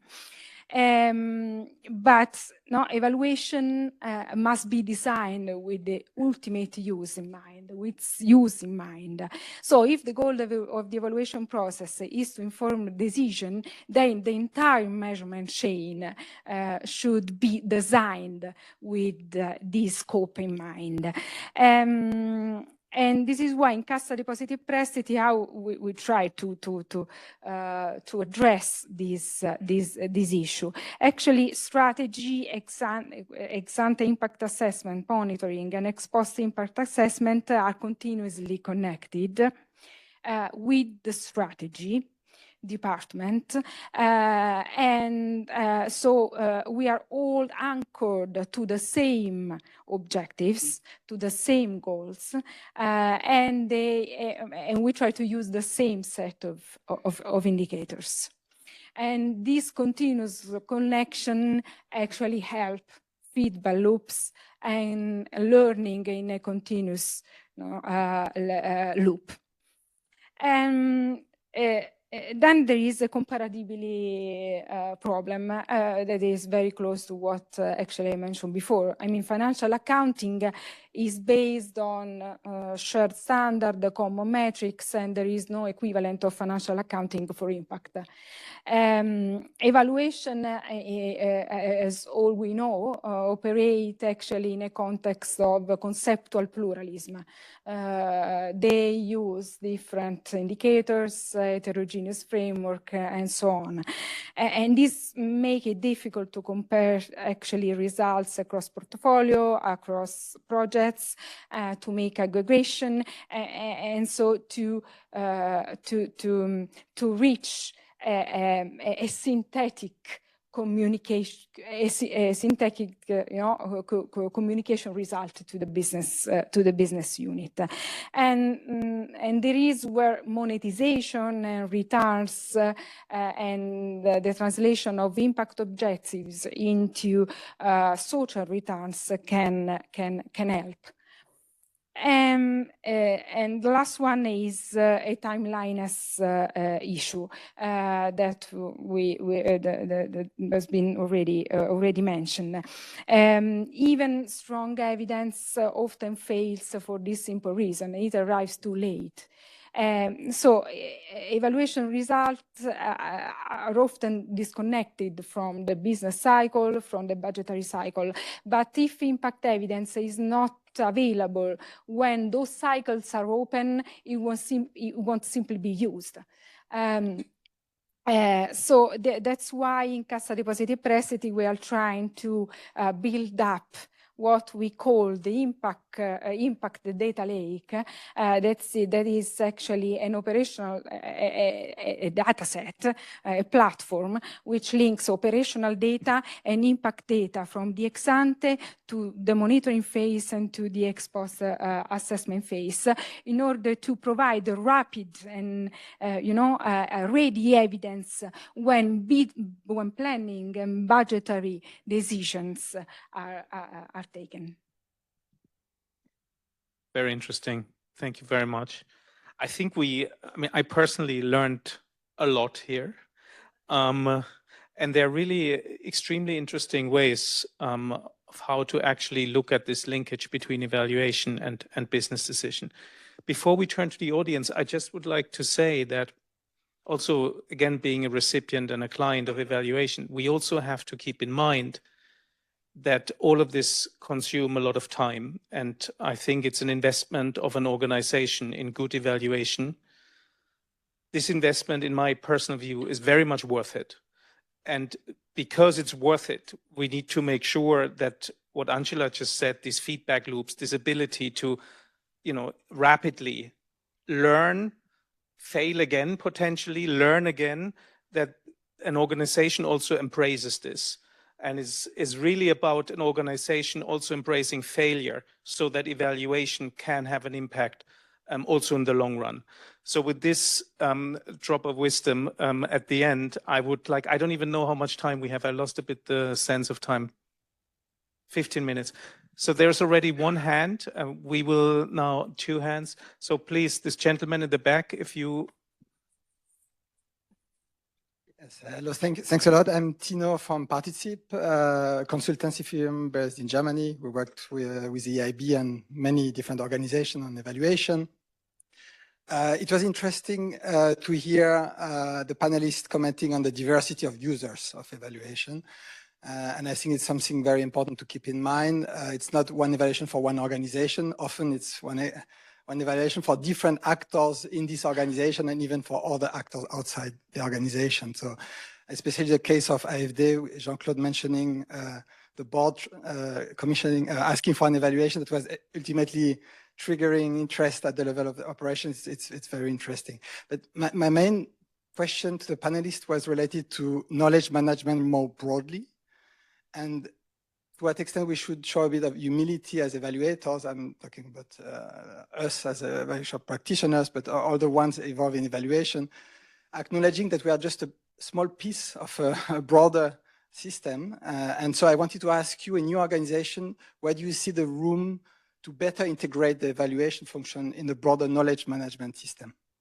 I think CDP mentioned some elements where we see that it goes beyond one ad hoc evaluation, the interactions with other data systems and so on. But in general, yeah, do you see room for better integration and yeah, how to implement this in practice? Thank you. Thank you very much. Excellent question. I'll take another one, and then Sabine had one, but there was a gentleman who raised their hand before. Did I miss that? Okay, and then Sabine afterwards.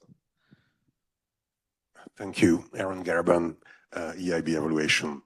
So my question is about particular ways to address recommendations. So at the end of an evaluation, we issue recommendations, and in an ideal case, these recommendations involve decisions that can be addressed by the staff or management.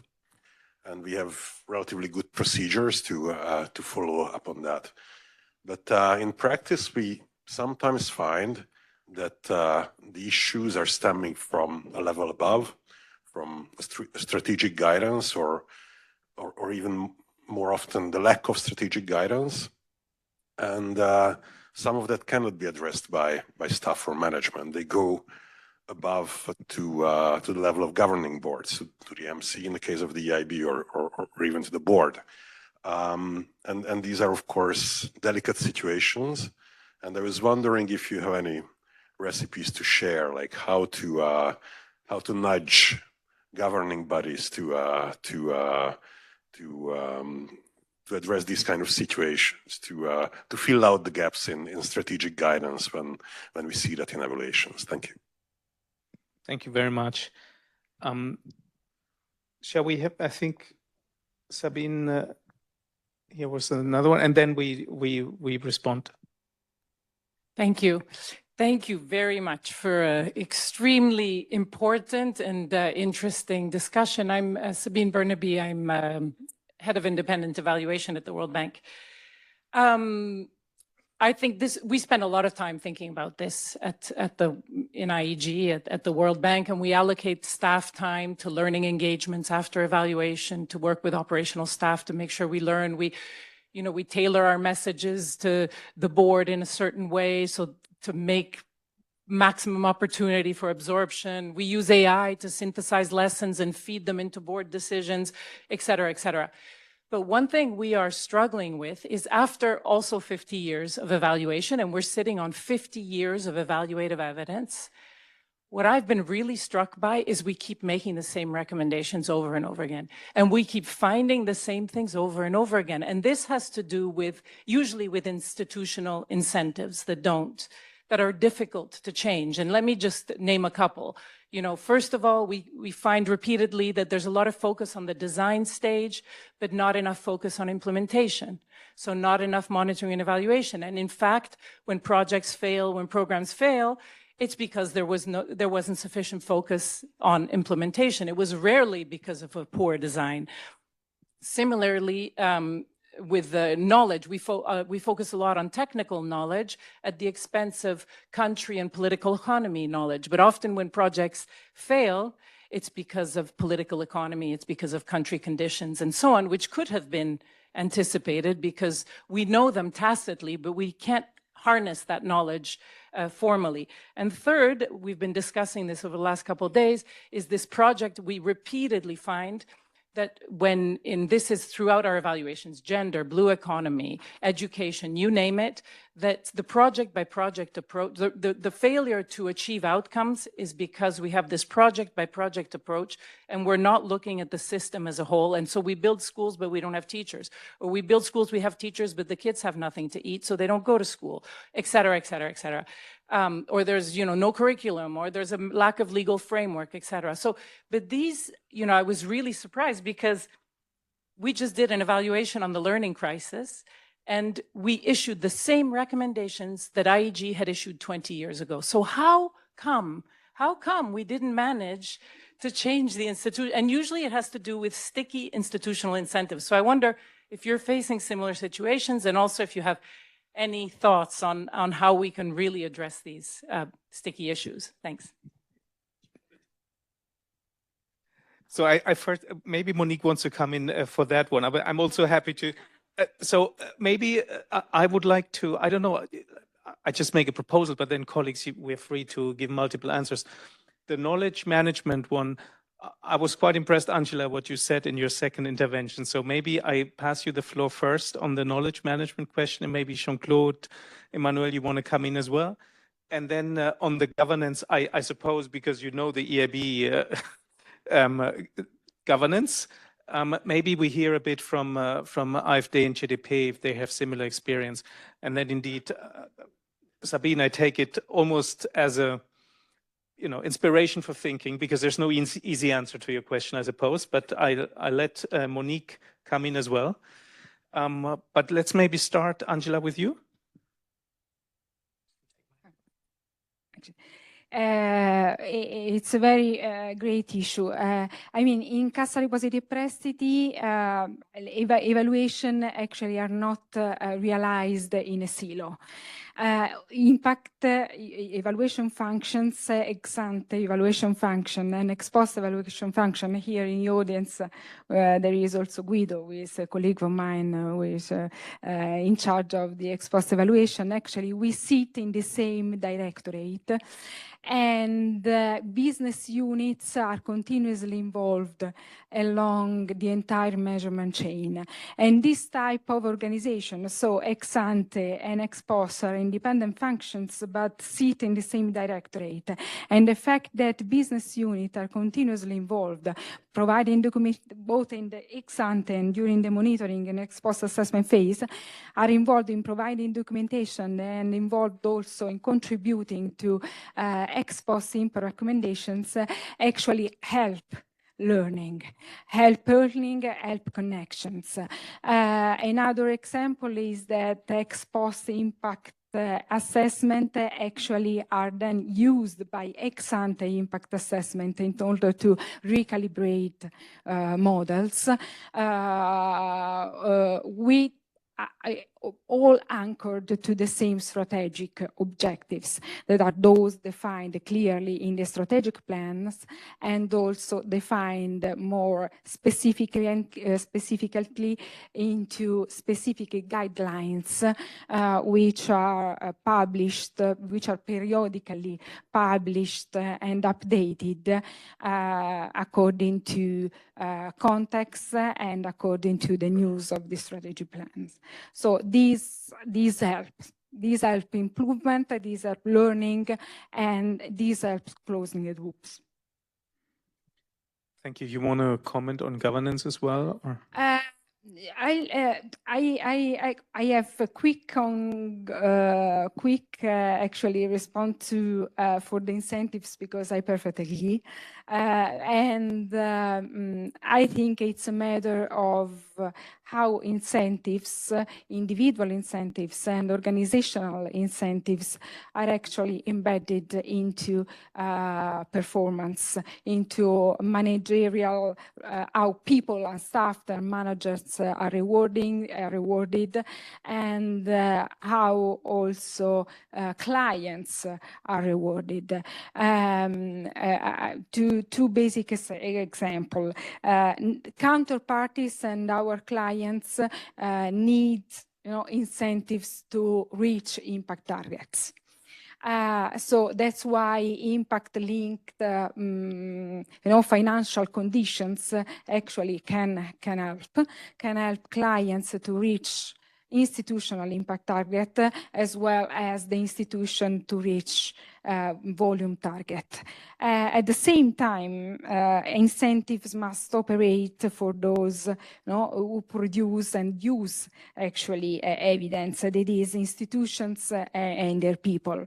So in Cassa Depositi e Prestiti, we are indeed, in this regard, we have started to introduce to embed impact targets in performance management in order to provide the right incentives to individual targets. Thank you, Angela. Colleagues, do you want to contribute to any of the questions? Emmanuel is nodding. Jean-Claude, you as well? Okay, please. Very quickly on the knowledge management, our department is also sitting in a directorate where is a function of in terms of knowledge management.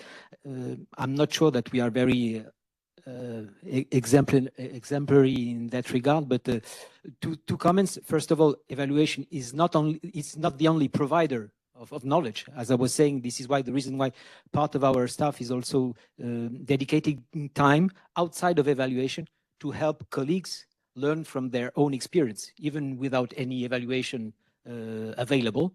This is the first thing. And the second one is that we are making efforts to connect all our available material to existing sectoral platforms of practices internally, to make sure that all the knowledge, the sectoral knowledge management is taking on board all the material provided by evaluation.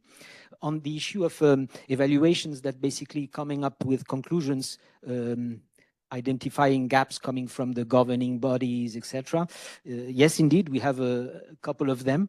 And in fact, there are rising recommendations addressed not to AFD, can be addressed to the French government, for example, or can be recommendations addressed to our own management or strategies. So in that case, I would say the trick is that, because it's related to the question of coherence also. So we tend, in France, there's an increasing demand for evaluations addressing these types of coherence questions. At AFD, it's a coherence within the group. We have 3 bodies within the group, so we are requested to look at scopes at this group level, because there are issues of internal coherence between what we are doing with the public, with the governments, what Proparco is doing at the private sector, or Expertise France is doing at the technical level, technical assistance level. But at the French, I would say, ODA policy level, we tend to, you may have heard that the French government has set up an independent commission, evaluation commission on ODA, that will focus its attention to this overall coherence issues. But in parallel to that, AFD is also implementing a lot of joint evaluations with other French bodies, let it be ministries or other French institutions like the Caisse des Dépôts et Consignations, to make sure that internal coherence within French tools are also covered by joint evaluation exercises, so that to avoid the situation where AFD is commissioning an evaluation which comes up with a conclusion basically addressing the recommendation to another part of either the group or the government. This is a way of dealing with this issue.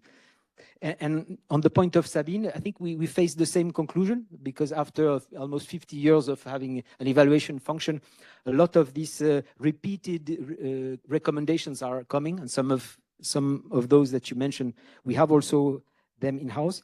So we, as Emmanuel was saying, another evaluation is not necessary for some of them, so we are using as much as possible the existing material, not reinventing the wheel, but short briefs using AI, etc. That's for sure. The promising thing is that we have new questions. And basically requests and evaluative questions are now focusing on things which are a bit different from what they used to be in the past. We were discussing, you were mentioning this morning, this issue of mutual interests, not only the interests of the recipient, but also EU or member countries' interests. So this issue of mutual interests, in fact, are bringing new evaluation questions. And we are requested to not only assess the past, but look forward and look at what comes next. We are basically focusing our attention on new evaluations, on these specifically new evaluation questions, while basically addressing the business as usual part of the business using the existing available material, and not necessarily putting too much emphasis on having new ex post evaluations.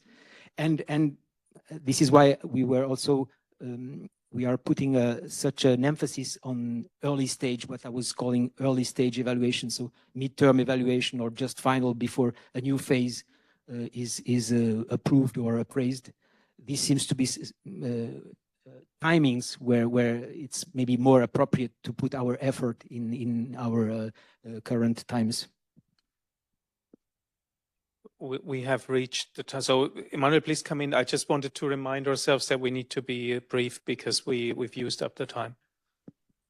I'll be very quick, just referring to a formal system that we have in place to ensure influence. It's called the follow-up of recommendations. We'll come back to that in more details tomorrow, but we already have some lessons to share. Indeed, we see very much our role as knowledge brokers, because in fact, what we are currently studying these follow-up of recommendations and coming with interesting findings. The first one is that we collect all that amount of information, a lot of information, and we report on that. And we follow recommendations only on that. So there's a lot behind that stays in our drawers, you know? So we have to make a better use of that and be much more active in ensuring this outreach beyond only using the tool of evaluation reports. The second one is that a formal system to follow on recommendation is very important. It's necessary because it brings discipline, legitimacy, and continuity, but it's not enough. Also, because this system forces you to monitor on something that is agreed upfront with the services, a specific action that will address the problem. But very often, addressing an action doesn't address the problem. And then, as the World Bank has moved beyond that, coming back after a few years and assessing whether the actual issue is solved, is something that we may want to consider as well going forward. I will stop here. Thank you. Thank you so much. Monique, you want to come in briefly? I couldn't resist. Yeah. I wanted to make a remark, especially indeed on the fact what Sabine said, that 20 years later, we still, we haven't achieved much because we make, yeah, that's what I imply from this. We make the same recommendations. But that brings me back to the fact that we all think, so maybe to rephrase it, where is the ownership of following up on a recommendation, right? Because we believe that, that Christophe can follow up easily, that he can implement it. And why isn't he? Well, he is always implementing our recommendations, honestly. No, but why, why does it fall short? It's maybe also, and the key thing is where lies the ownership. We can make a lot of recommendations, about every recommendation there needs to be more technical assistance, okay, just to give an example. But who has the ownership of that, right? It's not so easy to solve. And then I also think that borrowing countries, development, to come back, closer to your area, Sabine, development is not like you make recommendations, you improve the design, and there you go. Development is also a political process, and these political processes, they change, and therefore, some of the things that we thought we had it all figured out, how to design the most perfect project, the most perfect program that relies on all the recommendations of the evaluations in the past, still fail. And that's because reality is oftentimes very, very complicated. And that's why I also liked what Jean-Claude said. Like we said to the government of Côte d'Ivoire, here, you have budget, evaluate what you've done with the money. And I think that actually reinforces accountability and the learning within the government. So just a few reflections that we should not think that we are all so powerful that we can just, what we do in the evaluation field can just result that easily in implementing the recommendations. It's not easy often. I would like to add one element to what Monique said. And also this is very self-critical, and I guess it's the same in other organizations. When you are evaluated and then there are recommendations, of course, because your main business is not to implement evaluation recommendations, but to do something, you negotiate some action point that of course addresses the recommendation, but maybe doesn't go to the bottom of it. And it doesn't fix it because you want to have a quick fix so that you can go on and do your stuff. So I think it's maybe too negative, but I think there is an element of that the organization doesn't put necessarily an incentive that we go to the bottom of things and really fix it, even if it's painful and it requires a lot of effort. So people tend to, because they are measured by business results, they try, of course, to address it. We all address it genuinely, but you try to put a quick fix. And that may not deliver the long-term results. So in 5 years' time, it may pop up again as the same recommendation. So that's maybe also something to be reflect on. But let me just conclude by saying thank you, thank you, thank you. This was really interesting. Thanks for coming here and sharing your wisdom. It was very interesting, and we as EIB are honored to have you here today. Emmanuel, thanks for helping preparing it, and thanks to the audience for listening. Thank you very much.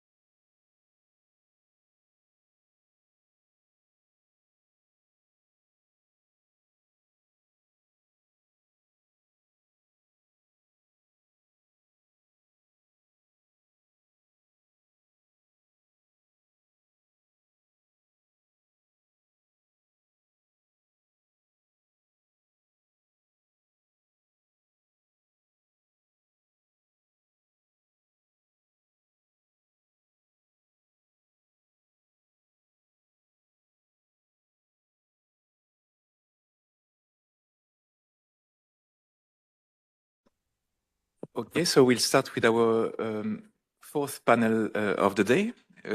We'll discuss together the topics of collaborations, and we will have John Gossens to host this panel. John is a member of the evaluation team from the European Stability Mechanism. It's an organization, maybe John, you will explain in a few words for those who are less familiar, what is the mission of the ESM. But maybe, yeah, John, the floor is yours. I'll let you introduce our participants. Thank you. Thank you very much. It's a pleasure and an honor to be here, hosted at this very well-organized conference. Indeed, my name is John Goosen. I work at the European Stability Mechanism. It's a very new and small international organization just down the road, commonly referred to as the Euro Area Rescue Fund. It's basically the safety net for the Euro countries established in 2012 during the financial crisis. The title of this conference is Stronger Together to Drive Impact. And in this fourth panel, we're going to be focusing on the second word, together. All our institutions are pressed for scarce resources. Therefore, it makes sense to look at how evaluation functions contribute to creating and sharing knowledge within the institutions. Who are the other knowledge brokers? How can we leverage on their work? And conversely, how can we better enable them to use the valuable knowledge and insights that our evaluation work yields? In the collaboration, what works and what can be improved? At the same time, our institutions don't operate in a vacuum. We all have our unique mandates, but there is a rich interaction between the institutions. How can we best make use of the evaluation work done by our other institutions? Can lessons learned by one organization be transferred or translated to another?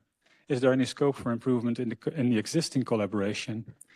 I was reminded as an anecdote when we were finalizing the first evaluation that the European Stability Mechanism did.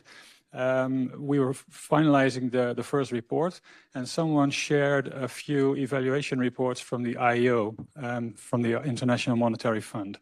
And you know, my jaw dropped reading all the lessons and the recommendations that they had done many years before the ESM started doing its crisis work. And I realized, if only the people who had been involved in the crisis work now had read a few of those insights and recommendations, it would have been very useful. So these are the questions we'll be discussing in this distinguished panel. let me please introduce the panelists. Starting by Tanya Rajadel. She is an evaluation lead in the EIB's evaluation division. Tanya, you have over 20 years of experience, both in operations and analysis in covering Europe, Africa, and Asia. Next, we have Manny Chemius. Most of you will know him. He's the Director General of the Independent Evaluation Department at the Asian Development Bank and spent over 30 years working at the World Bank Group. Peter van der Knaap is the Director of the IOM of the Dutch Foreign Office. You're also a co-chair of OECD DAX, EvalNet, and the President of the European Evaluation Society. And Jean-Hervé Rama, he is the Head of Unit for Quality and Results, Evaluation and Knowledge Management at DG INPA at the European Commission.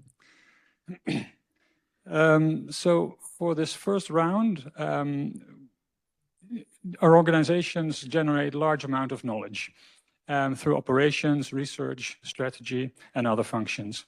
Evaluation sits alongside these functions, but plays a distinct role. At the same time, its influence depends on how well evaluative knowledge connects with the wider learning ecosystem, from operational feedback loops to research insights and strategic analyses. We've been requested to start a Slido word cloud. The audience, if you want, you can please enter 2 or 3 words. Think of a concrete action or behavior by evaluation, not a general principle. That is a concrete way that evaluation can strengthen collaboration with other knowledge-producing functions. For example, operations, research, or strategy. We're not going to wait for the results because for timing reasons, but we're going to immediately jump to the first question, and then maybe later on we can see the results of the Slido. So the first question would be, what distinct types of knowledge does evaluation bring to our organizations? How is evaluation knowledge positioned alongside other forms of knowledge, such as financial data and operational intelligence, when it comes to informing management decisions, performance management, and long-term strategic planning? Peter, would you like to open the floor?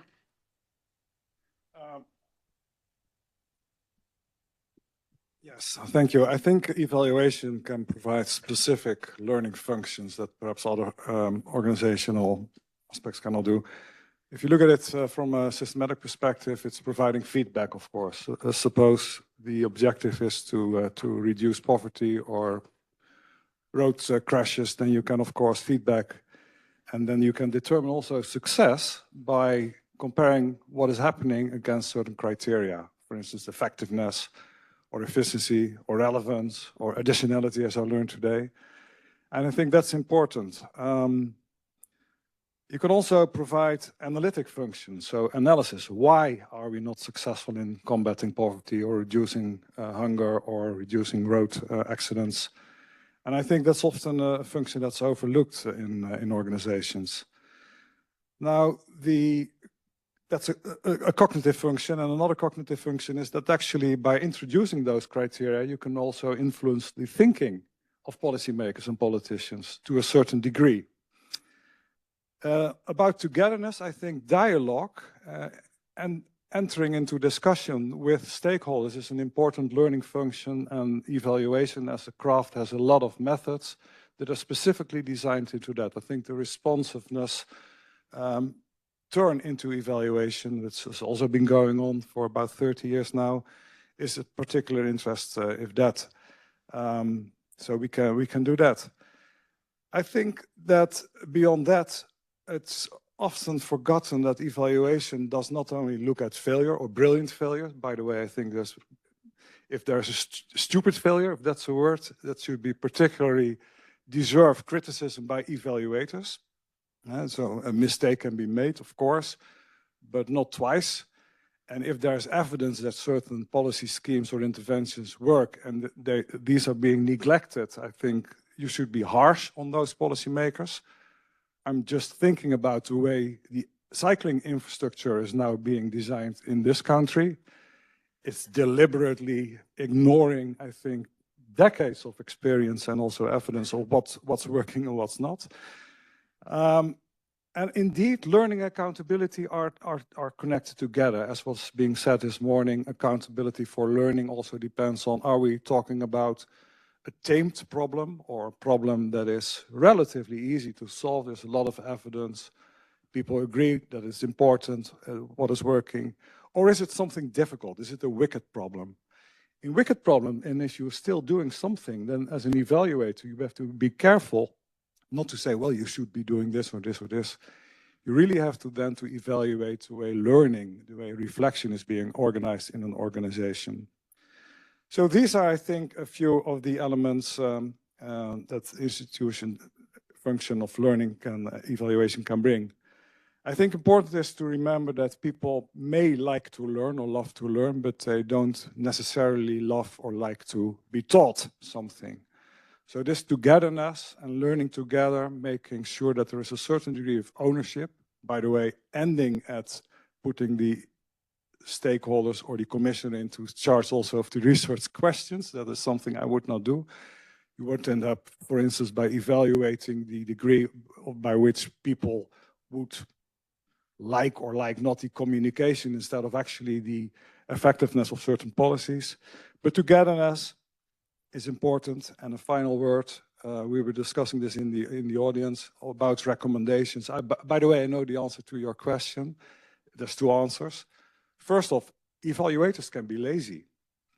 So especially when there's a synthesis report being done, for instance, by IOB, of all the lessons learned and the recommendations made over the last 20 years, new staff will look at that report and say, well, this is a nice source of inspiration. What can we conclude here, or what should be our next recommendation? Second, policymakers, politicians don't like interventions that are expensive, that take a long time, that will lead to resistance, and that are relatively invisible. They like things cheap, fast, easy, and visible. And those elements do not necessarily go together very well with effectiveness. And to point that out, to be aware of that as an evaluator is, I think, an important learning function. Great, thank you. Tanya, distinct types of knowledge. Can you please reflect? Sure. So I'll echo many of the points made by Peter. Maybe I'll focus on four main messages. First, I'll pick up on the last point that Emmanuel made in the previous panel, because we're so well coordinated in our team, is I see our first role as being a trusted knowledge broker. In the context of information overload and increasing concerns with the reliability of information and data, I really think that we need to lean into that role of trusted knowledge brokers. And we hear that we are valued actually as being providers of high quality and credible knowledge. And at the EIB, we have found that this to be particularly valuable when undertaking evaluations that address institutional or group-wide issues that goes beyond specific sectors or specific products. That trust has really creates the space for evidence to be taken on board and to actually rise above organizational silos and other concerns. The second point I'd like to make is that evaluation is about sense-making, bringing the pieces of the puzzle together. So obviously, as you were saying, John, we don't operate in a vacuum, and evaluation is most useful when it is connected to other forms of organizational knowledge. So other functions in our organizations generate technical knowledge, operational knowledge, policy knowledge, and where we can really add value is when we, of course, bring additional evidence.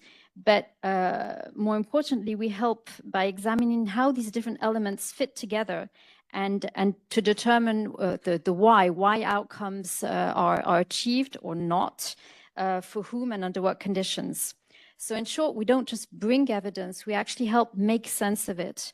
And I think this matters particularly in our institutions as we're facing more and more complex policy matters where decision makers can't just make decisions based on a dashboard or a single study. There's really this need to help them make sense of what this evaluative evidence means for the decision they're about to take. And I think this resonates well with the point that Angela was making in the previous session on how to speak also the language of the decision makers who ultimately need to take action based on our evaluation findings. The third point I'd like to make is that a lot of the evaluation's value comes from the process itself.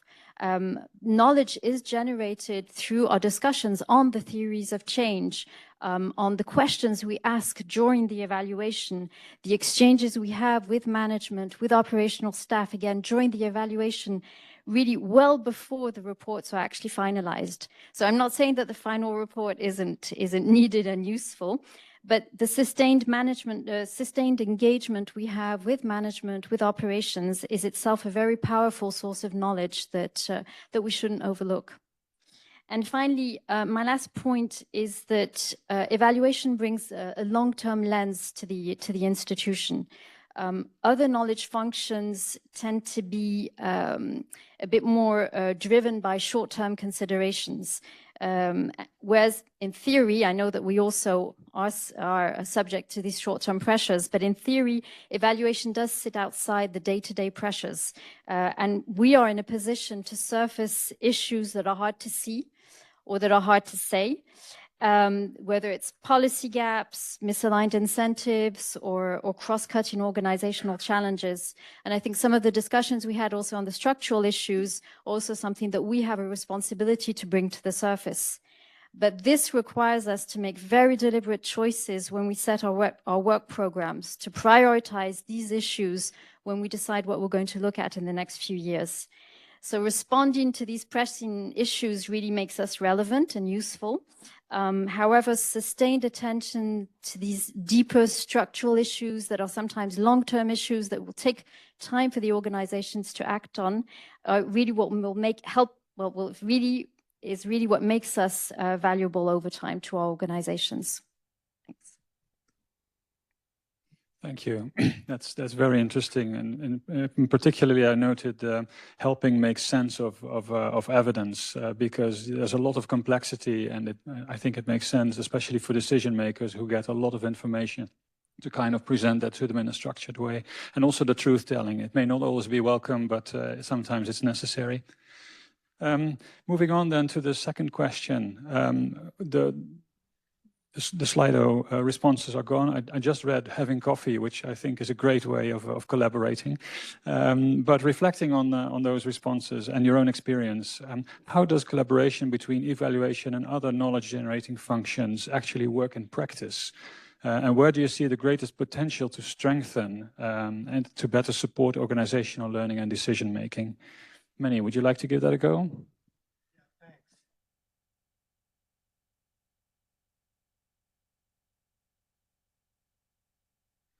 Thank you very much. If I may, John, I'll start with the theory first and then the practice of how we cooperate with other units in the ADB. First, with operations and strategy, it's a very critical part. The theory is that, let me tell you about the self-assessment system at the Asian Development Bank, which is true for most of the other multilateral development banks, in which every activity, projects, programs, even TA, at the end of that, there's a self-assessment that's done by the operational staff, and the evaluation units then validate. And it's that validated assessment of whether or not that activity was successful, which goes into the agency's corporate scorecard, whether or not they succeeded. And the idea behind this is that it's part of knowledge that of what works and what hasn't, and that then the organization, if they self-assess, can own it. The practice is that there's often a disconnect between the self-assessment and our validated assessment. How much is that? In the ADB's case, on average, it's about 25% that it's downgraded from successful to not successful of all projects. I don't know what it's like in the other institutions. I think it may hover around the same number. And this is a very important part of the knowledge management in the ADB because it's part of how the evaluation culture and thinking gets inculcated in the institution, and whether or not people own up to that. I think that that particular variance is something that we've tried to address by bringing it to the board. When I was with the World Bank in operations, I was monitored by my bosses, and I was managing the social sectors for Asia for the World Bank, by my realism. That is whether or not my staff were self-assessing themselves consistently with the IEG's assessment, because that's how people learn. If they own up to their not so brilliant failures and learn from it. So that's just one example of how evaluation can work with the operations and the strategy part to be part of improving the learning culture in our organizations. You asked also about research and evaluation. What we've been doing in the ADB is trying to get at this aspect that we talked about this morning on development impact by making sure that the organization is not only assessing itself, not on basis of volume and the business that it generates, but on the impact that it's having. And that's one of the wicked problems is how we do that. Our research department has been tasked on the ex-ante side by trying to develop a system, much perhaps like in the last panel we talked about ex-ante impact assessments, to assess whether or not different projects meet this criterion. And what they're pushing is two things that we have found in our previous evaluations are really key.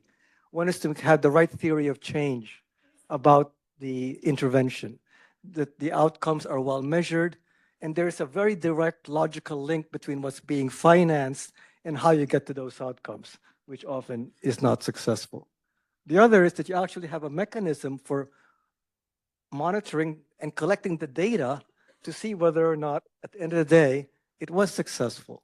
So what we're trying to do in our in evaluation is to help with that on the ex post side by actually assessing the M&E components of our projects, which is something IEG does already, but we have never done. And my guess is we're going to find that that M&E component is going to be, as we found in IEG, the poorest rated component of any project. So let me stop there, and those are just two examples from our side. Thank you, Manny. And indeed, it may sometimes be very difficult to get your theory of change right. If failing exists anywhere, then it's in getting your talk right. Jean-Hervé, you work in a particularly large organization, so I'd be really curious to hear practical examples on cooperation with knowledge brokers from you. Thank you, John, and good afternoon, colleagues. So first of all, I would like to do perhaps two preliminary remarks.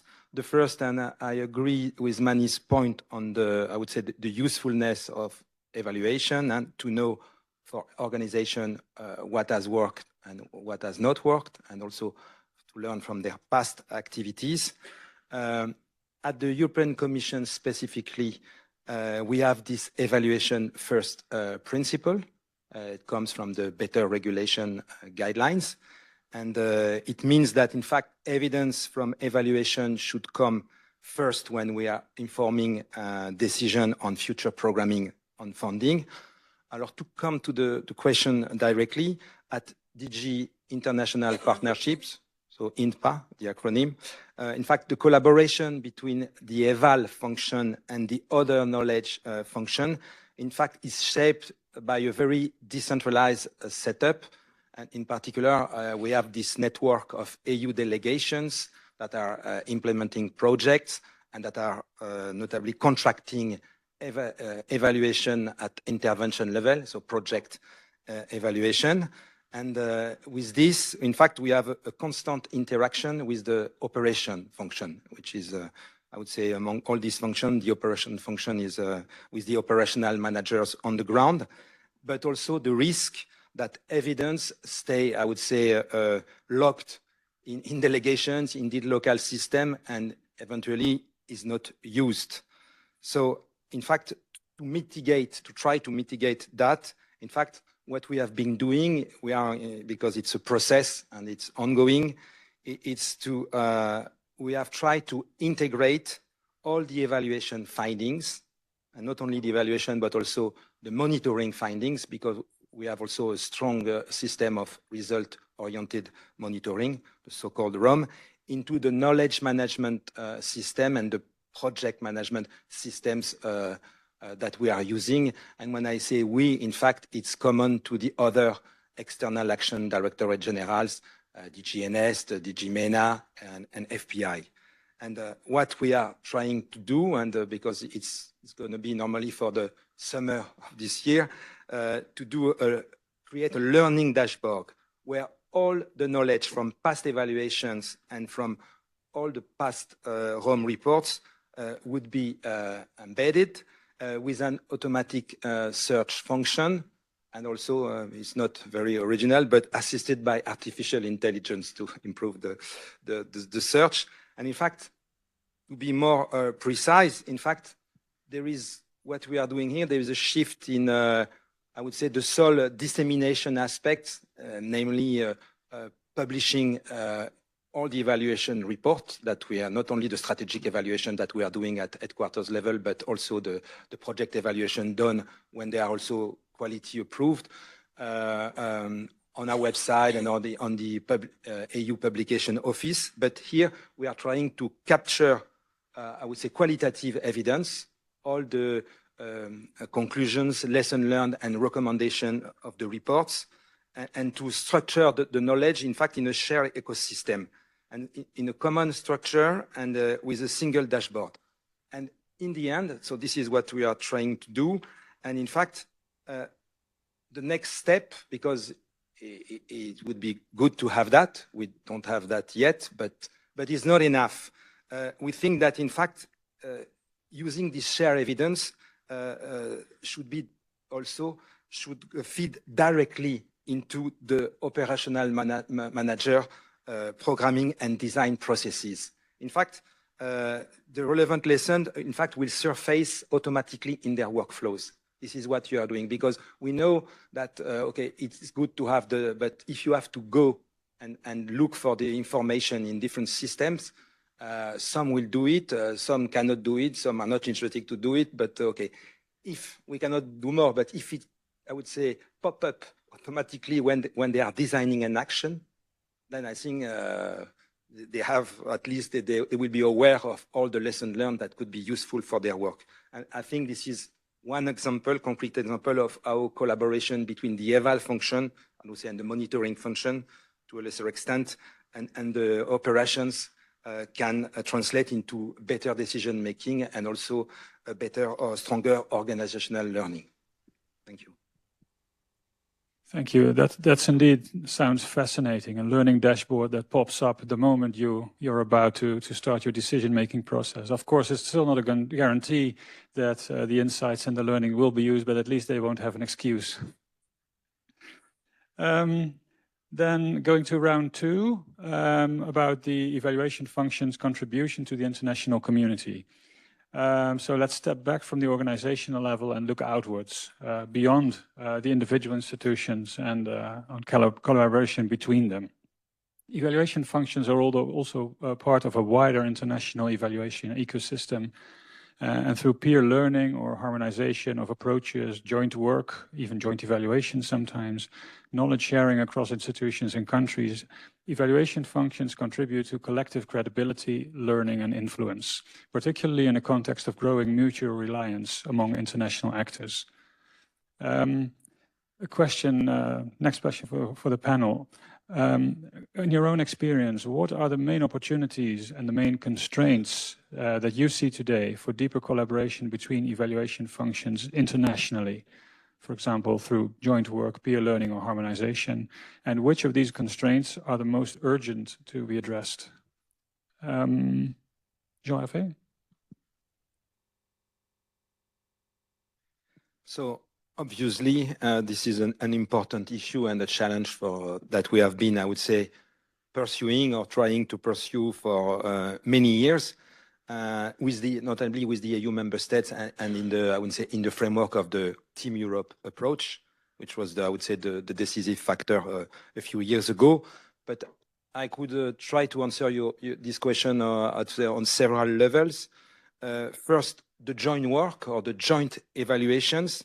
This is something that we have done in the past, but to be frank, it has declined in the last few years because it remains difficult to undertake for different reasons, the complexity of coordination and also the distinct mandates, priorities, and timelines of the various organizations. I would even ask from, I would say, coming from my previous background, the different contracting procedures that are not easy and budget and different budget. So, but what we can do and are going to do, it's first of all, a deeper collaboration on selected evaluations that are directly relevant to EU member states and to identify synergies and to build on each other work. I don't dare to, I have my colleague in the room, but we have on our work program for 26, we have the evaluation of the Global Gateway Strategy, which is a very important one. And this is where this, I would say, building on synergies with the EIB, for example, would be very important. Another answer could be the mutual recognition of project-level evaluations. So by mutual recognition, in fact, I mean an arrangement between two or more donors where they each other recognize each other the evaluation based on, I would say, jointly agreed standard. And this is promising. And in fact, obviously, we ease the burden of project financed by multiple donors. And in the case of the EU, we have a lot of contribution agreement, notably with member states agency to implement projects. And so this is particularly relevant. So we avoid duplications of evaluation, we reduce cost, and we harmonize practices. And we had a first discussion, and we are ready to the conclusion, providing some, I would say, legal clearance with the GIZ for this project, mutual recognition of project evaluation. But as a European Commission, so we are ecumenical, and we aim at doing it with all the member states that would be interested to do it. Another answer would be at international level, and so I turn my head to Peter in particular, but we participate actively in the OECD DAC evaluation network, the EvalNet. So not only with, okay, for the sharing ideas and everything, but also contributing to joint evaluations or to joint meta-evaluations. The first example coming to my mind was the famous, I would say, mega evaluation on the COVID-19 pandemic, response to the COVID-19 pandemic. But there is also an ongoing evaluation on the evaluation synthesis on the Humanitarian Development Peace HDP nexus that is currently ongoing. And so here the EvalNet is a very invaluable framework for peer learning and networking among colleagues and services. And for the future, it's linked to my previous intervention, is that we have perhaps a third opportunity, I would say, from the knowledge system perspective. Since we are structuring evaluation and monitoring evidence in our learning dashboard, in fact, we will have a common metadata. And in fact, we think we are creating the conditions for future interoperability, not easy to say, with other institutions or services that would choose a similar approach. And in fact, so we are obviously not yet at the stage of sharing systems, but in fact, the underlying logic, so structure and searchable knowledge, and this is what behind that, could make it easier to compare lessons, to produce joint thematic synthesis, and ultimately, in fact, to connect evidence across institutions for collective learning. Thank you. That's fascinating. And that way you also insource knowledge from external parties just by providing a platform in a way. Very cool. And I forgot to say that we have, because also speaking of this learning dashboard, we have around, I think, 5,000 reports and knowledge. So it's after out of 20 years, contracted by us, also by implementing partners. So there is really a wealth of knowledge that is not being explored as it should be, in fact. Great. Tanya, deeper collaboration, any practical ideas? Sure, thank you. I think it's really interesting the work you're doing at the Commission. What would be interesting too is to, and I'm sure Peter will have some thoughts on that, is how we can better coordinate with other partners, because there's lots of initiatives going on right now on developing such platforms, and how can we make sure we work together towards this, and instead of having this multitude of platforms. I also fully agree with your point on joint evaluations, and just want to say a few words on this. We need to acknowledge the reality that, in fact, it has been difficult for us to really scale, conduct joint evaluations at scale. However, there are some instances in which it does make sense, as you were mentioning, particularly when our institutions are working on something similar, whether it's joint processes, joint instruments, or joint programs. And I'm looking at Jean-Claude right now. We've just launched a joint evaluation of the Mutual Reliance Initiative between the AFD, the KfW, and the EIB. And I think in these instances, it's really nice because the evaluation mirrors, the collaboration on the evaluation mirrors the collaboration on the process. Now, outside of such instances, I agree that we should proceed with caution when it comes to joint evaluations, and I think that there's options for lighter and more flexible forms of collaboration. So, for instance, I was mentioning earlier the fact that we create a lot of value during the process itself of the evaluation. So I think there's some opportunities for us to collaborate during the evaluation on how evaluation knowledge is produced. So there's some practical things we can think about, for example, joint or coordinated field missions where institutions operate side by side. And I think this is something we're exploring, for instance, with the EBRD with an upcoming evaluation in Ukraine. We can also think a bit more about shared data collection, surveys, benchmarking exercises, which would help reduce the burden on the counterparts and also help improve comparability. We often are trying to have benchmarking exercises in our evaluations, and we sometimes fall short on those, whereas if we collaborate on these, we think there could be some real value there. And we've also found in our evaluations that early exchanges on evaluation questions and framing, especially when we're tackling a very complex or broad-reaching evaluation, we found this to be very useful because our partners might have already conducted these evaluations or vice versa. So I think there's a lot of value there. So this is on how evaluation is produced. And then I'd like to go back to the point I made earlier also on sense making. So one way we add value is on really helping interpret the evidence. And I think this is something we can do together on which we can really collaborate. So this could be through joint data interpretation workshops or joint workshops on emerging findings where relevant. The idea is to not add more burden to the evaluation process, but where we think it can be useful, I think these can be it can be worth exploring. And some of our colleagues are also producing learning notes, synthesis on multiple evaluations, and I think this is also somewhere where we could maybe collaborate more to maybe address some of those systemic issues that we all that surface in many of our evaluations, and see if we can go one step further in actually improving the take-up on some of these findings. And finally, something we've discussed quite a bit, I think, at the ECG is having more coordinated learning dialogues with management, with our boards, to also bring some of these findings to their attention and speak together as multiple evaluation functions to these partners. And finally, I was just thinking about collaboration going beyond the evaluation community, also because in the previous panel, we were thinking about, you were bringing up this question of the partners, our clients.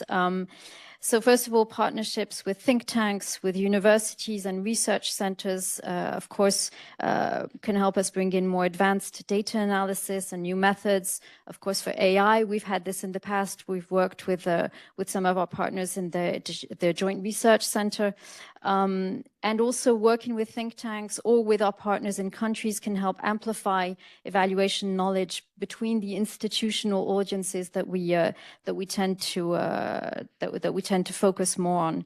And this would allow us to really play this role more of a connector, to have evaluation position itself as a connector to the wider knowledge ecosystem.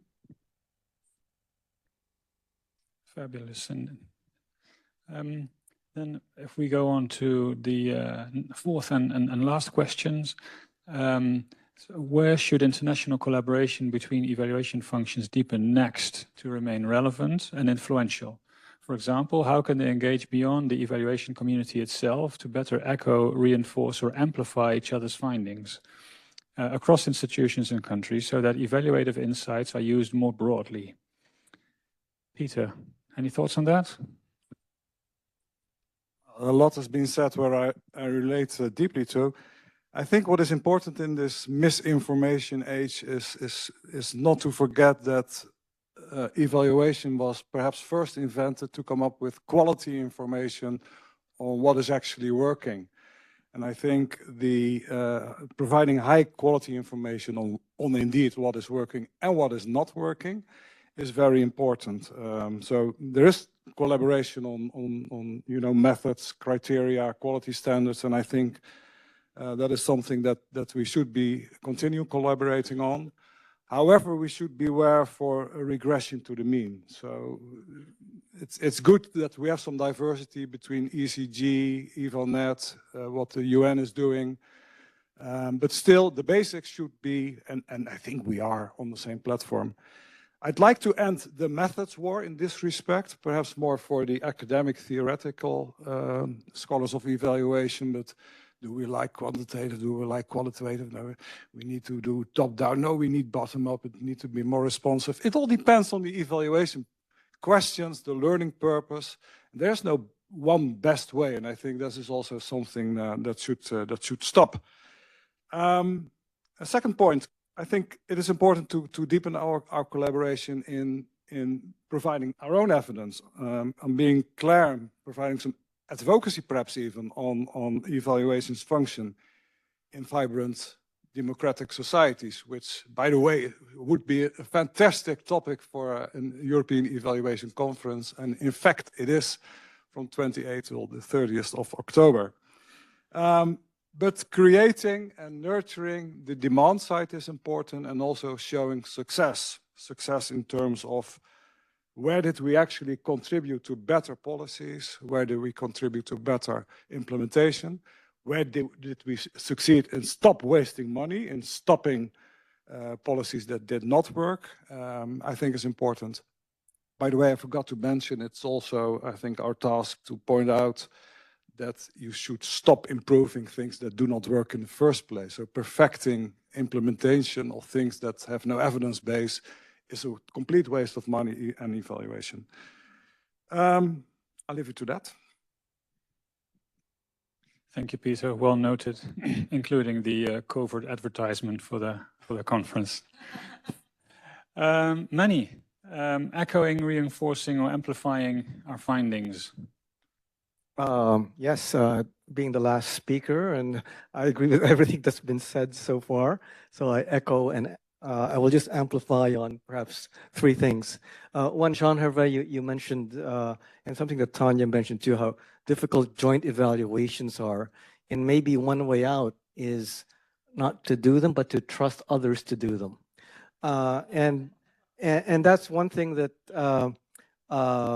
with the World Bank, ADB has been working on, called the Full Mutual Reliance Framework, in which when we have a joint project, all the documentation is done by the lead institution, and the other institution trusts that whole process, including evaluation. And that will address the very issue you raised of how not to duplicate all of these things. Because after all, we have many of the same owners. The Board of Governors overlap a lot in our institutions, and they should care about the same things. But that's just, hopefully that is going to work. In fact, Sabine, we're committed to doing a joint evaluation of that mutual reliance framework in a couple of years, which may be harder to do, but we'll see how that goes. The second thing I just wanted to agree with Jean-Hervé, you mentioned that we're sitting on a pile of underutilized knowledge in our organizations. So the system I talked about in the ADB of self-assessment and validated assessments, all those validations also have lessons learned. And we've done that since ADB first existed. The World Bank's been doing it.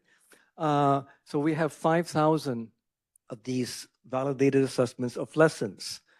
And we always tell our operational staff, look, we have all these lessons, but they have a hard time finding them when they want to, when they're designing projects. So that's where we've been partnering with our technology department using AI. And you said you have to have, information that is well curated. Well, we're just using our validated database. So it's all curated.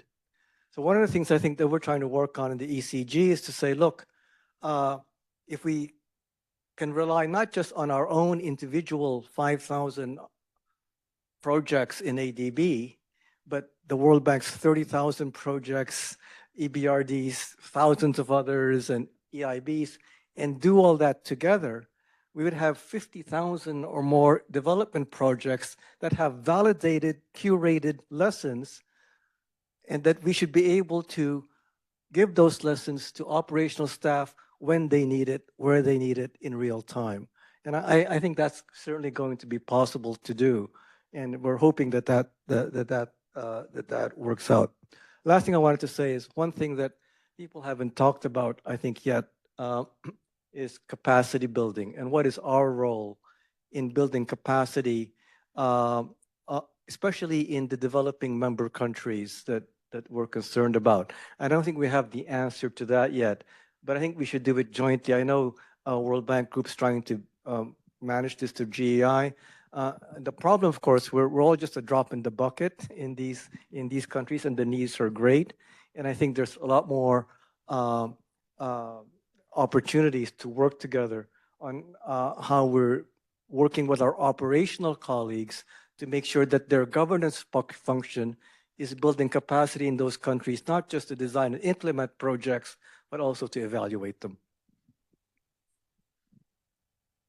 Thank you so much. In my introduction, I asked the question, among other things, how we can make life easier for the people that are supposed to use our knowledge. And I'm actually thrilled to hear that there are actual projects on the way to facilitate that. I think that's really cool. Then we've reached the point where we can get questions from the audience on interinstitutional collaboration, interinstitutional collaboration, reactions to what you've heard. In the back, please.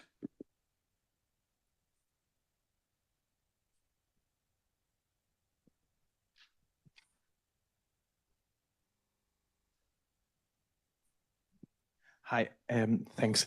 Eduardo Bonet from UNICEF. Just first, I wanted to intervene before, just to simply say how everything surprisingly to me resonates to our world in UNICEF and the UNEC. Just wanted to have to ask a question. You didn't mention anything about the ESIC, the Evidence Synthesis Collaborative effort. I would like to hear a little bit more if there is any reason for not engaging directly or not mentioning it in the context of knowledge management. Sorry, over.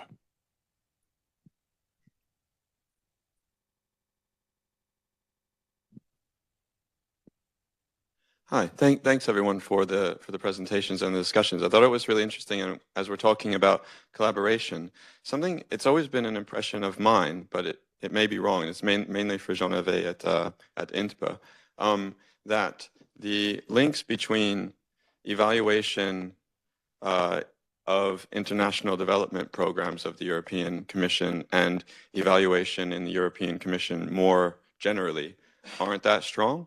And I was wondering if that is the case, or if it's just an impression of my part that I haven't seen it. And then maybe for the rest, you know, because to me, some, of course, the contexts are different in international development context versus within the EU. But then, on the other hand, in some cases, the context is not that different. And a lot of the programs are trying to do somewhat similar things in similar ways. And so I wondered if there would be more lessons to learn there. And then just in general, if there are difficulties to link up the kind of international aid and other types of evaluation that are underexploited. Thank you. One more? Yes. Hello, Vincent from ADE. Tanya mentioned the benchmarks, and I think that's something that as evaluation practitioners, we're often confronted with, you know, the need of benchmarks, you know, in evaluations for MDBs from DFIs, etc. So would be pleased to know how far we stand with a possible, not to say solution, but, you know, the existence of benchmarks and working on that. So that would be most useful. Thank you. Coming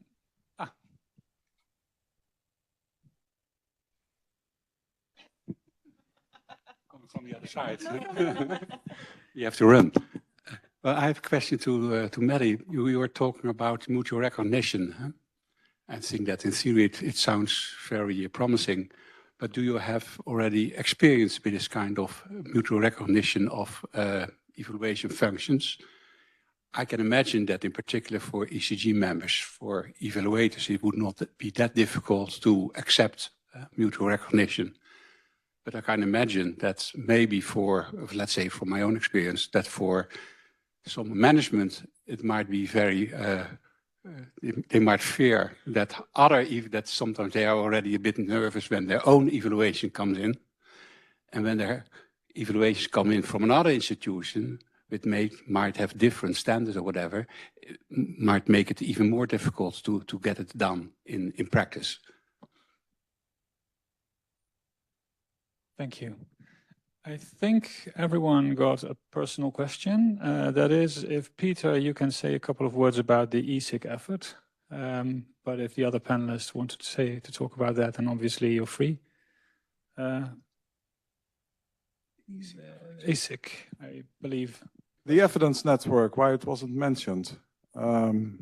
Apologies, I think evidence is important. That's why the ES, for instance, has an evidence forum where we try to demonstrate the added value of evaluation to actually policy domains. We had an interesting one on health, on social affairs, and there will be one coming up for transport. And I'm happy to collaborate, so apologies if I missed to mention it. I think evidence for evaluations value is important. I forgot to mention that because, of course, our craft, our trade is under pressure. We have a lot of evaluation institutions that are facing cutbacks. So that's why it's important to also demonstrate the added value and the costs being saved by proper evaluation functions. Thanks. Maybe just a few points. So we did not mention ESIC, but we are very much aware of it. There's been several meetings between the ESIC team and the ECG and other partners. It's also heavily mentioned at the EvalNet, and we're all contributing our evaluation reports to that effort. So rest assured, we are trying to coordinate. I forgot to mention that, for example, I think it's a good example. We've just launched at the EIB an evaluation of the EIB's contribution to the Global Gateway, and we have timed this evaluation in order to feed into the Global Gateway evaluation that the Commission will be launching at the end of the year. So, you know, there's multiple ways in which we can collaborate, working side by side, or at least timing our evaluations so that they feed into each other. And about your point about benchmarks, I was mentioning this because indeed it's something that we value very much in our evaluations. It's indeed very difficult to conduct. So that's why I was thinking that if we manage to work together with evaluation partners to then open up our respective institutions so that they can share information and we can share information to then have these benchmarks for our evaluations, it can be useful. We've managed in our evaluation of the Climate Bank roadmap to have some sort of benchmark, but we had to keep a lot of the information internal or in the background and only share very high-level findings. So, you know, I think it's a promising area, but only if we work together. To answer the question on the, I would say, the comparison between the evaluation of external action programs project and what has been done in the rest of the Commission, I think we are a bit apart. I would say we are in the external action, we are using the OECD DAC criteria. So we are under the umbrella of the better regulation that was mentioned notably this morning. But what we are doing is not considered by the Secretary General as evaluation per se. They call it studies. We are not evaluating. We are evaluating, I would say, spending program or EU cooperation strategy with a given country or thematic area, but we are not evaluating policy. And we are also doing retrospective evaluation only, at least at DG INPA. So we are, I would say, using part of the toolbox, and in a way we are perhaps closer to what the other member states development agency are doing than what the rest of the other internal policy DG are doing, if I can say. Thank you. Jan-Willem, on your question on mutual reliance framework, you're right. So this whole system took time to develop because the framework's only with not the IFC, but the World Bank and the ADB, because I think what they found was that the systems for public sector projects were already very, very similar to each other. Now, one of the things that Sabine and I had to do, it's very close to Christmas 2 years ago, was to make sure that we were comfortable that the evaluation part of that was also pretty consistent with each other.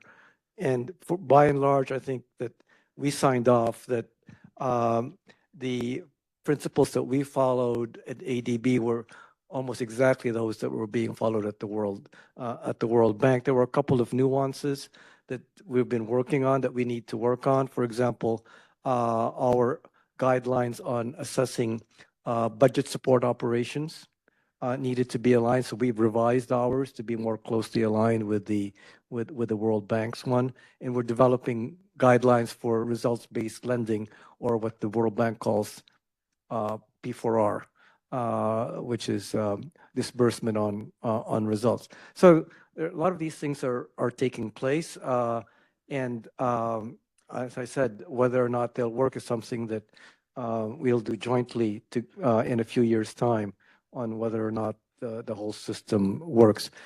Just a question on ESIC. In fact, the ESIC did ask the ECG, and we've been conversing with them.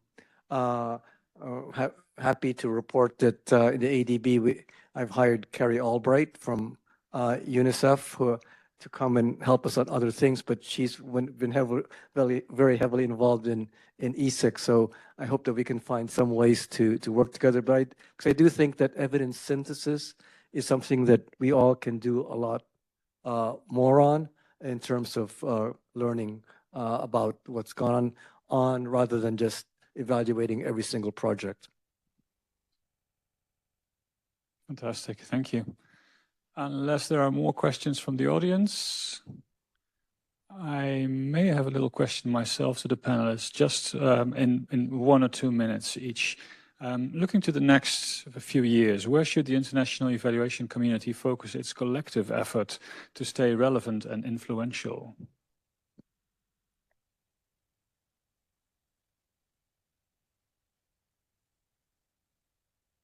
Jean-Hervé, can I start on your end? Yes, I will try. Not surprisingly, I would say optimizing or maximizing the use of knowledge, all that we have, being faster as long as, I would say, as the quality is not at stake, but being faster, because it was mentioned, I think by Peter, that politicians, they want cheap, fast, everything, all the, and I would say the organizational scheme will depend on each organization. For the Commission, we have perhaps some, but it's really something, a question and not an answer that I'm giving, but we have this large-scale review currently, which is first, it's an attempt, it's piloted by the Secretary General and everything, to review the organization of the Commission itself, I would say, not only a single DG. So perhaps it will have an impact, yes, on the way we are organized for organizing the evaluation function for the years to come. At our scale, I would say DG INPA, we are also preparing reorganization and apparently with some important consequences. That this is quoting our Director General words as radical change. So we will see, and we'll have both these two-level potential change that could, I would say, influence the way we are organized but the evaluation function itself will remain, and its usefulness, I don't think, will be a question. Just also to mention that there is always the acronym monitoring and evaluation. We don't forget that I would say beside the evaluation, we have also the monitoring. This was a system that has been put in place nearly 20 years ago by the Commission. I think this is a robust system. We had even at the time a Court of Auditors performance audit on the monitoring and evaluation function at the time. It was called EDCO, the Directorate General. And should also mention that what we are trying also to do right now, so in the year to come, is to have a new tool that we call, it's not yet enhanced ROM or ROM plus. In fact, it's to keep the agility of the ROM and injecting some, I would say, some assets of the evaluation to have this new tool to monitor projects, which would be interesting, especially when projects are ongoing, that we need a fast response and that sometimes project evaluations takes too much time when they arrive. Thank you. Thank you. Manny?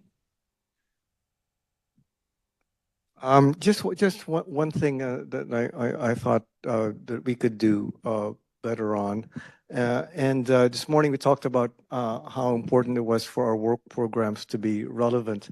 I think one thing that could be easily done among the community is to consider what others are doing as well when we design our own work program. Sabine talked about how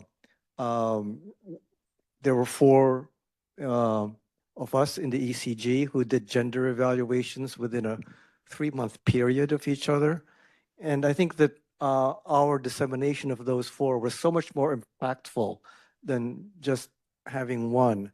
And it's not just that we're finding the same things 15 years ago that we're finding now. We're also finding them across organizations quite consistently. And I think that those kind of lessons would resonate more if we did that in a more concerted and purposeful way by looking at our work programs. Yes, talking about amplifying messages. Tanya? Yeah, actually, building on Manny's last point and going back to this point about sense making, following that, I think that having these joint dialogues with management, with the board, to bring these findings together and to help them make sense of the evidence we're putting on the table, I think would complement this very, very nicely. I also think that joint fieldwork, data collection can be really interesting. First, to reduce the burden on our counterparts, but also to get our evaluation teams to work together and learn from each other. So I think that could be and also building on these platforms. We're all creating these various platforms to make the most of these evaluation reports that all our community has been building over the years. I think there's something to do there and stop duplicating efforts, but really bring this knowledge to the forefront. I think if we succeed in become recognized as a well-respected indispensable asset for liberal democracies, that would be number one. I think if you look at the top 10 of nations in the quality of life indexes and you compare those top 10 indexes with the top 10 of countries that actually have a properly functioned independent evaluation function, you'll be surprised. We really do help. So we are a high quality party pooper. We are between them and the drinks. I think we have to be really looking for value for money to provide for ourselves. I think praising politicians or policies that actually dare to try to do the right thing, solving the societal challenges that are complex, that are difficult, but they're trying and they're showing the willingness to learn and to be corrected. That is another thing that we should be doing to continue to be relevant and pointing out successes. Thank you so much. I hear evidence-based policymaking instead of a policy-based evidence-making. This concludes our final session. Thank you very much. And I'm handing back to the organizers.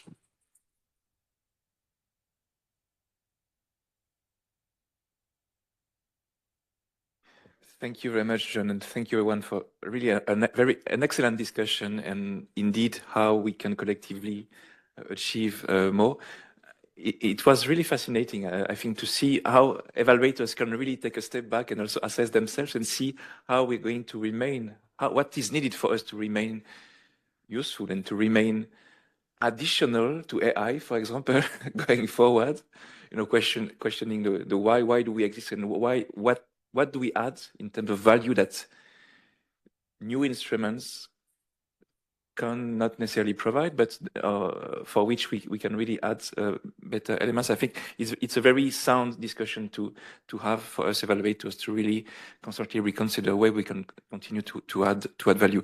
I'm not going to try to summarize the discussion that we've been having today because it was extremely rich, and I want to thank everyone, both the panelists and the participants for the discussions.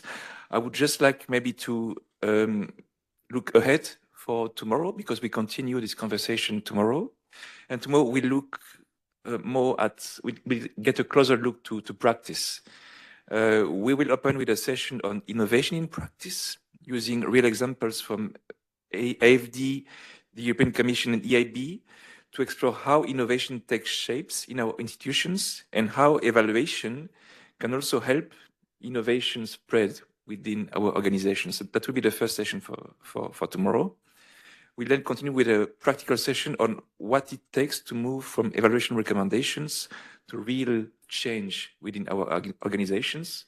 We alluded to this in the third panel, but we will go deeper into this, building on our own study as a starting point for the conversation. Next, we'll have a session on frameworks for measuring value added. This discussion builds on today's conversation that we've been having on additionality in particular, with more practical perspective, focusing on frameworks that institutions have and use in practice to measure and demonstrate the added value, and what can evaluators say on that. And finally, we'll conclude with a very interesting session focusing more on communication. How do we make our heavy, boring reports ultimately sexy pieces of knowledge that users are really willing to use? Very interesting tips you'll see on that tomorrow. So these are very practical sessions, but they are not only for evaluators, they are for those involved in generating, interpreting, and using evidence. So you're most welcome tomorrow for the next session. Maybe to close, I would like to warmly thank everyone, all the participants, for today's very rich discussions, the panelists, the chairs, and of course, you, the audience. It was great because we managed to bring together people with different experiences and from different environments on development aid, on inside Europe activities. We have colleagues from the national promotional banks. We have also consultants. We have a very diverse set of participants. And what's great is that they managed to talk to each other and to learn from each other. So that's really great. So thank you everyone for your active engagement. I will pass the floor to Pauline, but first I'd like to say a big thank you to the entire team in EV who are here, maybe they can stand up.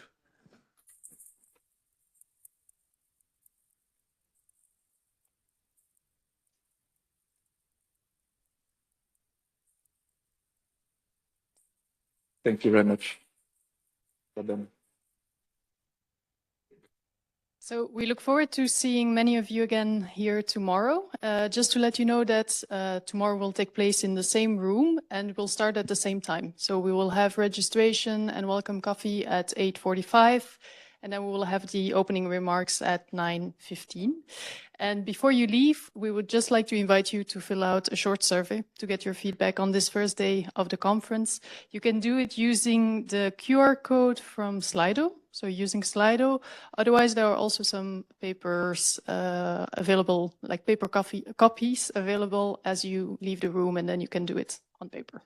Thank you very much. And for those who are not able to be with us tomorrow, we thank you very much for being here today, and we wish you a safe travels. Thank you.